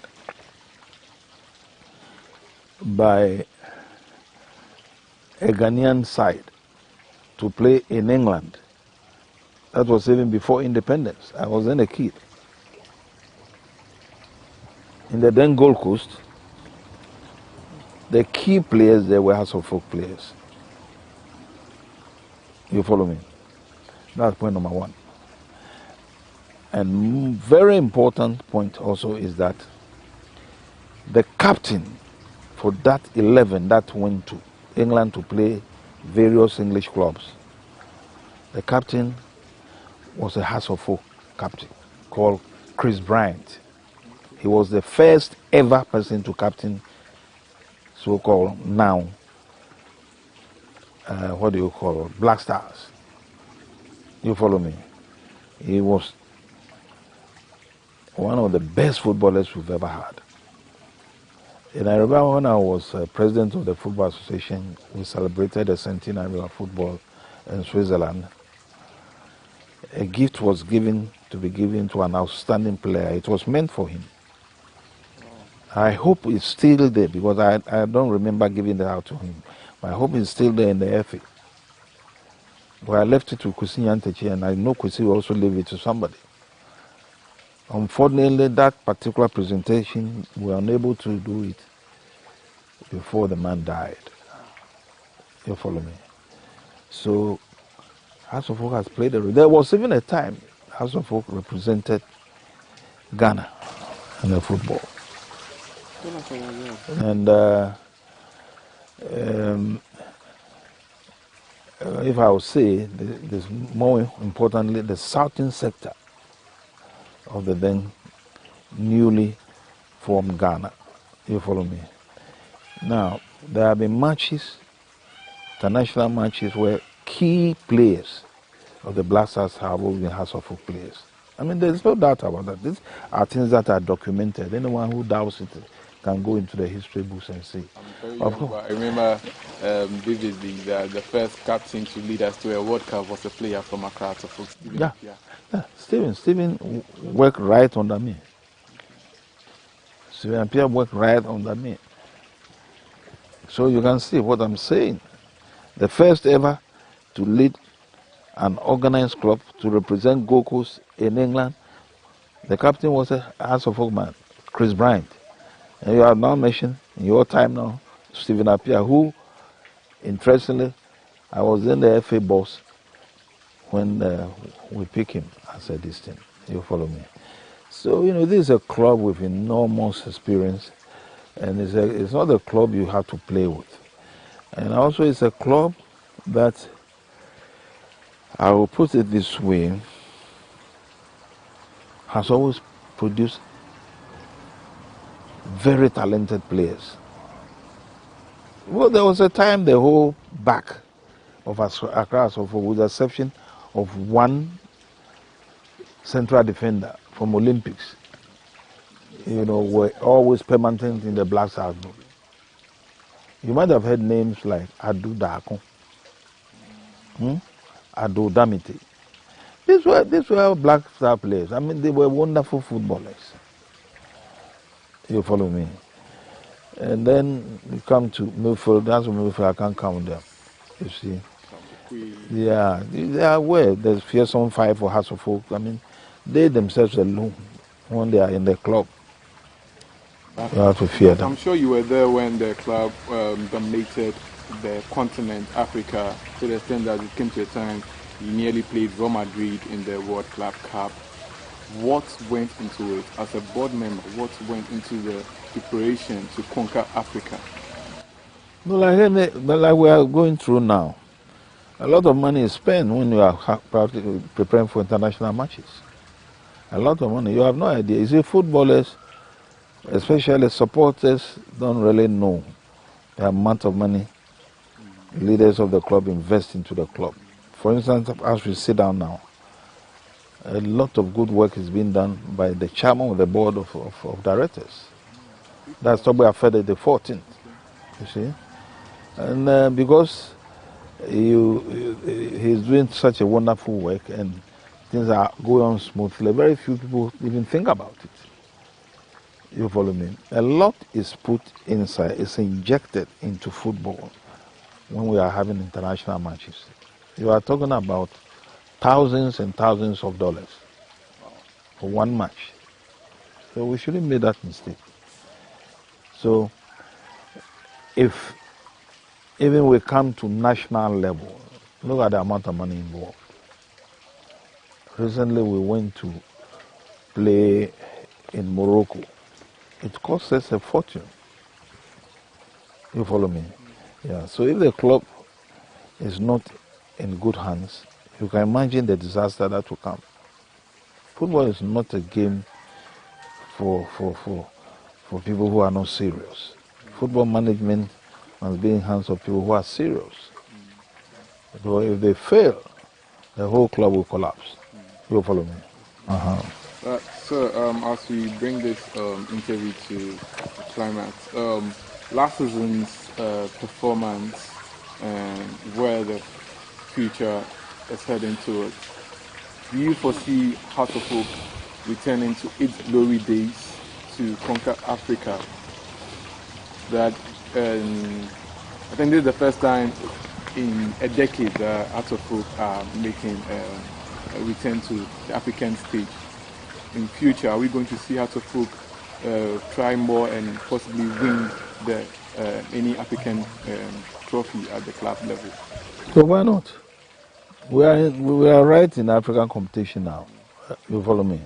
And our aim and objective in playing the league is to win the national league, and that will definitely, just carry us into the African competition. So we are working seriously on that, very, very seriously on that.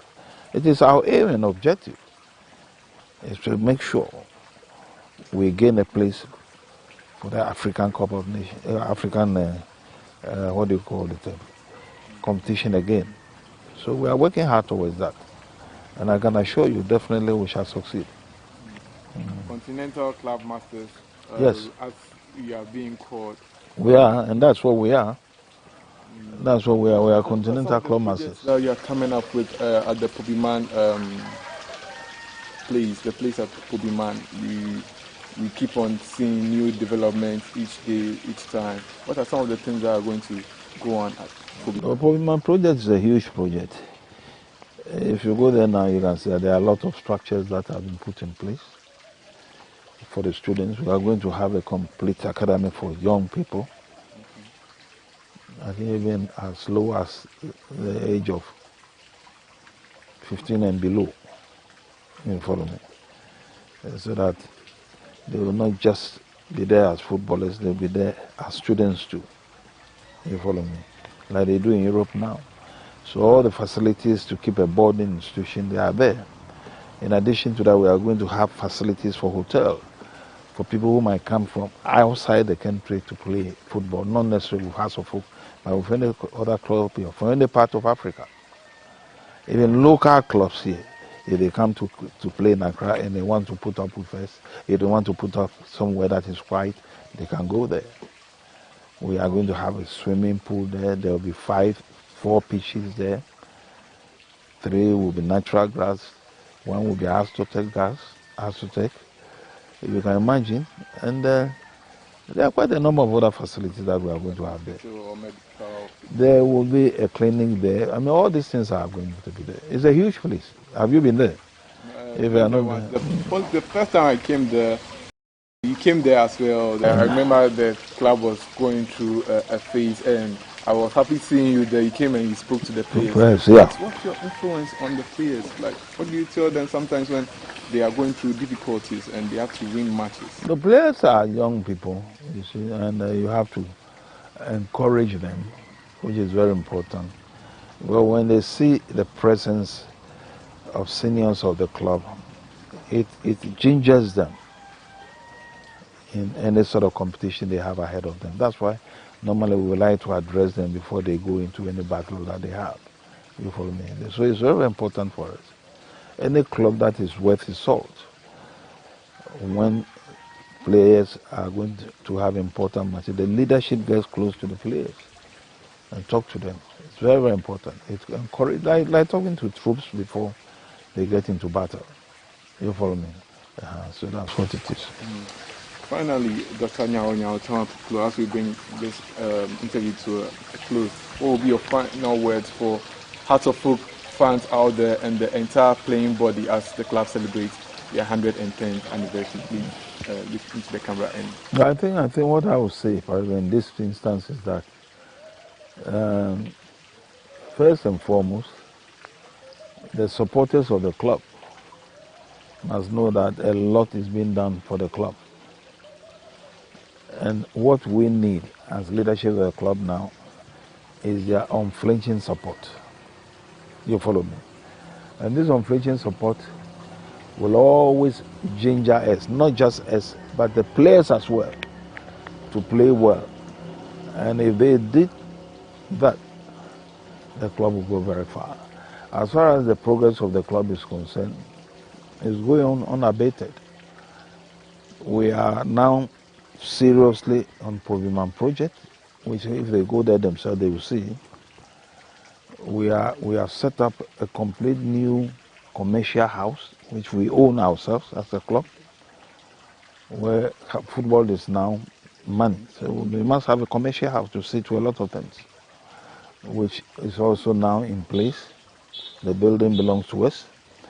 Now we are going to put up a brand new secretariat at where our old secretariat is now near the cathedral. It's going to be a glass house of 4-story building, and the house will be known as Phobia House. So what we need now is the support of supporters and sympathizers. We know we have a lot of sympathizers. Our club is nationally based and even internationally. So we know we've got the support. We have the largest support in this country. That one is a known fact. Any other club that will claim that, tell them I say it's a lie. We have the biggest support in Ghana. And you know it, you can say it. Yeah. Huh? So I thank you very much for coming. And let me take the opportunity to wish my supporters, the board, particularly the chairman of the board and other members, all other members, a very happy birthday. So birthday House of Folk, and I say Phobia Masters. Thank you very much for it's your a pleasure. It's nice seeing you. That is it, Phobians and viewers. This has been another edition of Sports Update Ghana. My name is Joseph Adamafiu, and it's a pleasure having Dr. Nyao Tamaklo with us. Catch you another time.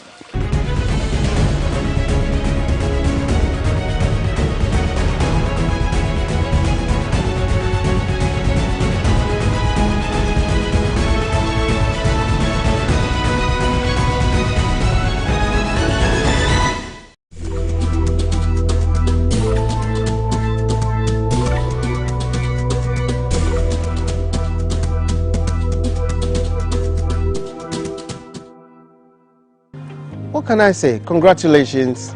The media these days is not easy. I think that you guys are doing your very best. And when I look at the team of people who are doing this work, I can only congratulate you and hope that this team will maintain and move on to achieve much greater things. But congratulations, you're doing a good job.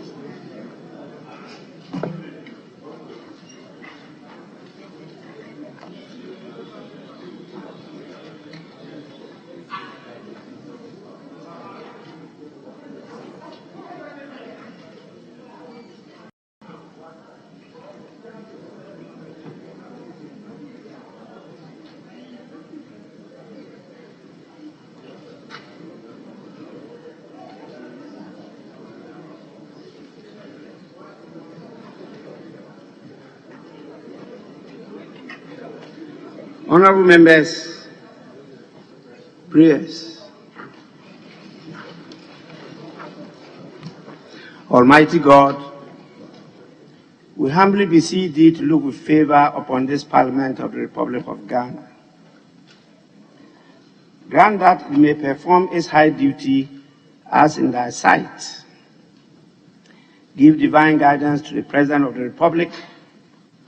Endow members of Parliament and ministers of state with discernment and vision, integrity and courage, that through the labors of government, this land and people may be well and truly served, and their good purposes for the common human life be realized in our midst. Amen. O God, grant us a vision of our country, fair as it might be, a country of righteousness, where none shall wrong his neighbor, a country of plenty, where evil and poverty shall be done away with, a country of brotherhood, where all success shall be founded on service and honor shall be given to the deserving, a country of peace, where government shall rest on the will of the people and the love for the common good. Bless the efforts of those who struggle to make this vision a living reality. Inspire and strengthen our people that they may give time, thought, and sacrifice to speed the day of the coming beauty of Ghana and Africa. Amen.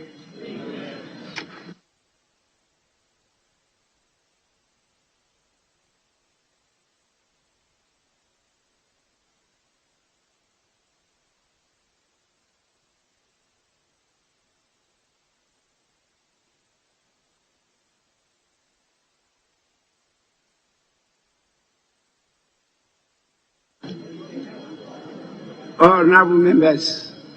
Yes, Deputy Minority Leader. Thank you, Mr. Speaker.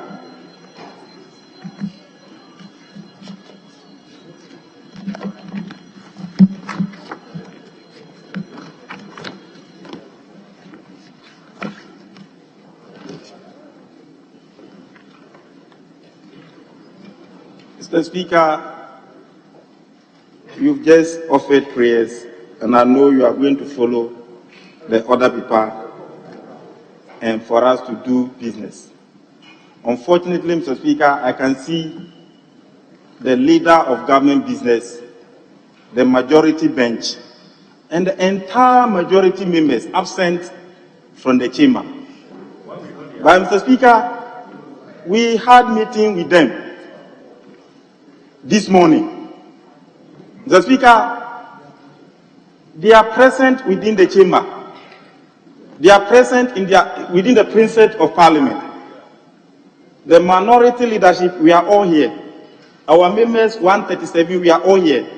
The leader of government business, for us to move the government business, is not in the chamber. Mr. Speaker, Mr. Speaker, I've gone to check the attendance list. Honorable Damboche was here. Honorable Philip Baswa has signed. But I don't know why they will come and sign and leave the chamber. So, Mr. Speaker, I just want to seek your guidance. I saw and heard the majority chief whip, Honorable Frank Anudompre, addressing the press, saying that we in minority are doing propaganda with the government budget. Mr. Speaker, the duty of a government chief whip is to make sure that government business go through. So, Mr. Speaker, we are in minority, and the budget is not a private member's bill or a private member's motion. So, Mr. Speaker, I just want to seek your guidance. The bell I heard being rang, I saw then to this morning, we had meeting together in your presence. So why is it that they are running away from their own budget? Mr. Speaker, in the history of this country, it has never happened before that a government brings government budget, economic policy and financial statement and run away from it. What are they afraid of? Then, Mr. Speaker, should we alone go ahead to pass the budget, then Ghanaians will say that it was the minority people who passed it. I want to seek your guidance.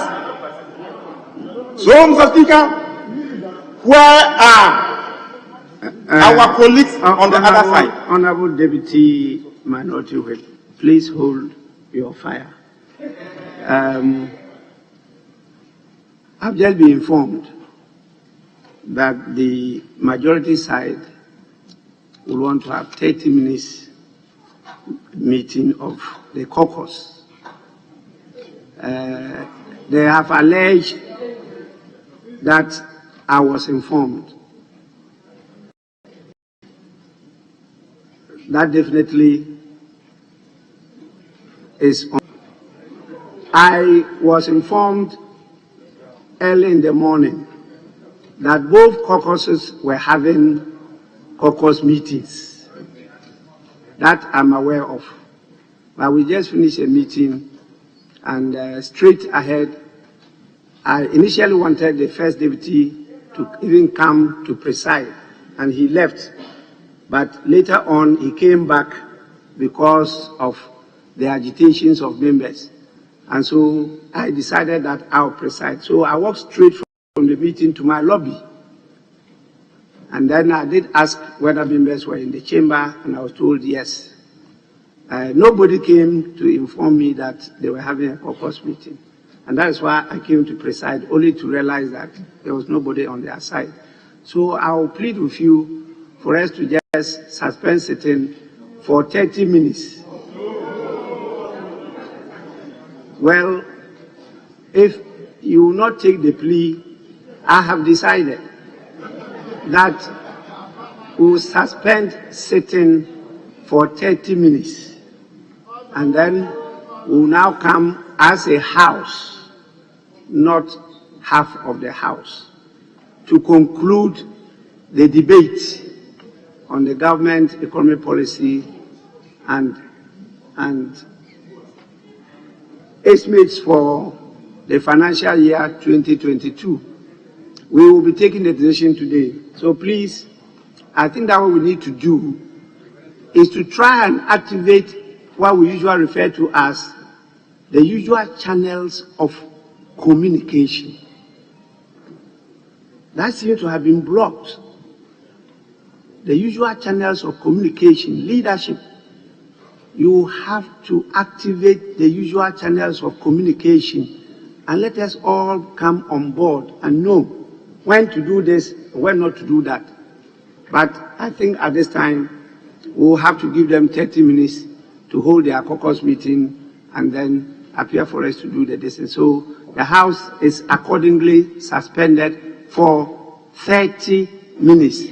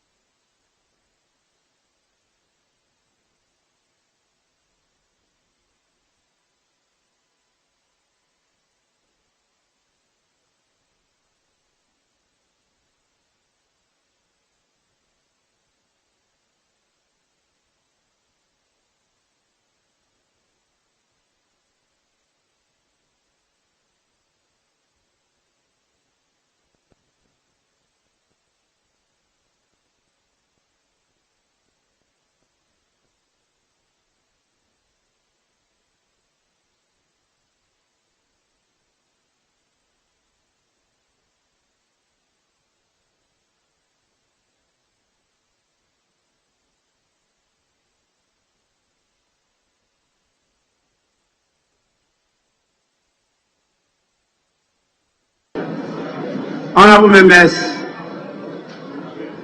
please.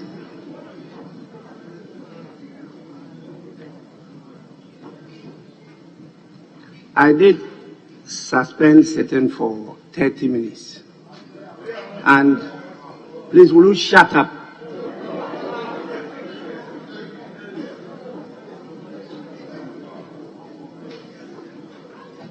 We cannot allow indiscipline inside the House.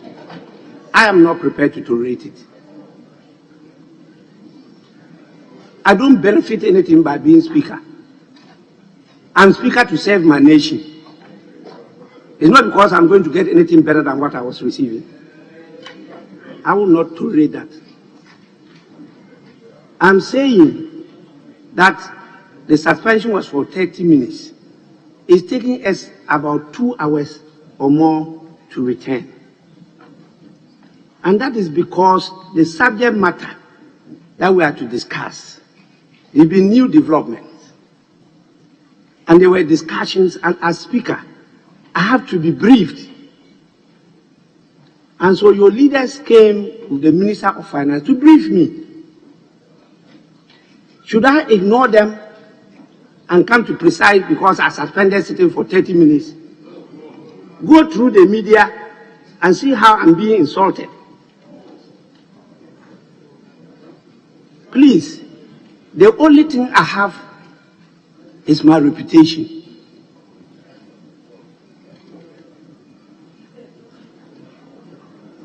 I apologize for keeping you waiting. And I will do that because there was no communication to you. And so you are right to have taken the position you've taken. But please, let's be honorable members of Parliament.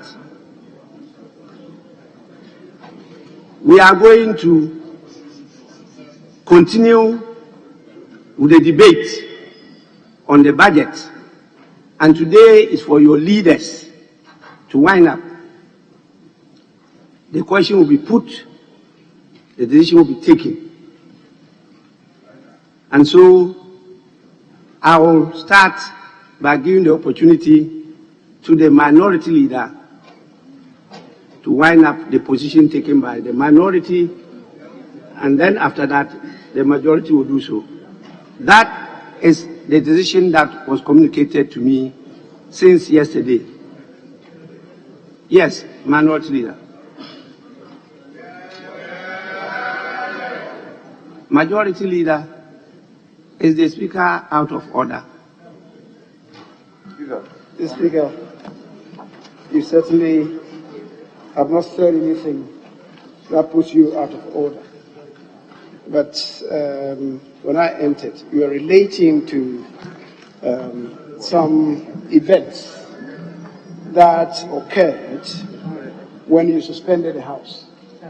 And Speaker, the Finance Minister came with a prayer during the periods when you suspended sitting. And the prayer of the Finance Minister is to the effect that in all the previous 4 budgets that he has submitted to this House, on behalf of the President, is carried this House, both sides of the House, with him. And by that, the entirety of the nation with him. The Speaker, this 5th budget that is presented on behalf of the President has, unfortunately, created a situation where it appears there's no consensus to approving the budget. And by that, and by extension, imply that he's not able to carry the entirety of the nation with him in this exercise. It's the reason why he came, and we came to you with his humble prayer that he be accorded some space for further engagement with the leadership, the extended leadership of the 2 sides, to enable him build bridges, to see what takeaways that he could make to affect this budget. Speaker, the finance minister himself is here. I would not want to take the sail out of the wind.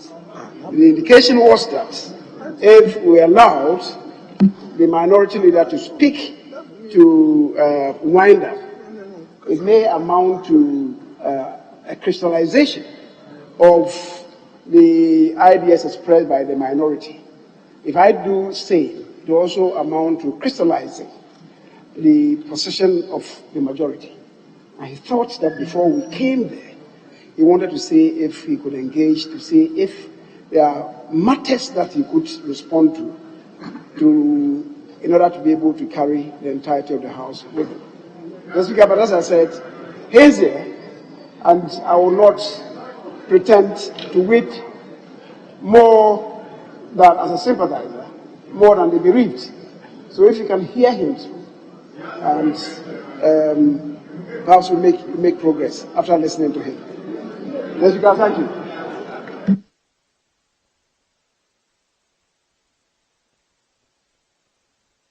Yes, Minority Leader. Mr. Speaker, I'm aware that you have met with the leadership and the Minister for Finance and the Minister of State to discuss further how these matters relating to the approval of the budget will be done in a matter serving the interests of our country and our people. I would suggest that I'm here to conclude on the budget. We had the Minister of Finance on the 17th, so we know what his thoughts are. And he laid a paper before us. After he has heard me, if he has interventions, we'll be happy to hear him before the leader or after the leader. But we haven't been heard. Mr. Speaker, we are serving the people of Ghana. Let them know where we stand and why we stand there and why we think some policy actions must be taken. So fairly, if my colleague has no objection, he should allow me to proceed, to contribute, to conclude on it. Then after that, he or the finance minister may want to respond to the issues that are likely to be raised by us, Mr. Speaker. That is my thinking.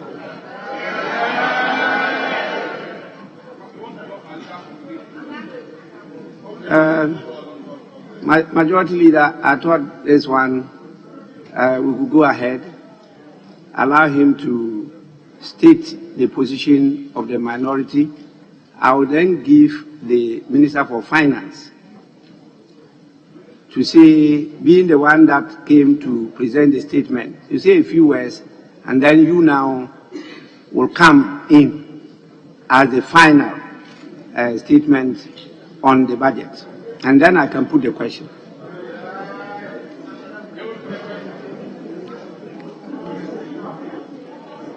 The Speaker, as I indicated, the prayer to you was to afford them space to engage both the expanded leadership of the minority and also that of the majority. The Speaker, if the minority leader should speak,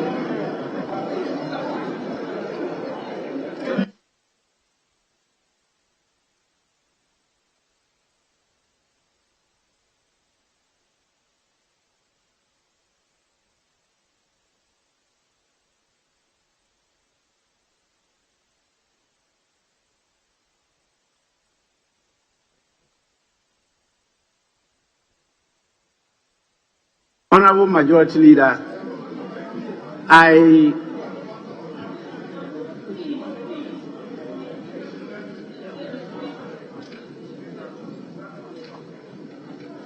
get the sense of the House.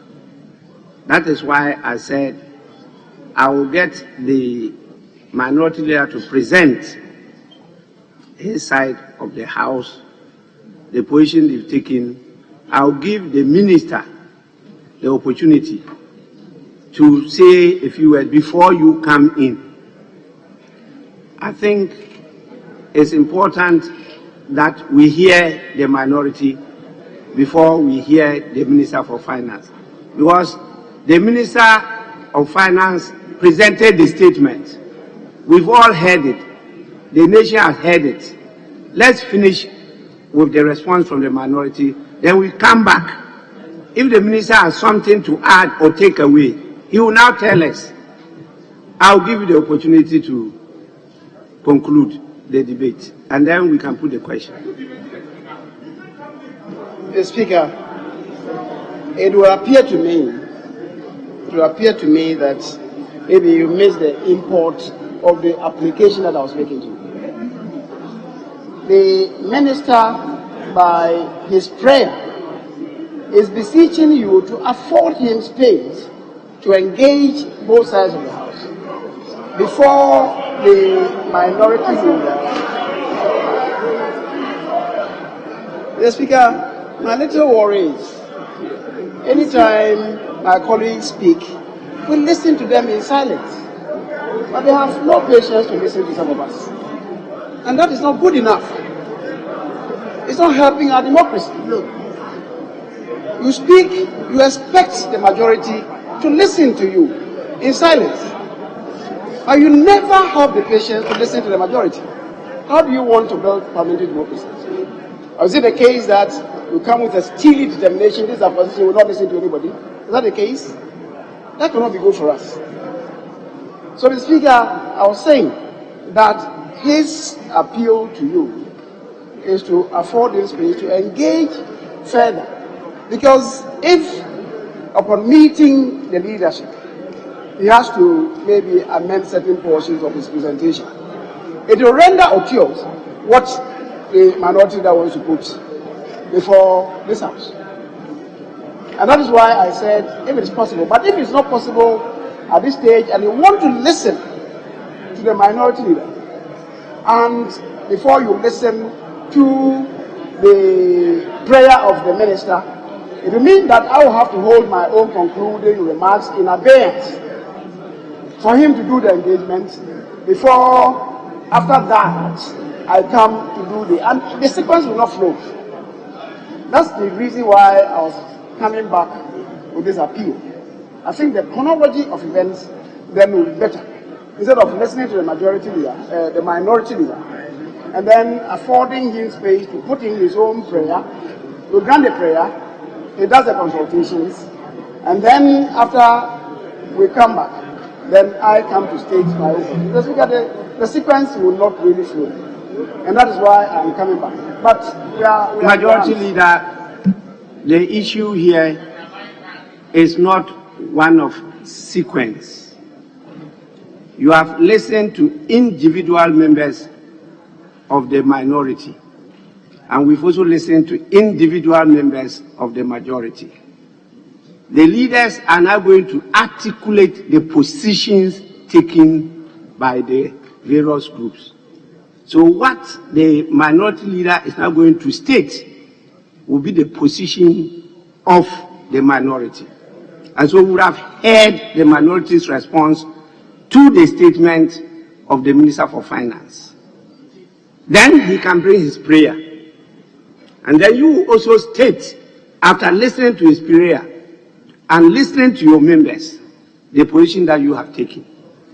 My work is very simple. I put the question, and then we vote.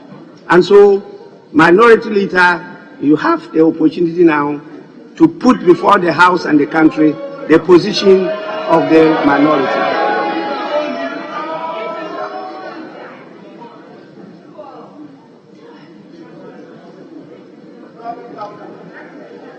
Mr. Speaker,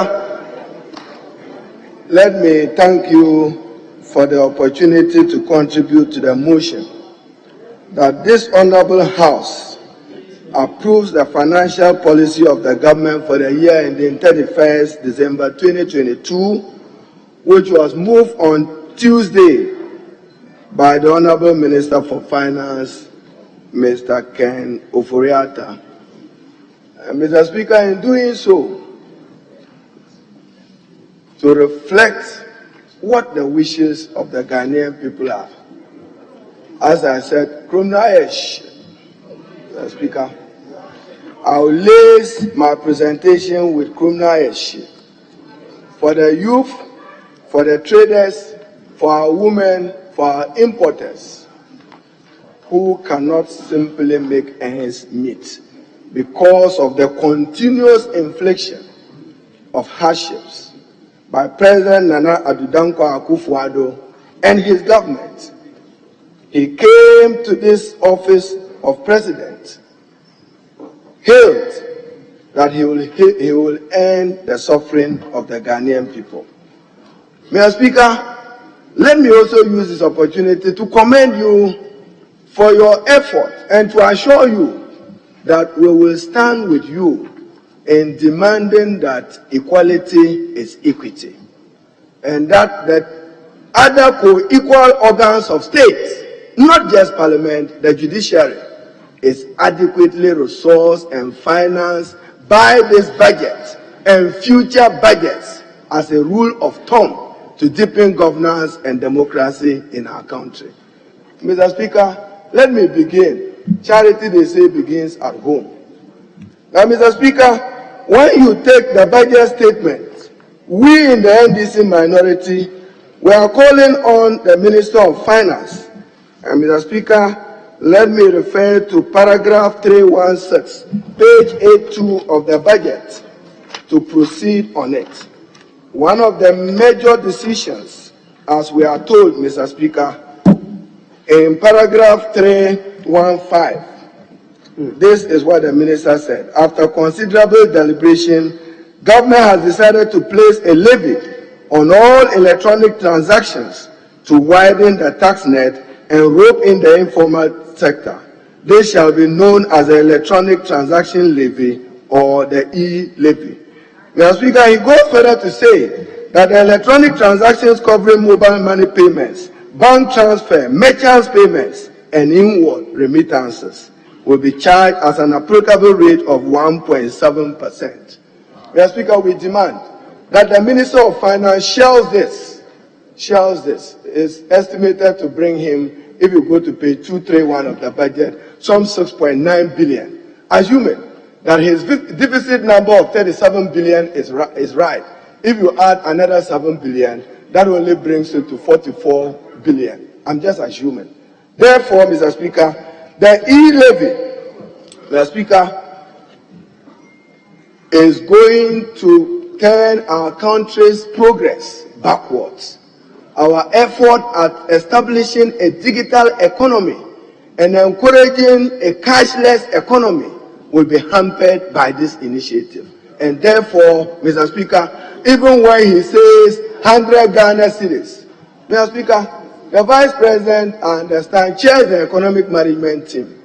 In one of the regional conferences of the New Patriotic Party, he courageously and boldly said that Momo affects poor, ordinary people. Mr. Speaker, I am at the game with him. Momo will affect poor, ordinary Ghanaians, and therefore it should be suspended and shelved.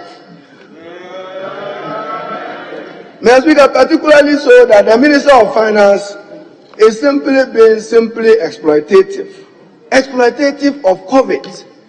Mr. Speaker, let me read paragraph 313. Yes. Paragraph 313 reads, Mr. Speaker, mobile money platforms and bank transfer grew fourfold, reaching 68 billion in 2020 from 15 billion in 2015. So largely in 2020, because of COVID and social distancing, we all encourage electronic transactions and electronic payments. Then when you hear that the Ghana figure has increased from 527 million to 1 billion, opportunistically you want to tax it, Mr. Speaker. That is simplistic. It's COVID. It is not going to be there forever. I'm quoting from the paragraph. And Mr. Speaker, I'm holding with me here an article by Peter Misiani, Taxation of Electronic Commerce, a commentary. And he warns, the extraordinary growth of the internet has given rise to the concept and practice of electronic commerce, which has revolutionized the way business is conducted in the world and in Ghana. I've added the in Ghana, Mr. Speaker. For consumers, even for shorter shipping times. So, Mr. Speaker, if a businessman in Ghana banking transactions transfer $2 million abroad for any purpose, he must pay an e-levy. That is $34,000 lost. Mr. Speaker, in introducing the e-levy, we are not even mindful of the fact that you don't tax capital. You tax revenue, income. You tax income, Mr. Speaker. Mr. Speaker, that tomato seller or onion seller, if he chooses and decides that he doesn't want to travel to Navrongo, he wants the tomato brought in by road and does a memo transaction, Minister of Finance wants to eat from that pie. That is unfair to that ordinary tomato seller and to the onion seller. Mr. Speaker, so e-levy, we on this side, we have served you notice that this budget should not be with the policy approval of the e-levy. Mr. Speaker, in fact, this morning, myself and the majority leader had to receive a petition on your behalf on the matter relating to the e-levy. And Mr. Speaker, the Ghanaian people are strong in saying that we should reject the e-levy, and we will reject the e-levy because it does not serve our collective quest to build a digital economy.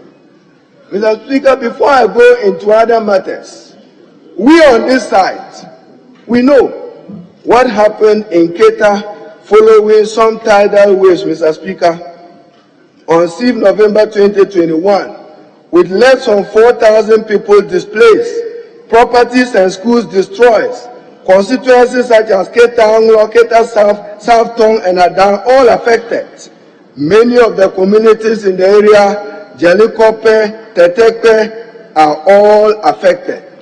Mr. Speaker, we don't see in this budget any effort by the President and government to touch the people of Keita, that they are Ghanaians and they deserve to be helped.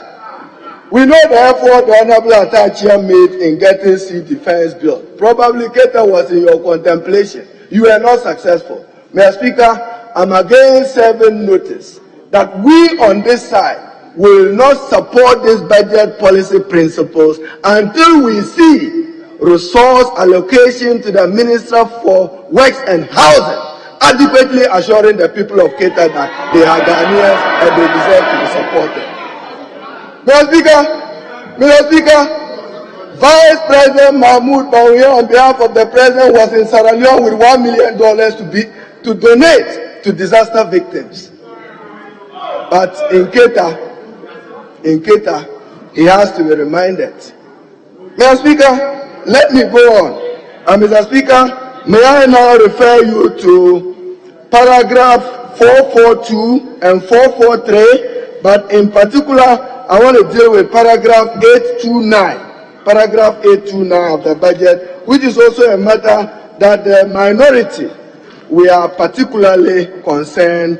Paragraph 829, Mr. Speaker. And it reads, 829, Mr. Speaker. It reads, Aka Energy can progress in the concept selection for the development of the Pecan field and is expected to submit the plan of development POD by end of 2021. Mr. Speaker, these words are worth highlighting. Parliament granted approval to GMPC to acquire 37% stake in the deep water tunnel Cape 3 Point. The rest continue, 70%, the rest continue. Answer to capture it. Mr. Speaker, Parliament never granted approval. Parliament granted approval for the Minister for Energy and Finance to negotiate and report back to Parliament. Capture the sense accurately. Let it reflect, Mr. Speaker, the resolution that was adopted by this House that fateful day, so that we know, yes, we gave you a mandate, but we did not, Somoto, approve that, walk on.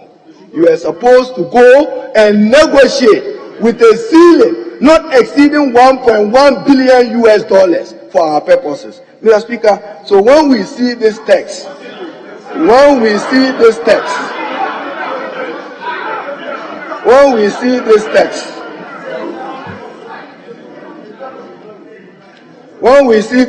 Mr. Speaker, then we are concerned and we think that it must be rectified for the record. And I accordingly demand, Mr. Speaker, that Hansard, when it gets to the portion of this, my statement, they add the resolution that was so adopted that particular date. I'll share the date for the purpose of the record to reflect what has been reported and what ought to have been reported. Mr. Speaker, now we were told as part of the policy measures of this budget that road tolls, and Mr. Speaker, let me refer you to paragraph 247, page 68, paragraph V, it reads, zero rate tolls, removal toll charges on all public roads, and reassign the current workforce collecting road tolls effective immediately the budget is approved by Parliament. So, Mr. Speaker, Haruna Idrisu may not be right. The Speaker may not be right, but at least Ken Ufuriata must be right. And these are his words. Mr. Speaker, I quote, immediately the budget is approved. Yet, my colleague, the Honorable Minister for Roads and Highways, proceeded to issue his announcement on the cessation of road tolls in the country. Mr. Speaker, road tolls in future will be reintroduced. I'm very optimistic about it. Who pays road tolls? The rich. Therefore, you don't introduce what we call regressive taxes. Well, yes, I stand by it. Those who own vehicles, road tolls, they pay it. Yeah, truck drivers, they pay road tolls on behalf of the owners of the cars. They pay road tolls on behalf of the owners of the cars. Mr. Speaker, road tolls. When you have a government come and pass a Public-Private Partnership Act, in these formative years, I was then Minister for Trade, and I used to work with then Minister for Finance on a public-private partnership policy which culminated in an act. In that act, you envisage that you will dualize Accra Kumasi, you will dualize Accra Kepkos, Sekendi Takoradi, you will dualize even Tamale Bolga in the foreseeable future. Mr. Speaker, nowhere in the world are road tolls zero toll. This is Ghana. And yet you make 78 million Ghana cedis. You probably could have adjusted it by 50% or 100% and make some 156 million Ghana cedis. You didn't do that. But Mr. Speaker, my colleague, Minister for Roads, you didn't get it right. You could not have said cessation. You could have said suspension. And I remind him that this is a country governed by law. And one of the cardinal principles of the rule of law is respect for the law. So the Honorable Attaché was very certain when he said, accept an administrative error because you didn't have the mandate to cease, to call for cessation of road tolls. I say, if you don't accept Haruna, because I'm in the minority, yes. You don't accept directive of Speaker because you think he belongs to a different political party, yes. But Mr. Speaker, he must respect the words of the Finance Minister when he said, and I quote, zero rate tolls on all public roads, and these were the words, immediately the budget is approved by Parliament. Not before Parliament, not even when its policy principles have not been approved. We should not encourage a state of normlessness in our country. You have every right as government to decide that you don't want to make use of road tolls. But I'm saying, in the foreseeable future, Ghanaians will wake up to the reintroduction of tolls. And Mr. Speaker, hear his argument when he says he's suspending road tolls, that congestion, unmotorable roads also contributes to congestion. Bad, poor roads also contributes to fuel burning. Same reason, Mr. Speaker. So, Mr. Speaker, the argument for road tolls neither here nor there. And I think that, Mr. Speaker, yesterday when my colleague, the Honorable Mahama Yerga, was contributing to the debate, he drew ministers' attention to the fees and charges. And Mr. Speaker, let me refer you back to paragraph 315, 316 of the budget again for our purposes. Mr. Speaker, when you say fees and charges, you will subject it to automatic adjustment over a 5-year using inflation as your basis. You are wrong in law and you are wrong constitutionally. That is why Article 174 imposes the mandate on Parliament as the only authority that can impose taxes. So your view of an automaticity is in breach of the power of Parliament under Article 174. Mr. Speaker, when they wake up every other day, I heard the Honorable Kojo Opon Nkrumah say that we should shy away from goal scoring. Why? We won't shy away from a return match. When you scored a goal and there is a return match, you must prepare for the return match. When value-added tax was introduced in this country, today we are hearing arguments. Support Nana Addo Dankwa because he wants to build infrastructure, he wants to do roads, he wants to do cyber crime. When the NDC introduced VAT, what was it to be used for? You stood in opposition, you shouted in opposition, you demonstrated in opposition, and today you call it goal scoring. It's a return match, you are reminded. Mr. Speaker, they also when we argue, we will compare the two administrations, Mr. Speaker. And the reason why we are opposed to e-levy and we will not support it, Mr. Speaker, there is no luckier minister than Minister Ken Ofori-Atta. Between 2017, 18, 19, 2020, 2021, Mr. Speaker, total revenue as he has got is in the region of some 300. I want to get my figures right, Mr. Speaker. Total revenue that he has benefited from over 266 billion.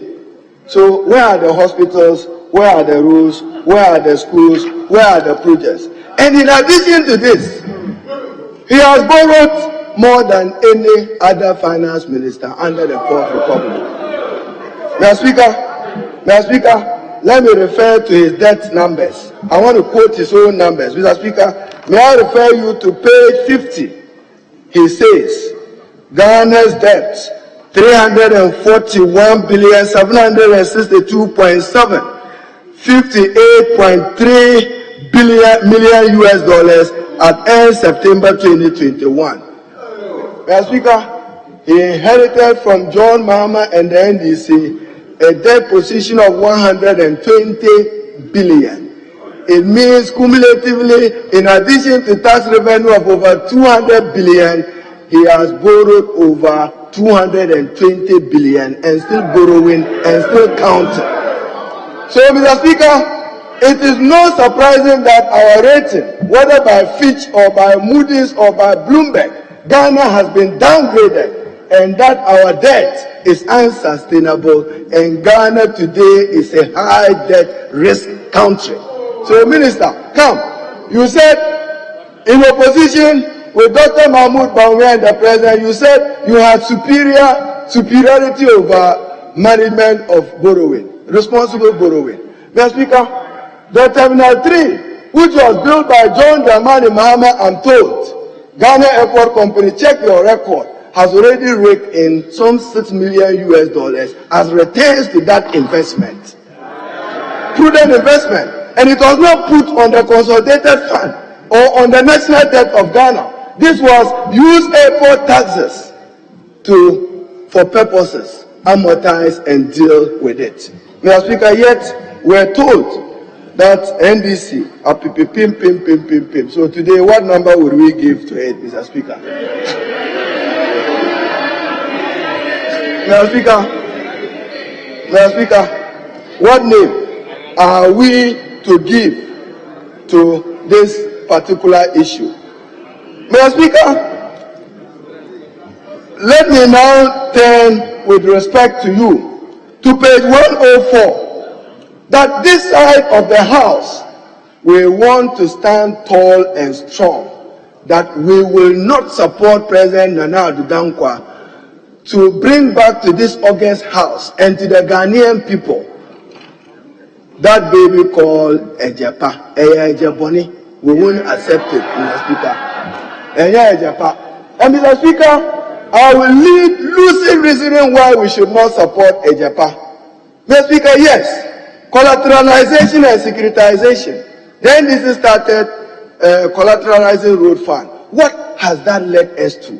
Road contractors are not being paid. Certificates are held for 3-4 years with the unacceptable interest regime. Many of them businesses are collapsing, and you want to collateralize our mineral resources. We say no. We simply will not accept it, Mr. Speaker. We say no. Mr. Speaker, get fund. 1.5 billion has been collateralized dollars against get fund. And worst of it, even when we have a minister and a governing board, you create another vehicle called Daichi. Today, if get fund rakes in 1.4 billion as they should do, because of that, 680 million of it is used to service debt. Half of it. So in 2-3 years, get fund may as well be only taking the VAT to service debt, not to complement infrastructure or the purchase of teaching and learning materials. Collateralization. Minister Ken Ofori-Atta, Ghana exit as one of its principal architects with Minister Setekwe and the Honorable Atu-Forson to help expand exports. It is the only bank that has a legitimate, reliable source of revenue, because we set a certain CIF value, 0.50% of imports is dedicated to Ghana exim. Rightly, I'm not disputing that. But you have borrowed against even that one. You have borrowed against even that one. Mr. Speaker, they have taken $100 million US fees facility against Ghana exim. And Mr. Speaker, I'm calling on the Minister for Finance to take immediate steps to investigate the way the monies are being given. Legitimate Ghanaian entrepreneurs, you want to develop a new culture of entrepreneurs. That new culture should not know NDC businesses and MPP businesses. It should know Ghanaian businesses who can do well, who genuinely and legitimately must be supported to grow this economy. Not a dole out to political favorites. I'll share a list with you. It will surprise you. Somebody got 16 million Ghana cedis to farm. Whether he's a farmer or not, I'm on it. Mr. Speaker, the Honorable Minister for Finance, he must respect not just the Supreme Court ruling on the District Assembly Common Fund, but he must respect Article 252 of the Constitution, which requires him to transfer money in quarterly installments, not half year or next year or hope against January. Not that. The Constitution in 252 says quarterly installments. Today, there are outstanding transfers for 2018, 2019, 2020, and even 2021, amounting to about 2.6 billion. Yet you say, my idea, you have done well, the economy is doing well, when you cannot even meet your statutory obligations. And it is not just the District Assembly Common Fund, Mr. Speaker. The National Health Insurance Fund is in coma. They are surviving on a bone. What has happened to their dedicated 2.5% VAT? What has happened to the 2.5% VAT on Ghana Infrastructure Fund that you took as additional revenue? Mr. Speaker, we are told that, for instance, government in 2017 collected 178,528,000 Ghana cedis from cocoa board at export duty, but failed to disclose same. Read Auditor General Report 2017-2018, audited financial statement. So somebody must be accounting for this borrowing from Cocoa Board. Now, Speaker, other issues. The district assemblies must function. We've all learned our lessons following the election of the appointment and confirmation of MMDCs. Our colleague, the Honorable Basua, we saw how he got humiliated because of a confirmation of a DC. Mr. Speaker, very soon I will stand in his seat to raise the matter of contempt of a member of parliament by those parading as security agencies and police. They must have respect for him and allow him to perform his lawful duties. Mr. Speaker, the Honorable Minister for Finance again, we are told, spent 23 billion on financial sector bailout. And he is talking about a development bank and dedicating $800 million to $1 billion to that development bank. Couldn't you have used that to improve the liquidity of ADB and NIB, which are struggling, instead of wanting to create a new financial institution? And Mr. Speaker, what is even more important about the development bank? If there is any bank in Ghana which Parliament must legislate on, is the development bank. Because of your experience of the collapse of banks, micro loans and savings company, and the consequent attendant unemployment and distress it has created for families. That is why we particularly must legislate to iron out what the mandate of the bank should be, so that when they are in infraction, we can punish them. Now, if you dedicate $800 million to $1 billion, and Mr. Speaker, even his paragraph on it, you have not made full disclosure as minister. When I add up your numbers, add $100 million. So, Mr. Minister, we need to be told on the development bank, what is it that we should expect, apart from the legislation, when you say you have $1 billion, from where? And for what purposes? Where is the money coming from? You cannot appropriate it yourself. It is wrong. My view, it is wrong. You cannot appropriate up to $1 billion to a financial institution without parliamentary appropriation. Mr. Speaker, Kromnayesh.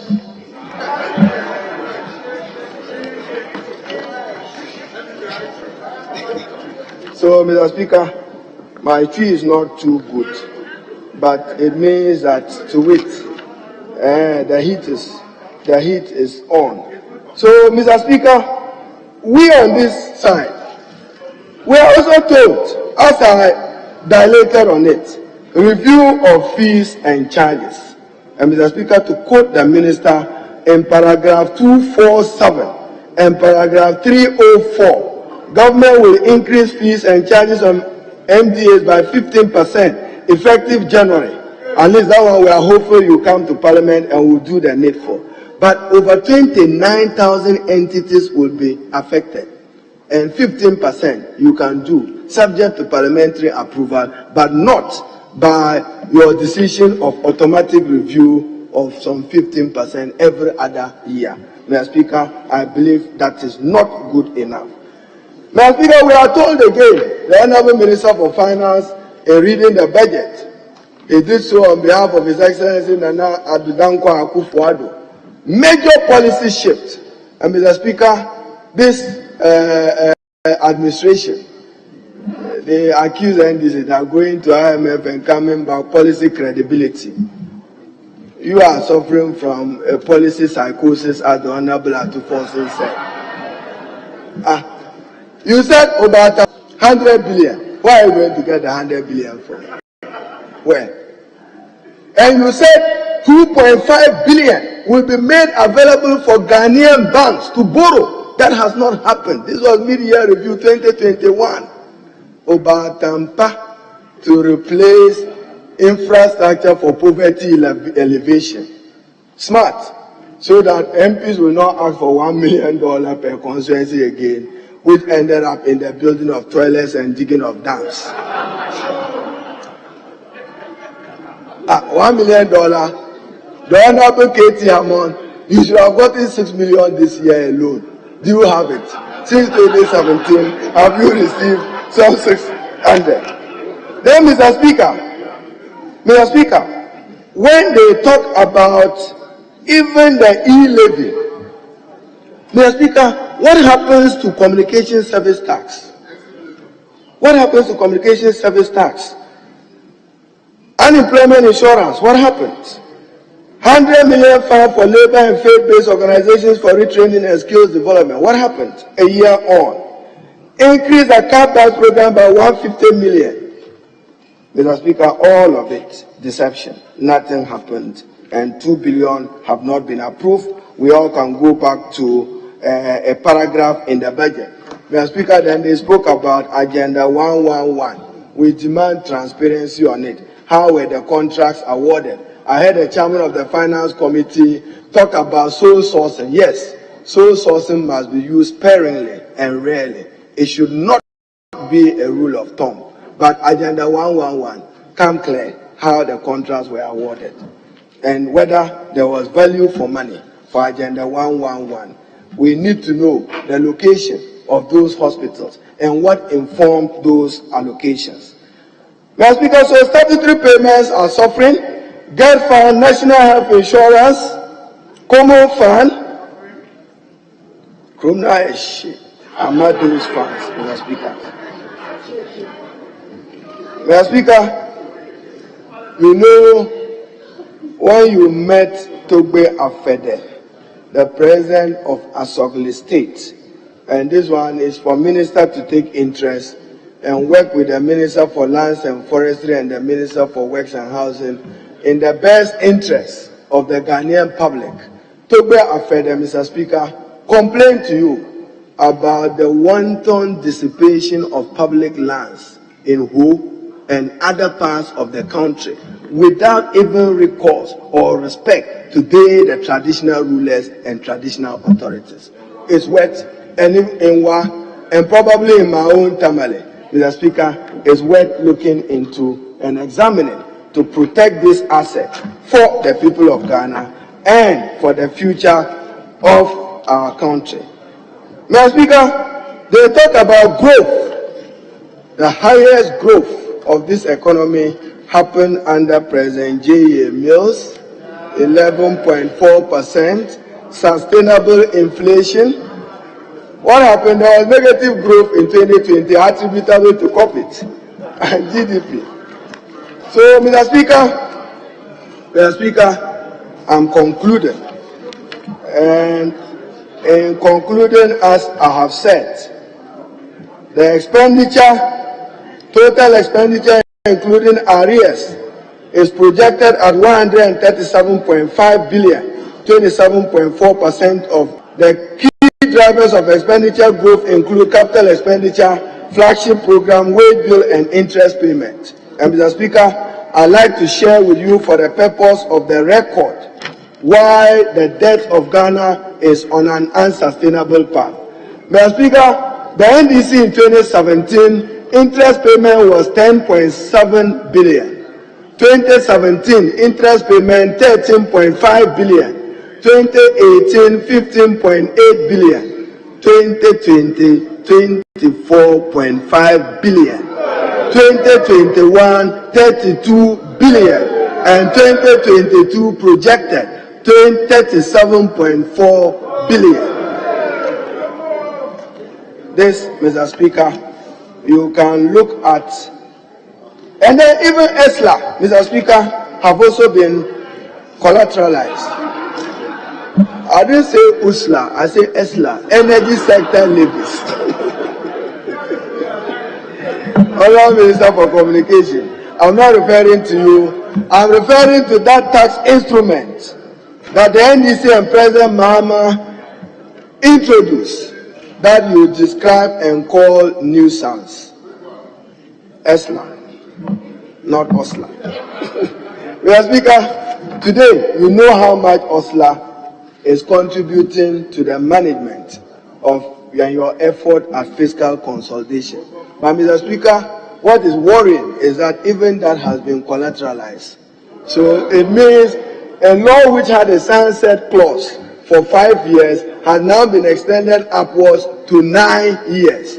That is the very reason why we will not support EJEPA, because evidence suggests that many of these securitizations have not served our people right. Mineral resources contribute about 4% to our gross national product. In terms of tax revenue, very, very significant. So, Mr. Speaker, in concluding, I can only agree with Dr. Mahmoud Bawumia on 31st August 2020 when he said, don't tax Momo. Don't tax Momo. So, don't tax Momo. And his argument with that, it affects ordinary poor people. He is right. And I share his thoughts on this particular matter. So, Minister, you probably will consider withdrawing it. But, Mr. Speaker, let me conclude with some evidence. When you look at remittances, you want to tax it. Bank charges, you want to tax it. Inward remittances alone will reach about 3.6 billion, equivalent to 2.5% of GDP. And you want to subject it to a tax. That's why I said that it's not a prudent thing to do, Mr. Speaker. So, Mr. Speaker, the Honorable Minister of Finance presented his budget statement. Let me conclude, Mr. Speaker, with those highlights. That e-levy, 6.7 billion out or added to your fiscal deficit. You can proceed with the other policy principles of the budget, minus e-levy. Improve the construction of the paragraph on EJEPA. Improve the construction of the paragraph on fees and charges, limiting it to your mandate as Minister of Finance and not attempting any effort to usurp the mandate of Parliament under Article 174 of the Constitution. Fees and charges, Mr. Speaker, the Ghanaian people are suffering. Then finally, Mr. Speaker, you said you start to take over from NAPCO. It is in your paragraph. Let the opportunities benefit every other Ghanaian. The other day, the Honorable Alassane Suhene asked the Minister for Youth and Sports about Astro tests in Ghana. Go and look at the locations and go and look at the distribution, one-sided. And you say you are developing Ghana for Ghana and you are developing the youth for Ghana, when a particular section of the Ghanaian population is denied. Mr. Speaker, 1D1F. Look at the statement by the minister. Upper West region, less than 10. Upper East region, less than 10. Greater Accra region, 76. 1D1F. One district, one factory. There are many districts in the Upper East region, many districts in the Upper West region. Mr. Speaker, we should begin to make a careful study. Ashanti and Brown region. I particularly think that cashew and poultry, we should dedicate its development to the Brown region, as it was standard, and identify entrepreneurs in that area, encourage and support them to do it as their 1D1F. But not the distribution you are doing and concentrating them in the Greater Accra region. Mr. Speaker, in this budget statement, we are told that even though 1D1F have happened, we cannot trace how that has contributed to addressing unemployment, neither can we trace how that has contributed to growth. That is why it's welcoming when you said that there will be a tax exemption regime. So, Mr. Speaker, Parliament, Mr. Speaker, you requested for a budget of 1.7 billion. Realistically, I think that is on the high side, Mr. Speaker. But Parliament deserves to be adequately funded. And Mr. Speaker, I know your quest is to allow for 2% of GDP to go to the other co-equal organs of state.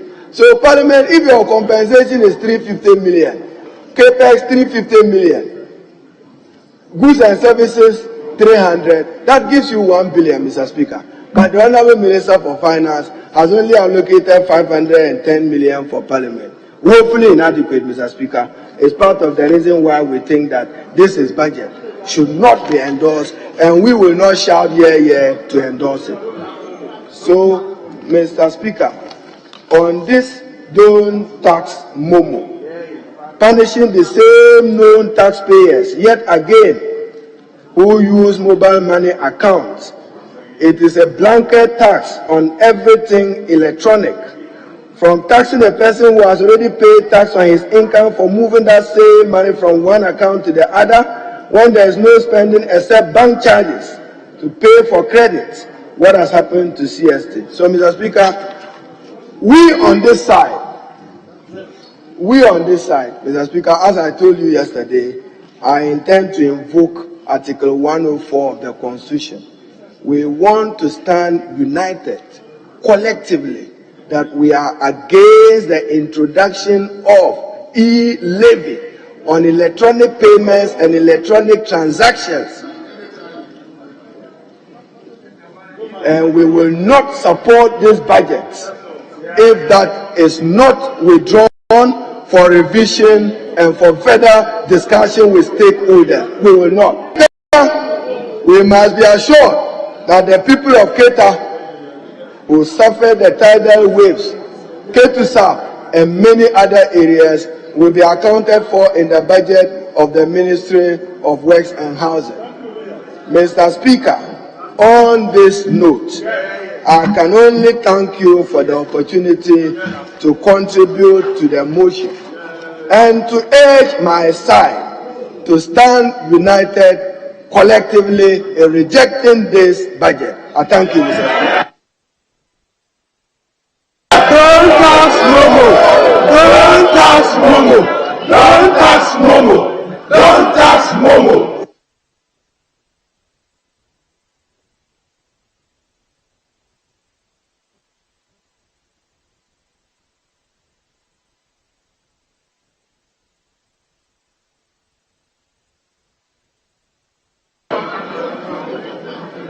Honorable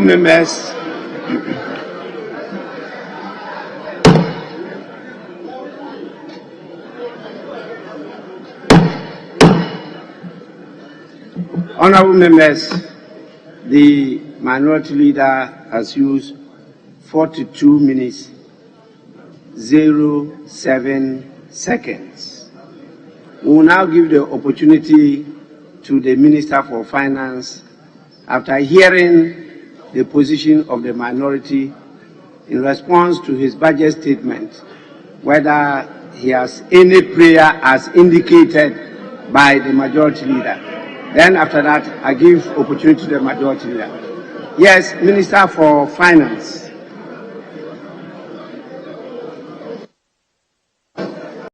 Yes, majority leader.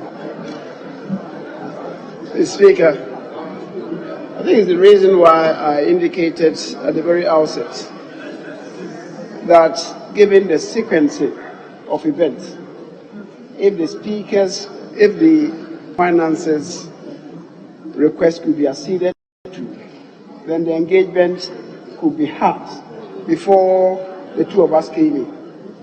Now that we have listened to the minority leader, crystallize the position of the minority, I think it can only be fair if I came in with the position of the majority, and thereafter you will come in with its prayer.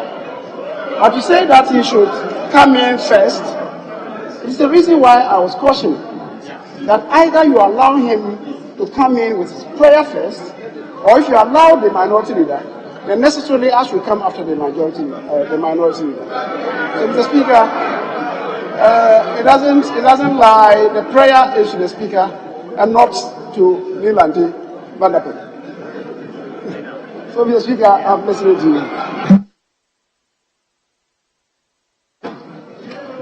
The request of the majority leader is for us to vary the sequence as initially indicated by allowing him to also submit the position of the majority. Then after that, we listen to the prayer of the Minister for Finance. I have no problem with that. We can listen to the majority leader, then after that, allow the Minister for Finance.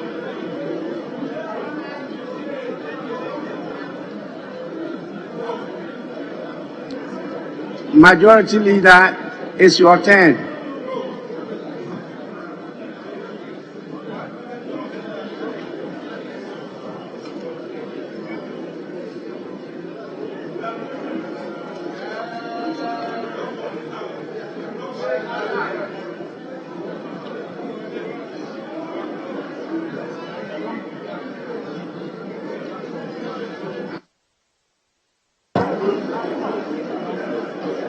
Speaker,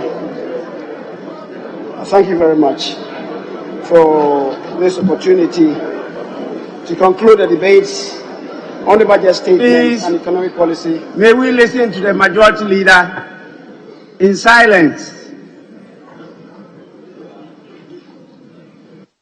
Mr. Speaker, let me pray my colleagues to grant me space to make my contribution because of my physical constitution. Mr. Speaker said, thank you for the opportunity to conclude the debate on the budget statement and economic policy of government of Ghana for the 2022 financial year, which was presented to this House on Wednesday, November 17th, 2021, by the substantive minister responsible for finance. Majority leader, just a minute. It looks like you are not audible. We may have to look at your...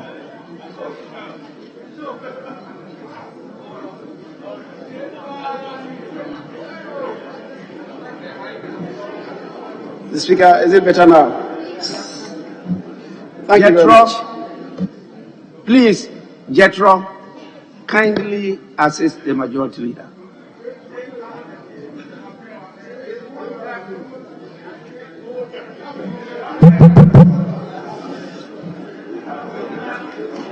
Mr. Speaker, I think it's important to relate to what you know.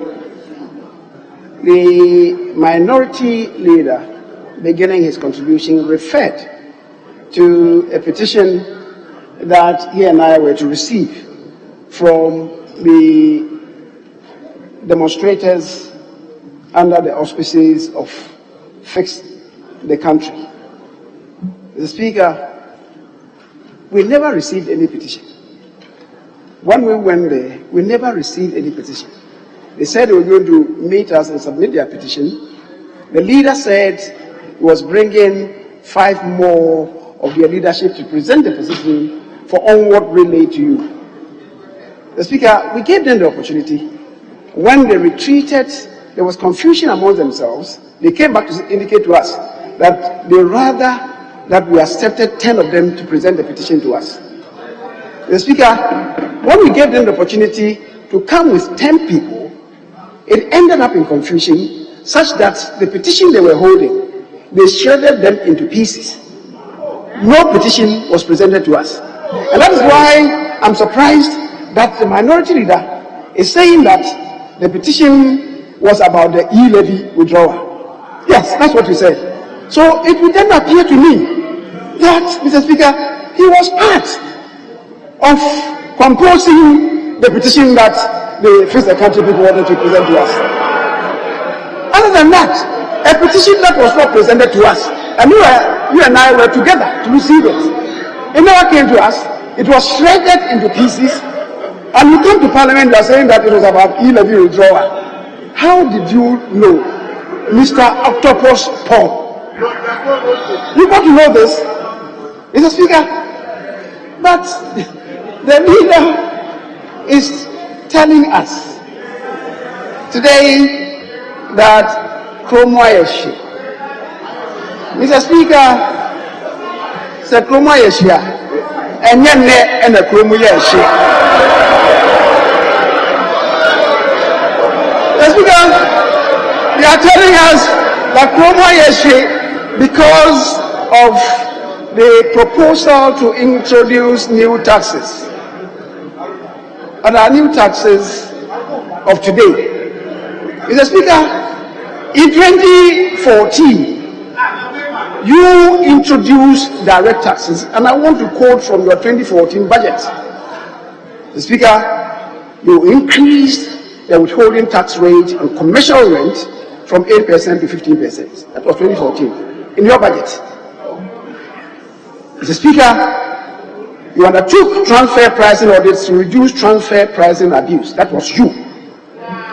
You increased the withholding tax rate on management and technical service fees from 15% to 20%. And then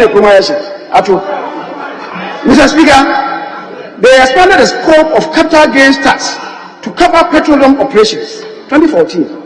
You reintroduced the windfall tax bill here in Parliament. 2014. Government, Mr. Speaker, introduced a special import levy. Speaker, then in the indirect taxes, 2.5% increase in VAT rate to be allocated to infrastructure funds. That was under NDC, 2014. And in the commercial, Mr. Speaker, you introduced special electronic point of sale device scheme. You introduced tax stamps on selected excisable products. You changed the basis of petroleum excise duty from specific to ad valorem, and you increased the growth fund levy, the basic, from 10% to 1 cedi, 900% increase overnight. And then the commercial. Mr. Speaker, people should be honest with themselves. Mr. Speaker, in 2015, the direct taxes that you introduced, you increased the minimum income tax rate for free zones entities from 8% to 15%. 2015. Extension of 5% national fiscal stabilization levy beyond. Mr. Speaker, 2015. You increased the withholding tax rate on directors' remuneration from 10% to 20%. 2015. You increased excise duty on tobacco from 150 to 175%. 2015. And then the commercial. Mr. Speaker, reversal of excise tax on petroleum from volume to specific with intention of maximizing tax revenue from petroleum products regardless of shocks from the global environment. That's 2015. And VAT for free-based financial services was introduced in 2015. 5% VAT on commercial real estate, again under your watch in 2015. And then the commercial amount. You are the deputy minister. Mr. Speaker, you extended special import levy of 1 to 2%. Mr. Speaker, you introduced indirect taxes. You introduced 5% flat rate on real tax, on real estate. You amended the National Health Insurance Act to fully align the schedules to the VAT Act 2013, Act 870. That was in 2015. Mr. Speaker, then you abolished VAT relief purchase order in granting of tax reliefs. That was 2015. Mr. Speaker, you imposed special petroleum tax of 17.5%. Mr. Speaker, 2015 for the people. What is being done is for foreigners. They are not for Ghanaians. Mr. Speaker, people should be honest with themselves. Mr. Speaker, you continue the enforcement of the 1 to 2% special import levy up to 2017. That's just before you left. And you introduced taxes on cutlasses. Machetes, you introduced it under your watch. You introduced taxes on condoms. You did condoms to aid family planning. You did to prevent AIDS, which was going to impact on our health financing. You did. And then the commercial one. Mr. Speaker,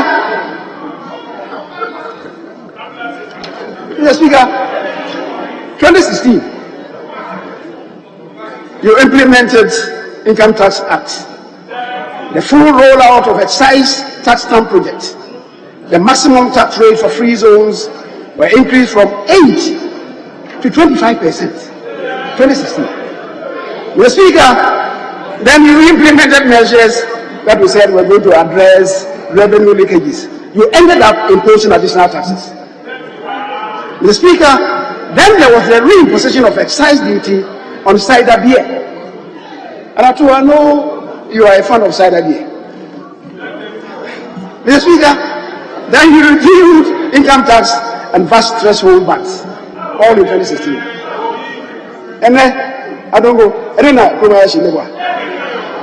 thou shalt not bear false witness. Thou shalt not bear false witness. Mr. Speaker, so 2017, the budget, we abolished the 1% special import levy that we introduced. We abolished the 17% VAT NHIL on financial services. That was under Akufo-Addo. We abolished the 17.5% VAT NHIL on selected imported medicines that are not produced locally. That was under Akufo-Addo. We initiated steps to remove import duties on raw materials and machinery for production within the context of ECOWAS Common External Tariff Protocol. These were done under Akufo-Addo. At your time, they existed. Mr. Speaker, we abolished the 17% VAT NHIL on domestic airline tickets. We abolished the 5% VAT NHIL on real estate sales. We abolished excise duty on petroleum, reduced special petroleum tax rate from 17% to 15%. We abolished duty on importation of spare parts. Speaker, we abolished levies imposed on Kaya by local authorities. We abolished levies imposed on religious institutions by local authorities. We exempted from taxation the gains from realization of securities listed on the Ghana Stock Exchange and publicly held securities approved by the Securities and Exchange Commission. Then we reduced the National Education Scheme levy from 5% to 3%. Mr. Speaker, we replaced the 17.5% VAT NHIL rate with a flat rate of 3% for traders, and we implemented tax credits and other incentives for businesses that hire young graduates. Mr. Speaker, these were the reliefs initiated and indeed passed into law under a Akufo-Addo regime. And I think that if we must be honest with ourselves, the Chroma Asia, it began with your era. Mr. Speaker, on Friday, as I said, the minister came with a budget and he responded to the realities of the 2016 after 8 years of the NDC administration. Mr. Speaker, the minister did not mince words because it is said that if you do not know where you came from, you will not be able to make progress moving ahead. It's the reason why the minister related to the situation that he met in 2016. And Mr. Speaker, he said, and I quote, when they inherited, the economy was in a very bad shape, suffocating under a misweight of debts, arrears, very high cost of living, high youth unemployment, and the worst growth rate since 1994. That is the worst growth rate in 26 years. The Speaker, that was in 2016. If we went back before the COVID, the most shambolic GDP growth rate was witnessed in 2014, 2.2%. It was the worst GDP growth rate in 32 years. And that was under President Mahama. You have courage to applaud that. Today, Mr. Speaker, this time around, the COVID situation, you all know, the COVID situation is unprecedented and it's not only affected Ghana. Mr. Speaker, the facts of the matter is that it was not due to mismanagement as happened. Mr. Speaker, we all know the realities. The rising global inflation occasioned by the COVID circumstances, disruption of supply chains, rising cost of shipment, the unstable financial markets, which is making borrowing high risk and borrowing coming at high cost. These realities are known by our colleagues, but conveniently, they avoided these home truths.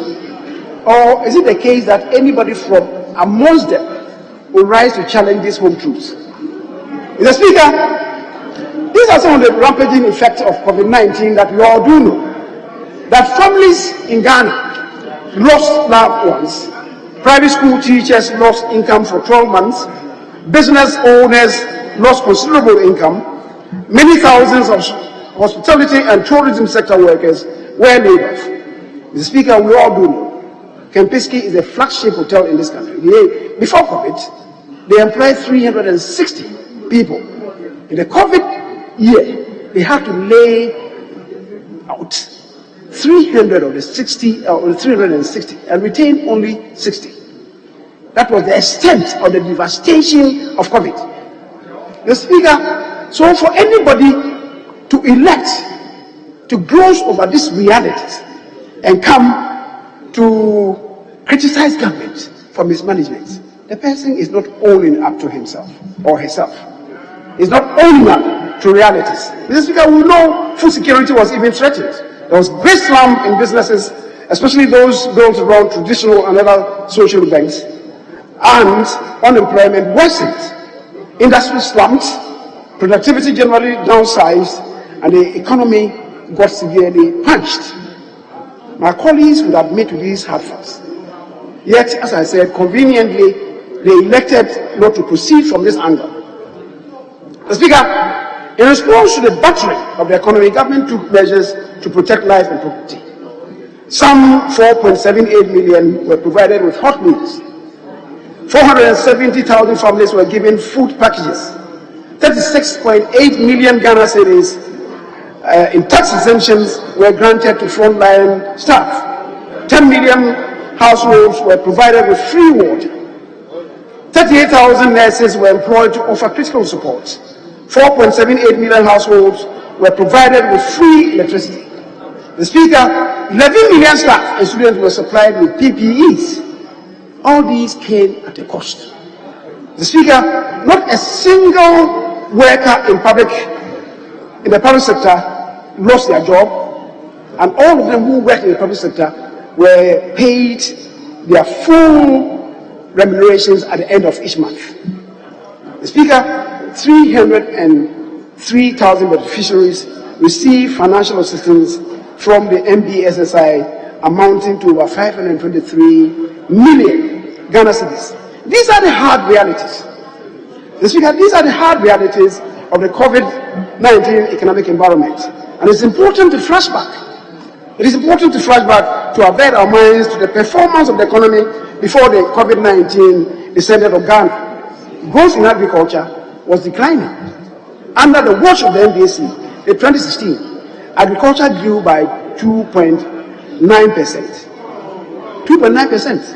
By 2019, it had increased to 4.6%. The Speaker, crops grew at 2.2% 2016.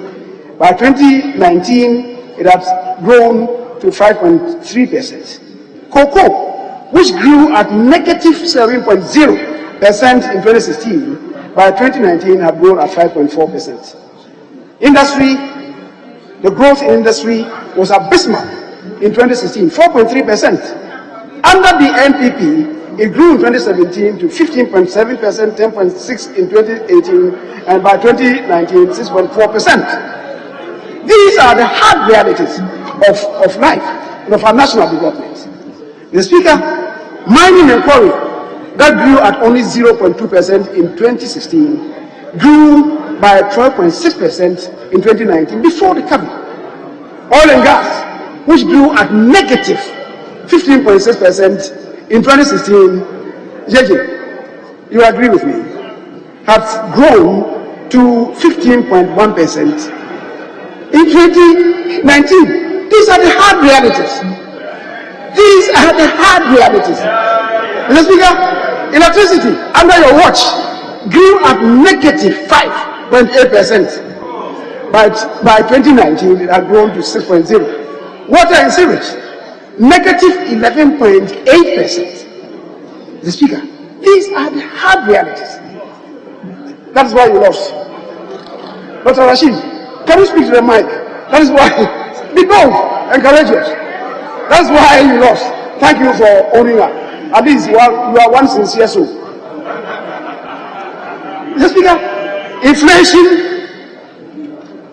all the indices of economic growth under NDC, under President John Dramani Mahama and Akufo-Addo, there's a world of difference. There's a world of difference. Inflation, the banking sector, rising at 91-day treasury bills, fiscal deficit, and on the external front, every trade deficit, and the Speaker, gross international reserves. They all attest to what better job the Akufo-Addo government has been doing. And Mr. Speaker, even today, in spite of the COVID, the gross international reserves accumulated under this government is unprecedented in the. And the Speaker, the other day I heard one of my colleagues to the ECOWAS convergence. The Honorable Okujeto was referring to convergence criteria. Please check your facts. When we had criteria, that is 4 primary and 6 secondary, there was not an occasion that we scored 5 out of 10. Under Mills Mahama, the best was 4 out of 10. And when they synchronized under President Mahama, your best was 2 out of 6. Your best was 2 out of 6. You have the courage to talk about convergence criteria. The annus horribilis of this government is last year. And yet we met 3 out of 6 of the criteria. So our worst, our annus horribilis is better than your best performance. You should swallow the bitter pill and own up to truthfulness. Truthfulness will not kill you. I'm not going to do truthfulness will not kill you. Mr. Speaker, there is something called truthfulness. And you don't manufacture facts. We don't manufacture facts. Mr. Speaker, support for industry and entrepreneurship. 181 companies at the beginning of 2020 have benefited under the 1D1F. Mr. Speaker, as of now, as the Minister recounted to us in July, 106 have started production and 81 are still in the works. Again, surprisingly, we had a member rise up to say that the figures that the Minister of Trade and Industry came to get were him. They were all proposed employment opportunities, and that by extension, nobody is benefiting from the rollout of the 1D1F. How insincere can we be? How insincere can we be on that? Mr. Speaker, 20,000 students have by the beginning of 2020 been trained under the Student Entrepreneurship Initiative. 100 disabled women have been empowered to start their own businesses. And Mr. Speaker, 19,500 startup businesses have received training support under the Government Entrepreneurship Program. Mr. Speaker, IPEC programs. We do recollect that 307 ambulances to each constituency and all regional teaching hospitals were purchased. 200 dams have been completed and 560 additional dams were under construction at the beginning of 2020 before the advent of the COVID. The Speaker, 50 prefabricated grain warehouses have been constructed by the end of 2019 to reduce post-harvest losses. And yet people say that we are not seeing anything under the Akufo-Addo administration. These are matters. Christ Jesus it was who said in his parables that those who have eyes to see, let them see. Those who have ears to hear, let them hear. Come in. If you have eyes to see, you will see. You have ears to hear, you will hear. Mr. Speaker, clearly the country was on the course of even greater achievement in 2020, predicated on one, the expanded domestic revenue mobilization, the business regulatory reforms, intensified drive for foreign direct investment, enhanced financial support to local enterprises, the digitization program, the accelerated infrastructure development, especially roads, hospitals, and educational facilities, and science and technology drive. Mr. Speaker, all these were being undertaken. And then from nowhere, we had the COVID invasion. Mr. Speaker, the COVID invasion, in my view, can be likened to the force majeure that this country experienced in 1982-83, the drought and the wild bushfires. It is not the self-inflicted doomsday. It is not. And the growth out of this is phenomenal. Mr. Speaker, it is important to come to grips with the impact of the COVID-19 on ECOWAS countries. The Speaker, the ECOWAS region's average annual GDP growth in 2020 was negative 2.5%. Ghana, thankfully, did not register a sub-zero growth rate. Ghana kept its head above water at the time the world economy came under recession. Only 4 countries in the sub-region did better than Ghana 20.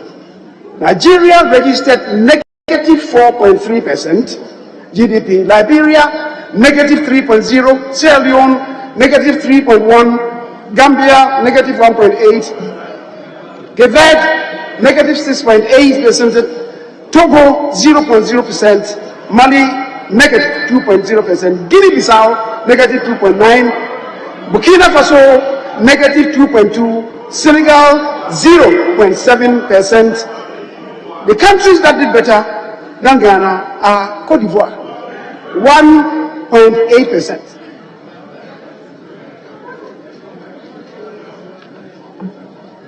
We commence the correction of the votes and proceedings of the 20th sitting of the third meeting held on Friday, the 26th November 2021.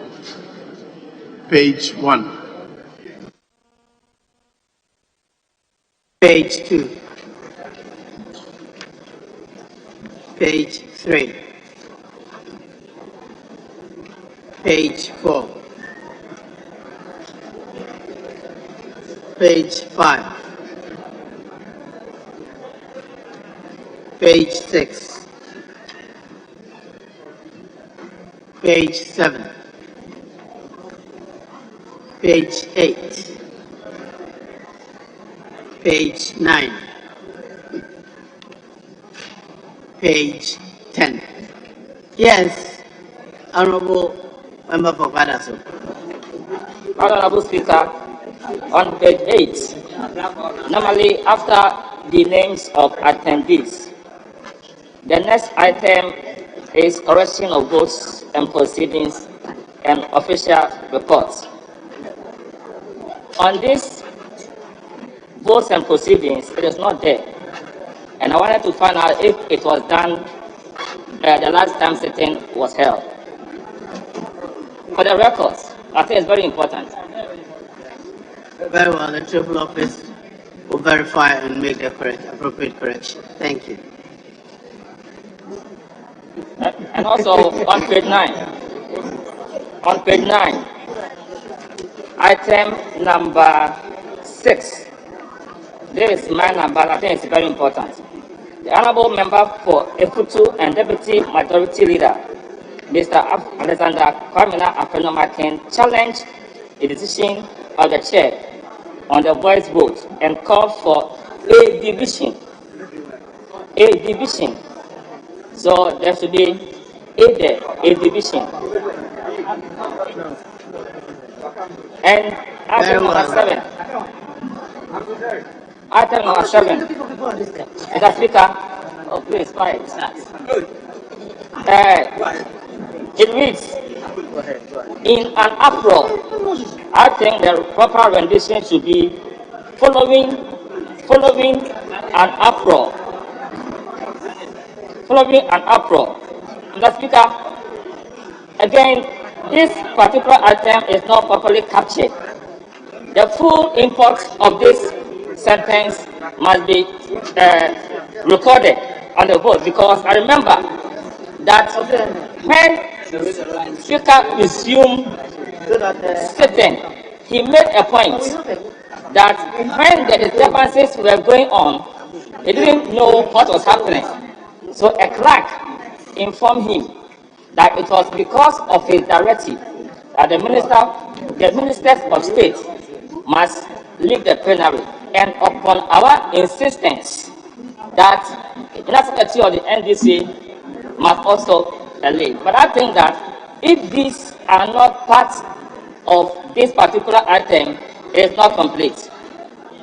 It's not complete. Members, the votes and proceedings are like the minutes, the summary.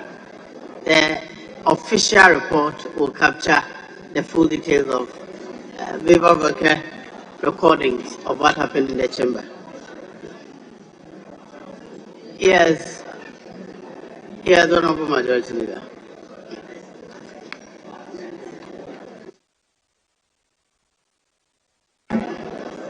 Speaker,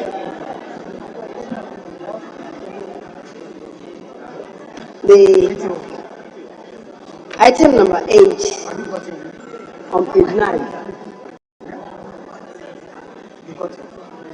I think there's a mix-up.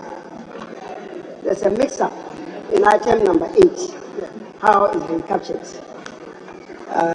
Speaker, it begins, Right Honorable Speaker directed that the House undertakes a head count for a decision on the prayer of the Honorable Minister responsible for finance instead of the initial application made by the Honorable Deputy Majority Leader, Mr. Alexander Kwamina Afenyo-Markin, for a division in accordance with Standing Order 1132. The House counted as follows: ayes nil, noes 137. Right Honorable Speaker accordingly declared the vote on the prayer request lost. Then you have question put and motion disagreed to. Which question? Speaker, I believe, and then following after that we have the House accordingly rejected the budget statement and economic policy of government for the year ending 31st December 2022. I believe there's a mix-up in how the table office captured proceedings. Let them avert their minds to that. And Speaker, clearly we were also in our offices watching proceedings, and I clearly recollect that the Speaker, after taking a vote, putting the question and taking the vote, came to the conclusion that those of them who had moved for the rejection, for the adoption of the motion moved by the minister, there was no number responded to aye, no person responded to aye. So that was clear. Honourable members, order. And for those of them who also responded no, he said the number was 137. The Speaker, I just want the House to take note of that. That is not in accord with our practice. The budget is a major document, arguably the most important document of the government, and it requires to be supported or rejected by the appropriate members in the chamber. 137 registered as being present and voting cannot support or reject the budget document. So I just want us to take note of that, Mr. Speaker. I thank you very much. Very well. The table office will rearrange the events guided by the records as contained in the electronic records already in the custody of the House.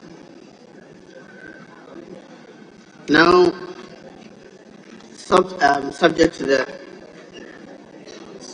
corrections made, the votes and proceedings of Friday, the 26th of November 2021 is hereby adopted as a true record of proceedings. Yes, Honorable Majority Leader, you do the business statement now.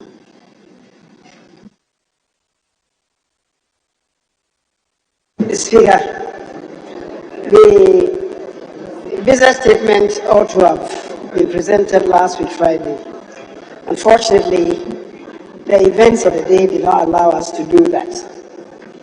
Speaker, accordingly, I want to present the business statement to the House for this week. Speaker, the committee met last Thursday, the 25th of November, arranged business with the House for the 6th week ending Friday, the 3rd of December 2021. The committee accordingly submits its report as follows. Mr. Speaker, you may read any available communication to the House. The Business Committee has slated the underlisted ministers to respond to questions that have been listed against their ministries. The Minister for Western Housing, 1 question. The Minister for Youth and Sports, 9 questions. The Majority Leader and Leader of the House, 1 question. Minister for National Security, 1 question. Minister for Roads and Highways, you have been absent for some time and you have 10 questions in your name to respond to. Minister for Fisheries and Aquaculture Development, 5 questions. Minister for Finance, 1 question. The Minister responding, 1 question. So we have in all 34 questions. Of 34, 5 are urgent questions and 29 are ordinary questions. The Speaker, the committee recommends that as much as possible, follow-up questions should be restricted to members in whose names the question stands. Right Honourable Speaker, pursuant to Order 72, Ministers of State may be permitted to make statements on government policy. In accordance with Order 72, honourable members may make statements duly admitted by Right Honourable Speaker in the House. The Speaker, bills will be presented to the House for first reading in accordance with Order 120, and bills of urgent nature may be presented to the House for first reading in accordance with the bills of urgent nature may be taken through the various stages in one day in accordance with Order 119. Mr. Speaker, pursuant to Order 75, papers for presentation to the House may be placed on the order paper for laying. Committee reports may also be presented to the House for consideration. Speaker, committee reports on estimates of the MDAs and other institutions and related motions. The estimates of a number of ministries, department agencies, and independent governance institutions are expected to be received by the table office during the course of the week under consideration. Speaker, my information is that close to 30 of the estimates are ready and have been submitted to the House. Speaker, the Business Committee will liaise with the various committees and accordingly schedule committee reports on the estimates for presentation at plenary whenever such reports are ready for laying. Of course, the Speaker, it will all be subject to the approval or otherwise of the budget. The Speaker, the consequential motions for the approval of the estimates will be scheduled for debate by the House as soon as reports on those estimates have been presented by committees. An indicative schedule has been produced in this regard. the Business Committee entries committees with oversight responsibilities for the sectors in groups A and B of the indicative schedule to endeavor to expedite consideration of those estimates and report to the House as soon as possible. Secretariats of the various committees are encouraged to constantly liaise with the table office in order to take custody of estimates of the MDs under their mandate. The Speaker, the Business Committee once again recommends that the House commences sitting each day at 10 a.m. and also have extended sittings to ensure that the business schedule for the week under consideration is completed. The Speaker, Friday, December 3rd, 2021 is National Farmers Day, a statutory holiday, and it is expected to be observed as such, which means that apart from today, there are only 2 more days, tomorrow, Wednesday, and Thursday, that the House would sit. Speaker,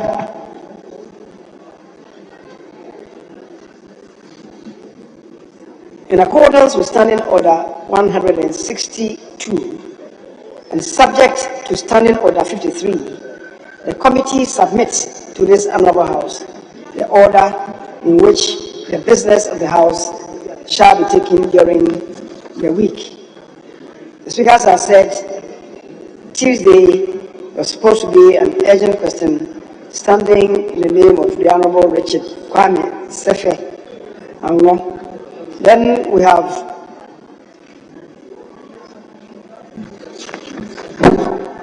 ten other questions for today. Mr. Speaker, given where we are, I'm not too sure whether I'll be able to deal with them. Of course, when we are finished with the various issues, we'll see whether there is time and space for us to go on the question time. Mr. Speaker, statements are also programmed to be made today. There are motions that have been slated. On Wednesday, there's no urgent question, but there are 12 questions slated to be answered. Speaker, the Minister for National Security has questions, roads and highways as 8 questions.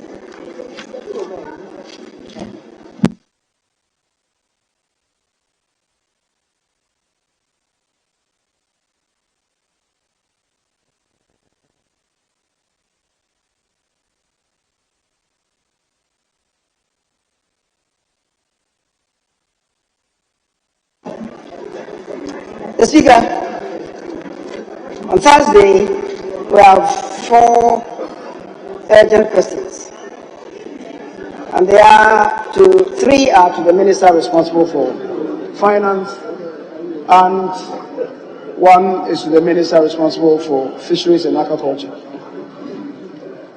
For Finance, we have 2 more questions, ordinary questions, and for Fisheries and Aquaculture, you have 4 more questions. Mr. Speaker, that indeed is the order of questions from today up to Thursday.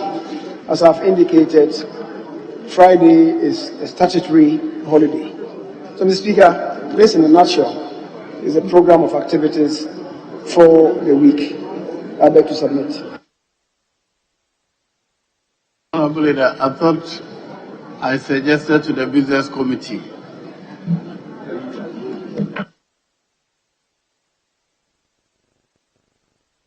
Honourable Majority Leader, I remember suggesting to the Business Committee not to schedule any more questions during this busy period of the budget debate,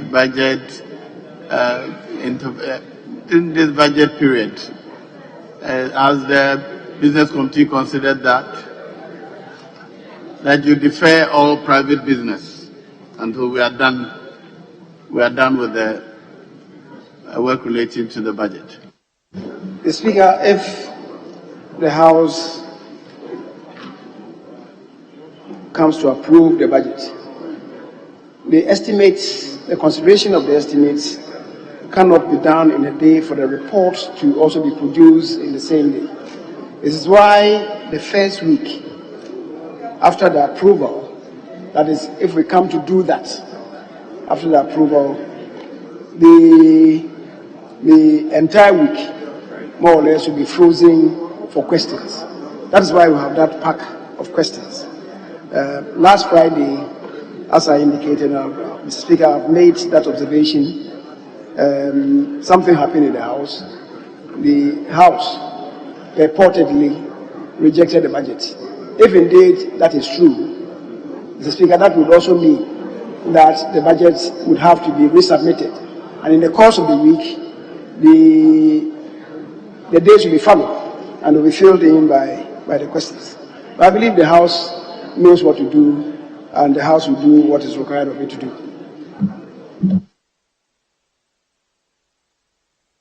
Yeah, the Honorable. Thank you, Mr. Speaker. Yeah. Mr. Speaker, the Majority Leader, in submitting the business statement, said that Friday is a public holiday because of Farmers' Day. Given the fact that the House is likely to rise somewhere in the middle of December, is it that the holiday being Friday, 3rd December, will be compensated for, and whether there are any plans for us to sit on Saturdays before we rise?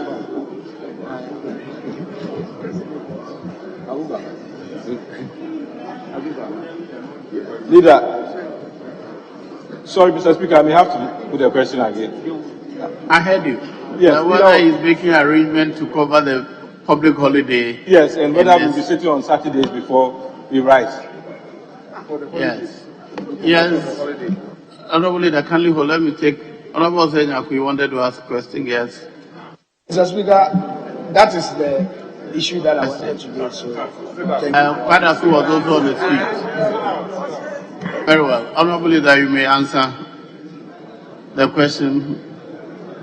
The question by the Honorable Deputy Minister. He's asking, in view of the fact that the Friday, 3rd December, it's a public holiday, do you have any program to replace that day as to the House sitting on a Saturday or a Sunday?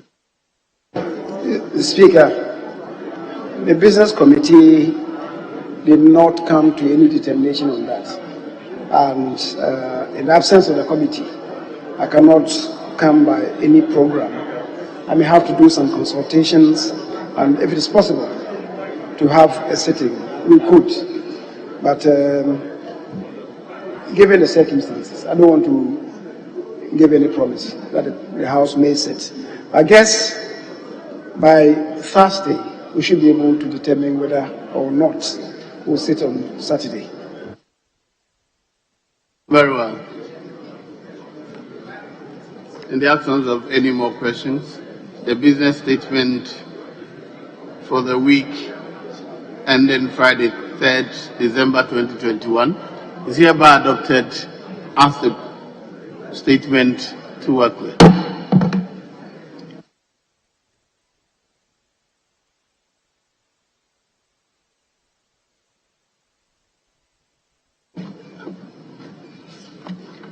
Yes.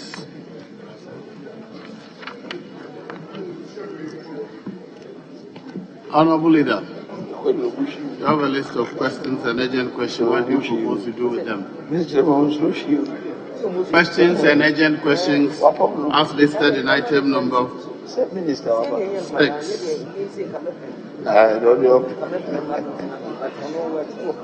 Item 6, urgent questions.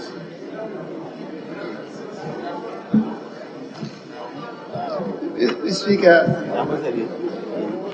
Speaker, no. We'll step down all the questions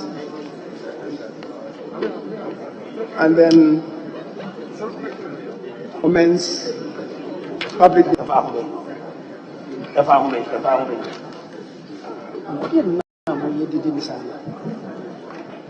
Very well. That then should bring us to the end of the private business. That should bring us to the end of private business. Yes. Questions and statements. Now go to public business. Are there any papers to be presented?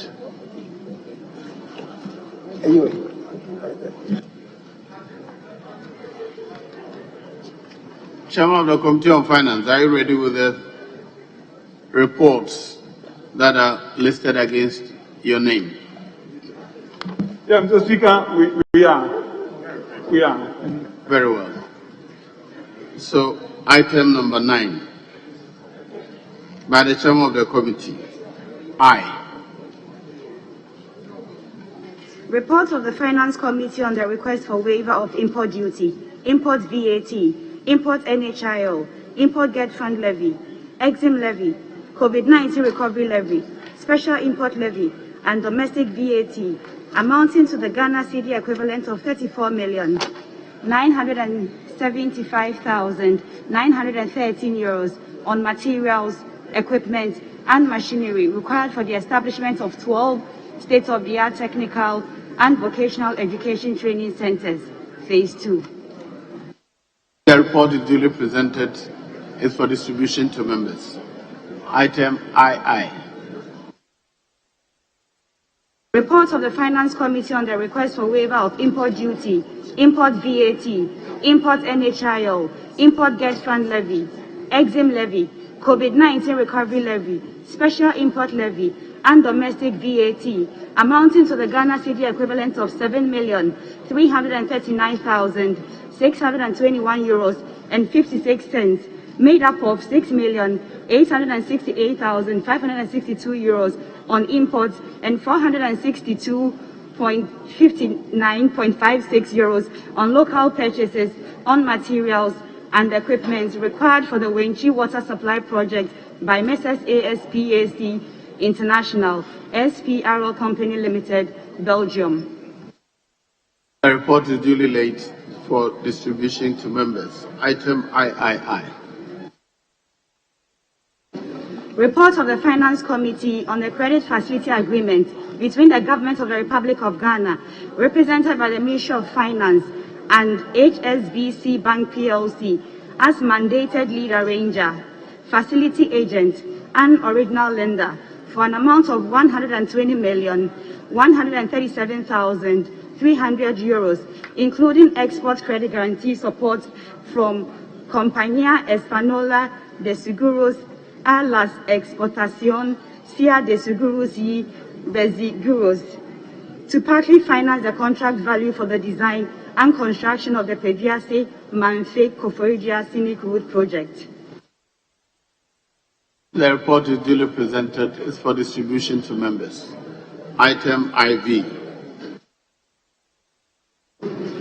Report of the Finance Committee on the Third Commercial Facility Agreement between the Government of the Republic of Ghana, represented by the Ministry of Finance, and HSBC Bank PLC as mandator lead arranger and agent and other financial institutions as original lenders for an amount of 45 million euros to finance the design and construction of the Pediase Manfe Koforidua Scenic Road project. The report is duly presented for distribution to members. Item V.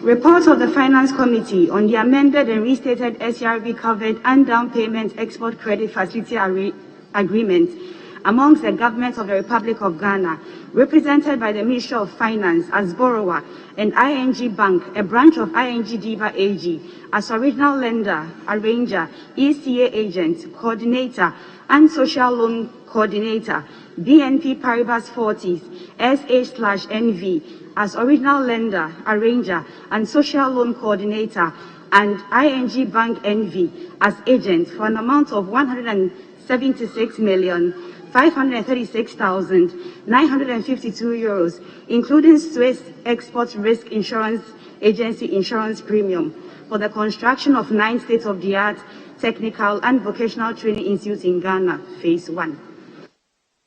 A report is duly presented for distribution to members.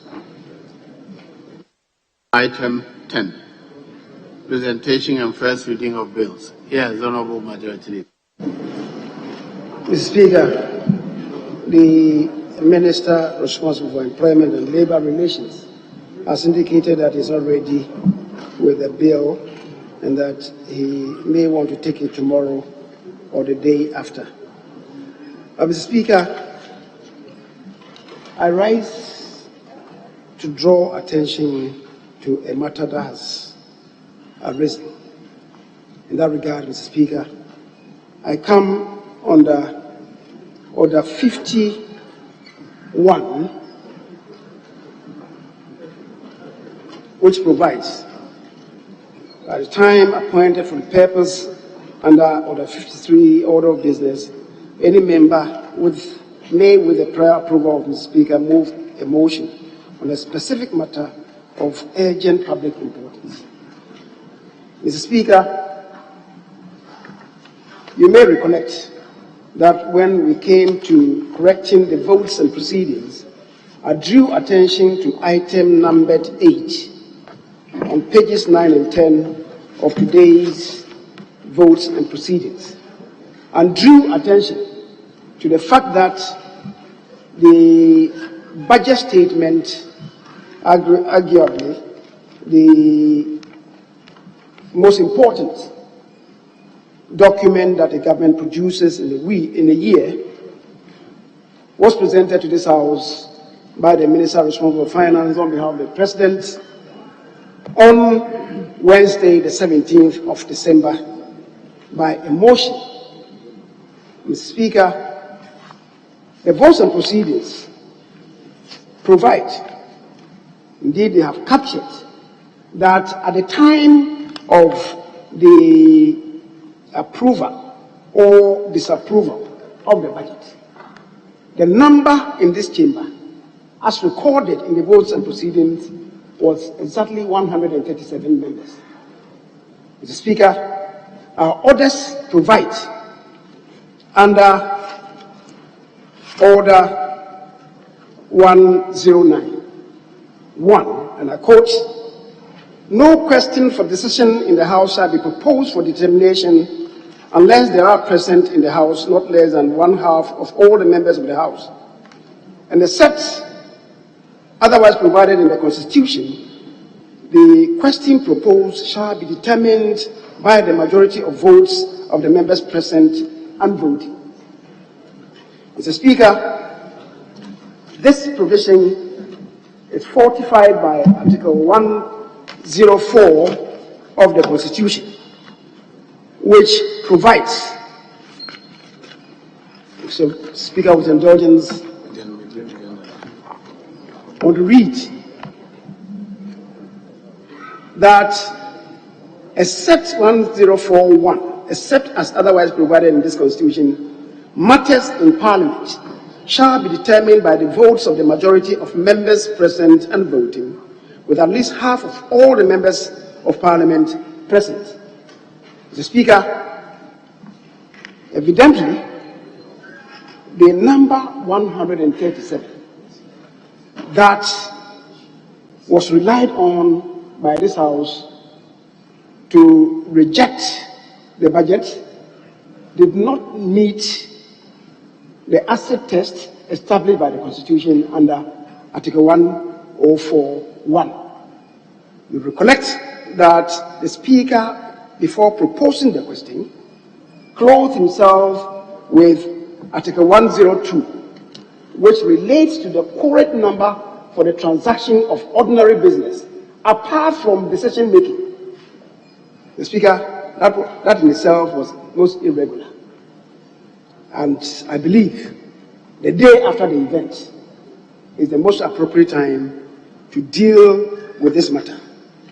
Accordingly, Mr. Speaker, I come under Order 51 to move that you, the Honorable Speaker, properly propose for determination the question on the motion moved by the Minister of Finance on behalf of His Excellency the President on Wednesday, November 17, 2021, in respect of the budget statement and economic policy of government for the year ending 31st December 2022.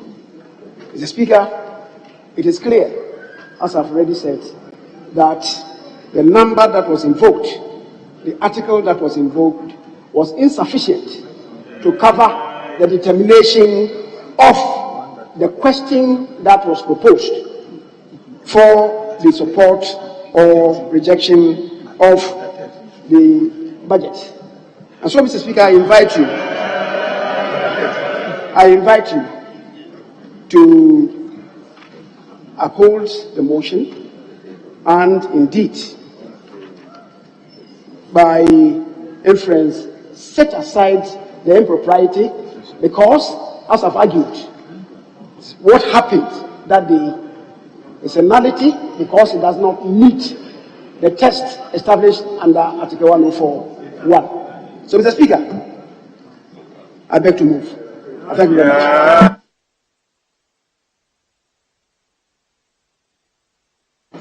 Yes, Honorable Deputy Leader. Mr. Speaker, I humbly rise to second the motion ably moved by the Majority Leader and the Leader of the House. Mr. Speaker, in seconding the motion, I beg to raise the following issues to further fortify the prayer of the applicant. Mr. Speaker, first, whether or not you have the capacity to determine this matter. The Speaker, on that score, the Speaker, I shall rely on Order 13.2 of the rules of this House to say that you are so well fortified to consider this matter. Mr. Speaker, for the avoidance of doubt, I shall read Order 13.2, which provides, whenever the House is informed by the clerk at table of the unavoidable absence of Mr. Speaker, the first Deputy Speaker shall perform the duties and exercise the authority of Mr. Speaker in relation to all proceedings of the House until Mr. Speaker resumes the chair without any further communication to the House. Mr. Speaker, rightly so, the clerk at table has informed us that Mr. Speaker is unavoidably absent, and that by that imperative, you are well fortified to assume the full duties, mandate, power, responsibilities as though you are the Speaker of the House. So, Mr. Speaker, you are fortified to consider this application. Mr. Speaker, second, it is right that the constitutional provision relied on by the applicant clearly gives us the number required to be present in this chamber for the purposes of taking decision in Parliament. And Mr. Speaker, 1/2 of Parliament will be 138. For the avoidance of doubt, the record in our votes clearly states that Mr. Speaker in the chair had indicated that there were a number 137, 0 saying yes, meaning, Mr. Speaker, that at that moment in time, we did not have 138 present. Which, Mr. Speaker, Article 104(1) is also very clear that when that minimum number is present, the decision must be based on the majority of those present to take a decision. Mr. Speaker, for the avoidance of doubt, I shall read that aloud. Except as otherwise provided in this Constitution, matters in Parliament shall be determined by the vote of the majority of members present and voting, with at least half of all the members of Parliament present. So, Mr. Speaker, the net effect is that, one, the threshold of 138 must be met, and that in that 138, majority of them would now be required to take a decision. Mr. Speaker, having made these contentions, I beg to say that, Mr. Speaker, this constitutional imperative clearly vitiates that which took place. And now, Mr. Speaker, on all fours, the applicant's motion is well rooted, and Mr. Speaker, the invitation made to you on all fours is right, and I therefore, Mr. Speaker, without any hesitation, implore you, Mr. Speaker, to give favorable consideration to this application. Mr. Speaker, I shall submit, and I thank you.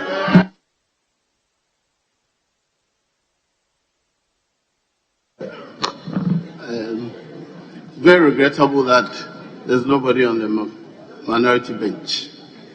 Indeed, we've been engaging at leadership of the House, expanded leadership, from 9 a.m. We closed at 2:30 to give ourselves 1 hour to have lunch and to resume at 3:30. I've no information why nobody on the other side is here, but we clearly agreed that Parliament will sit at 3:30. It was a meeting at which the leadership on the minority was present, and we have had discussions from morning up to this time. So it's a pity there's nobody here, so I could hear their views on the motion before me. But as has been pointed out under Order 1091, let me read for emphasis. No question for a decision in the House shall be proposed for determination unless they are present in the House not less than 1/2 of all members of the House. And except otherwise provided in the Constitution, the question proposed shall be determined by a majority of votes, members present and voting. So before I take any decision, I want to confirm that I have a majority of members of Parliament in the chamber. May the clerks at table assist me. But how are we going to do it? Call out names or members? We go around and count the members.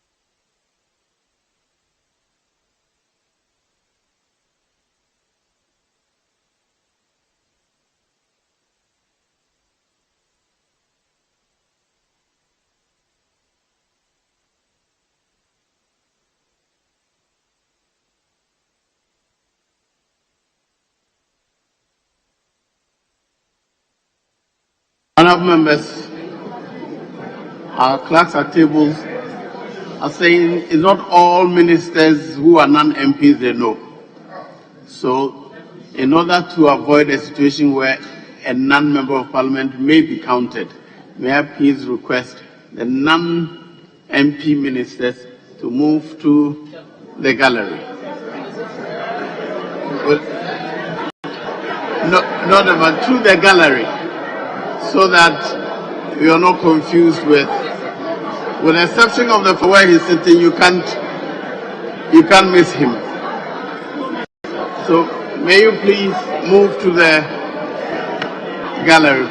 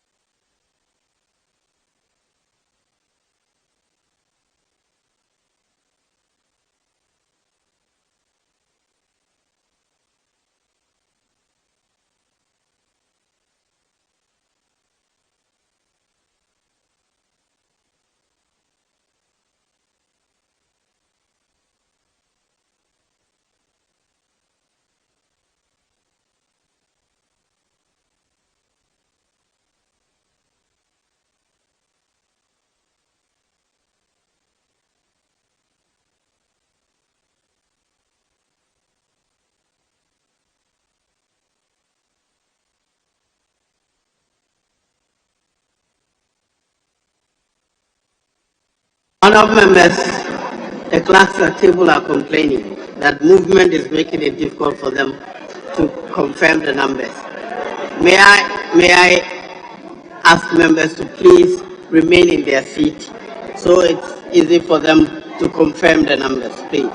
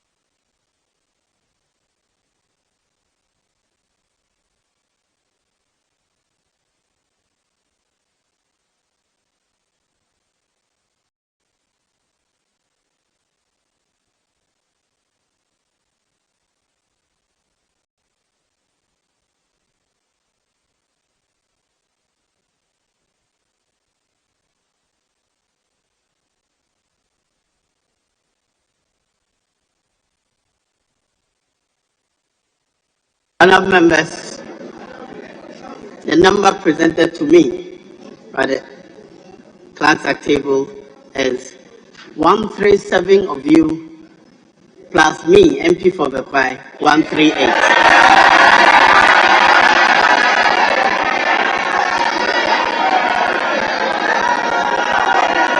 Honourable members, for the avoidance of doubt, let me read out the constitutional requirements so that there's no confusion as to who can vote, what numbers are required to take a decision.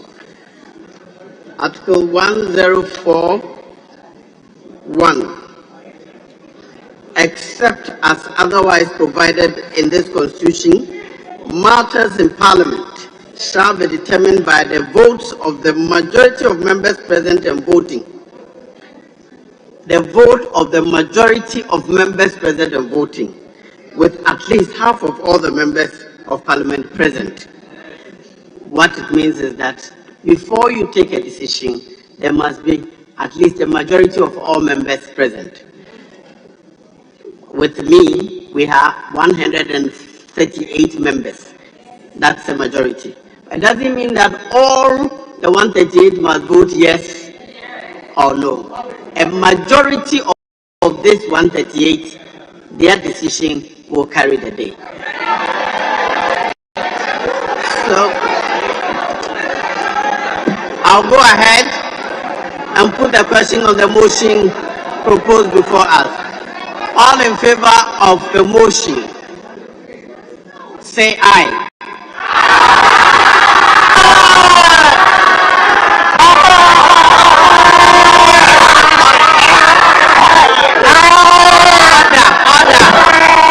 Order. All against say no. The ayes have it. The motion is carried.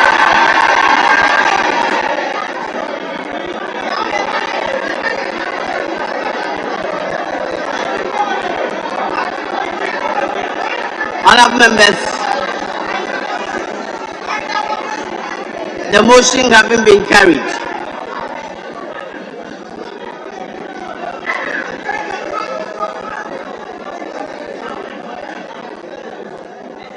it is our practice that after the leaders have concluded their debate, the finance minister is called to wind up. That did not happen the last Friday. Rather, he made an application to be allowed some time to make some statement. That application was denied, but it did not take away his right to make concluding remarks if he so wished. So, Honourable Finance Minister, if yes.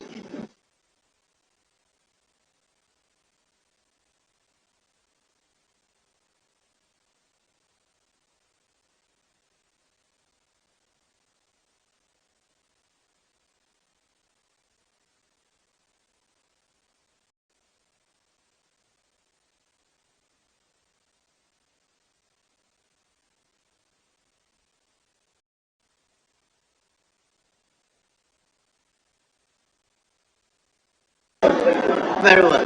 Yes, Honourable Majority Leader. Mr. Speaker, I believe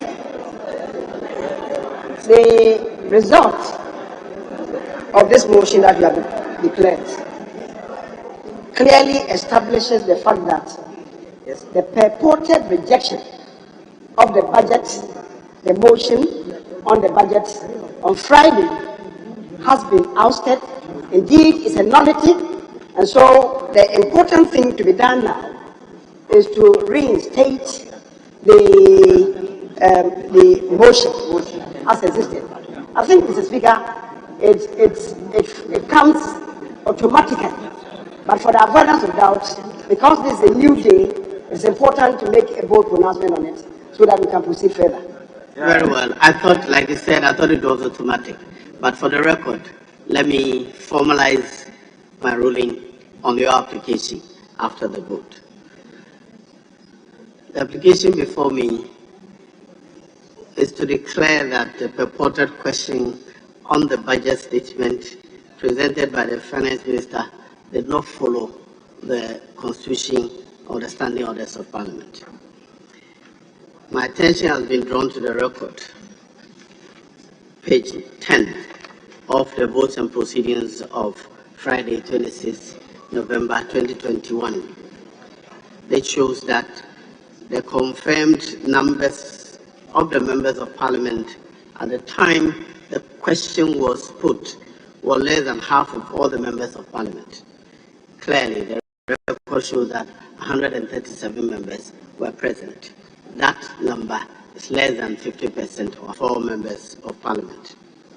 As stated already, Article 1041 and Outstanding Order 1091 regulate the process of decision-making in the House. The combined effect of these provisions and the standing orders are that the question shall not be put. The question shall not be put on any matter for a decision to be made unless at least half of all the members are present in the chamber. The Honourable Speaker presiding at the time the question was put appeared not to have adverted his mind to this constitutional and procedural requirements.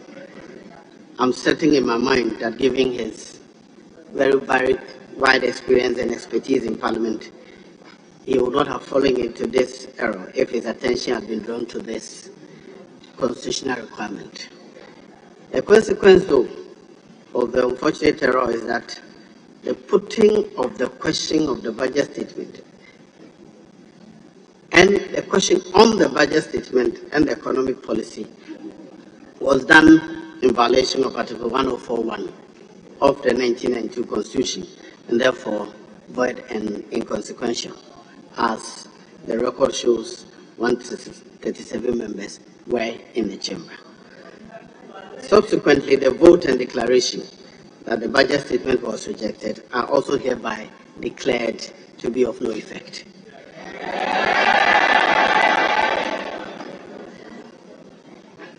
Now that we have the numbers, sufficient numbers to take a decision in the chamber, I'll put the question again. But before that, I'll offer the opportunity to the finance minister, if he so wish, to make his concluding remarks.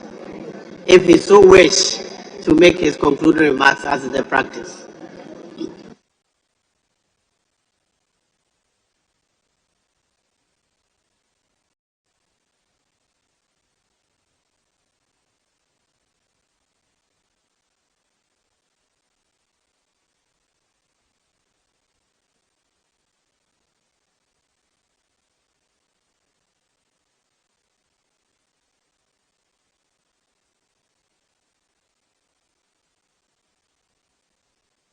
Does the finance minister wish to make the concluding remarks?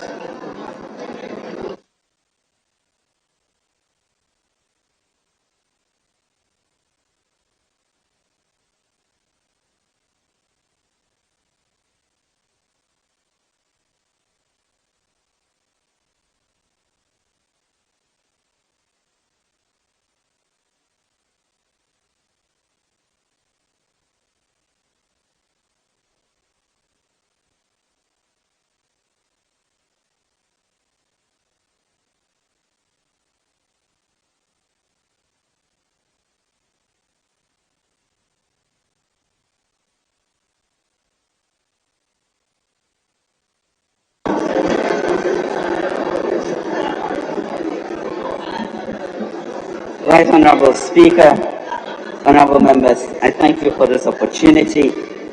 I came to the House to present the 2022 Ajinka budget in November 17. There has been spirited debate, Mr. Speaker, since the presentation of that budget. The Ghanaian public at large, the minority side, including organizations such as FPOs, unions, employers, NUCs, GUTA, AGI, CSOs, etc. I therefore came to this House on Friday, November 26th, with a prayer to speak to the extended leadership of both the majority and minority to enable us discuss these issues. Mr. Speaker, I humbly remind the House as to how in the last 5 years there has been a consensus in passing the budget so that we move forward in a unified manner. Unfortunately, this very Ghanaian process was resoundingly rejected last Friday. We as a country must continue to move in unity in these very difficult times. We now move forward, and I'd like to assure the minority that in committee I'll look to address their concerns as enumerated in their open letter to the public. Mr. Speaker, there was an issue about Acre Energy, which we agreed in our statement, Mr. Speaker, that we will correct the language appropriately during committee meetings, and that we commit to do.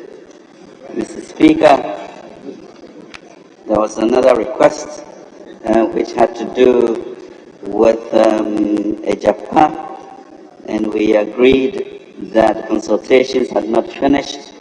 AG is still working on that, and any such issue would also be brought to Parliament. Mr. Speaker, in fact, the estimates do not include any revenue from that transaction.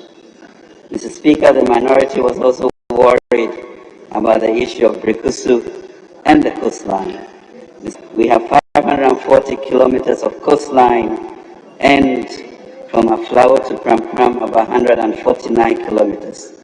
Mr. Speaker, we commit to look at this problem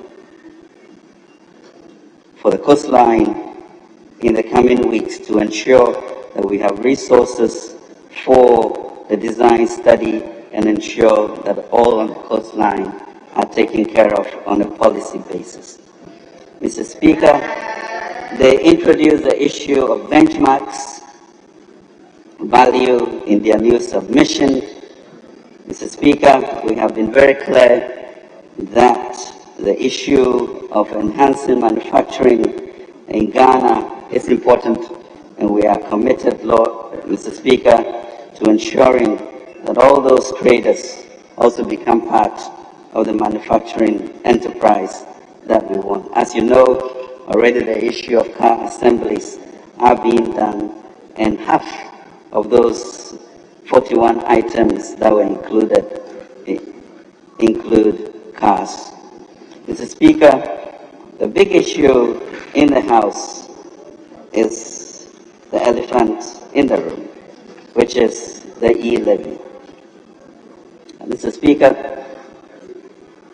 the e-levy enables us to tackle the three issues of debt sustainability, of infrastructure, and most importantly, of our employment issues. We have 11 million people, youth, and we have in this budget introduced the largest ever youth program of 10 billion Ghana cedis to ensure that the entrepreneurial nation that we seek will be achieved of indecency of jobs and dignity of our youth working will be a thing of the past, as we speak a common language to move on. But Mr. Speaker, the issue of living standards is a problem that concerns us more than any other person. And we have, therefore, considered the issue of the 1.75% e-levy, in which, Mr. Speaker, we are in discussions with the telcos to scale back to moderate their impact so that in the end, the impact on the citizenry would be manageable.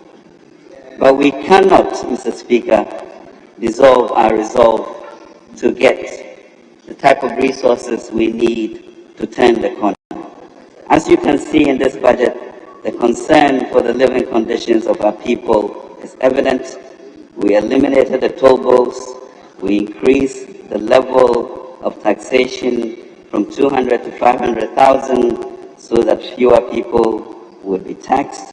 We reduced the tax for small-scale miners from 3% to 1.5%. We extended the VAT flat rate, and Mr. Speaker, we introduced a 10 billion program to ensure that our youth have jobs. Mr. Speaker, this is a concerned government, and we intend to continue to go there. But Mr. Speaker, this requires burden sharing and sacrifices from all of us as a nation to cross to the Ghana beyond aid that we all look for.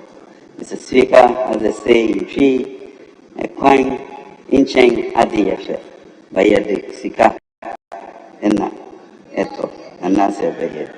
Mr. Speaker, at this juncture, we have some 8%, 2.4 million of our people bearing the burden, or in a sense, carrying the palanquin for 30 million people in our nation, with a poor reflection of 14% revenue to GDP ratio.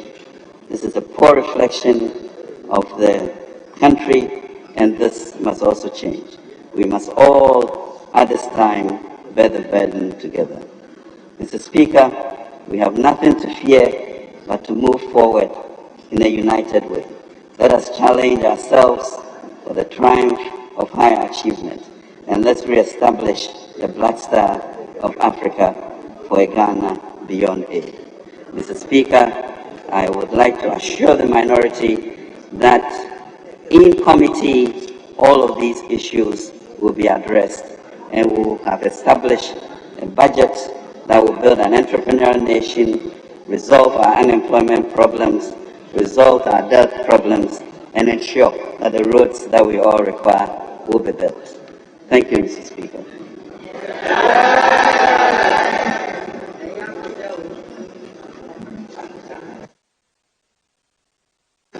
Honourable members, before we proceed, I have just received communication from the presidency.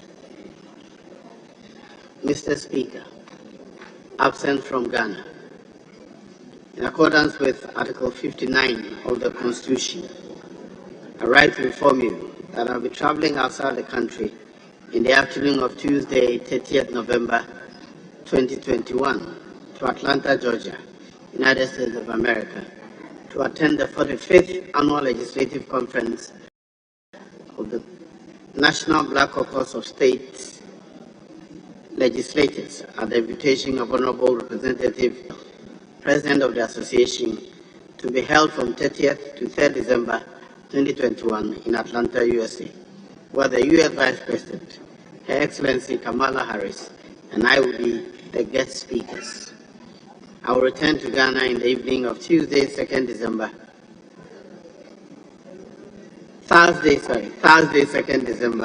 2021. During my absence, the Vice President, Alhaji Dr. Mahmoud Baumia, shall, in accordance with Article 68 of the Constitution, act in my stead. Yours sincerely, Nana Adodankwa Akufo-Addo. It's addressed to the Right Honourable Speaker, Office of Parliament, Parliament House, Accra.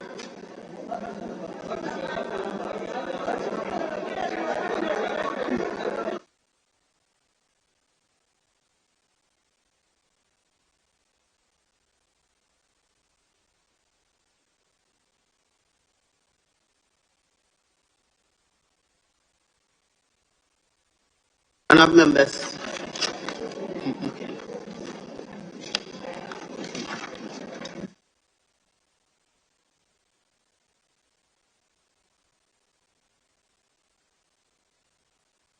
Honourable members, we move to the other paper addendum.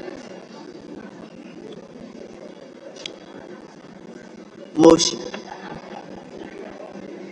Honourable members, the motion that was moved by the Honourable Minister and have been debated is now ready for a decision to be taken. We have already determined that the appropriate numbers are in the chamber, and therefore the House stands ready to take a decision. Now I'll put the question.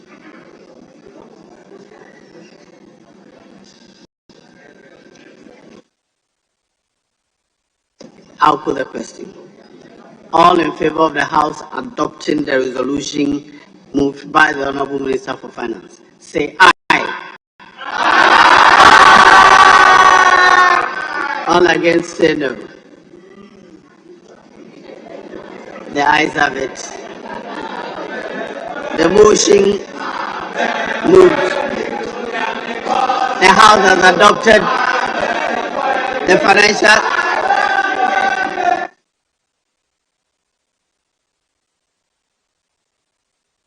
The House has accordingly approved the budget statement for the ensuing year ending 31st December 2022.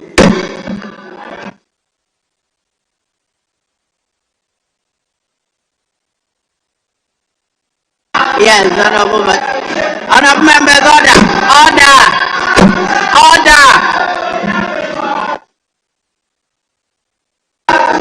Yes, Honourable Majority Leader. Mr. Speaker. Mr. Speaker,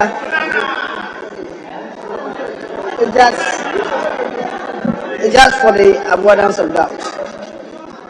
I'm not sure I heard you correctly or didn't hear you correctly. I'm not too sure of what I heard.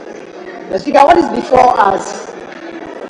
What is before us is a motion that this Honourable House approves the budget statement and economic policy of government for the year ending 31st December 2022. if my ears were not deceiving me, I think I heard resolution. It's a motion. If my ears were not deceiving me, I heard you say we approve of the resolution. It's a motion. For the record, I said, this House has approved the budget statement and economic policy of the government for the year ending 31st December 2022, subject to the concessions given by the Finance Minister a couple of minutes ago. That was consequent upon the motion moved by the Finance Minister earlier in the month.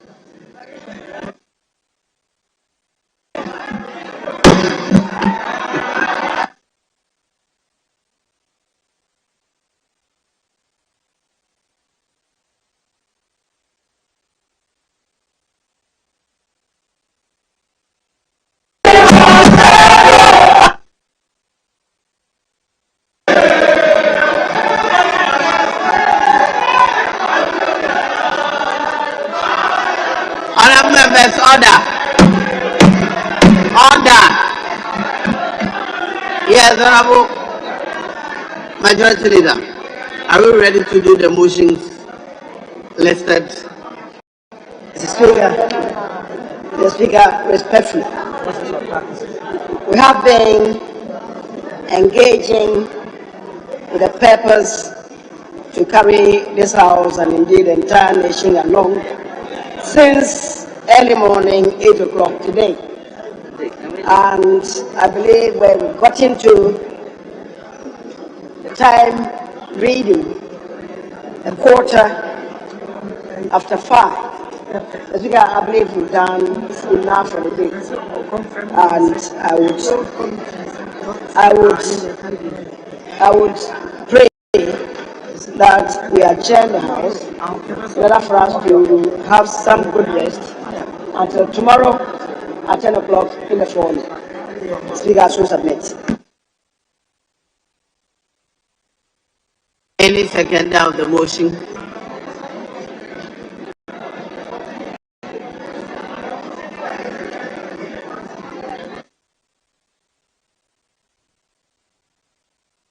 He has moved the motion for adjournment. I want a secondment. Mr. Speaker, I beg to second the motion. Yeah. Honourable members, the motion for adjournment has been moved and seconded. All in favour of the House adjourning proceedings now say aye. All against say no. Ayes have it. The House is accordingly adjourned to tomorrow, Wednesday, the 1st of December at 10 o'clock in the phone.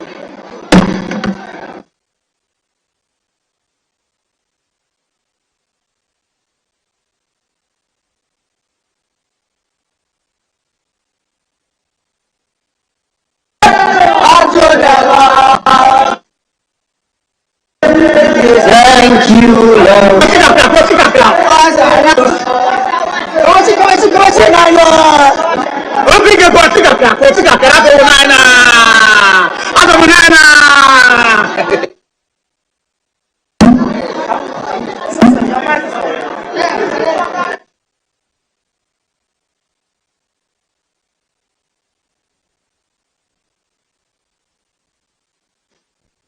Hey,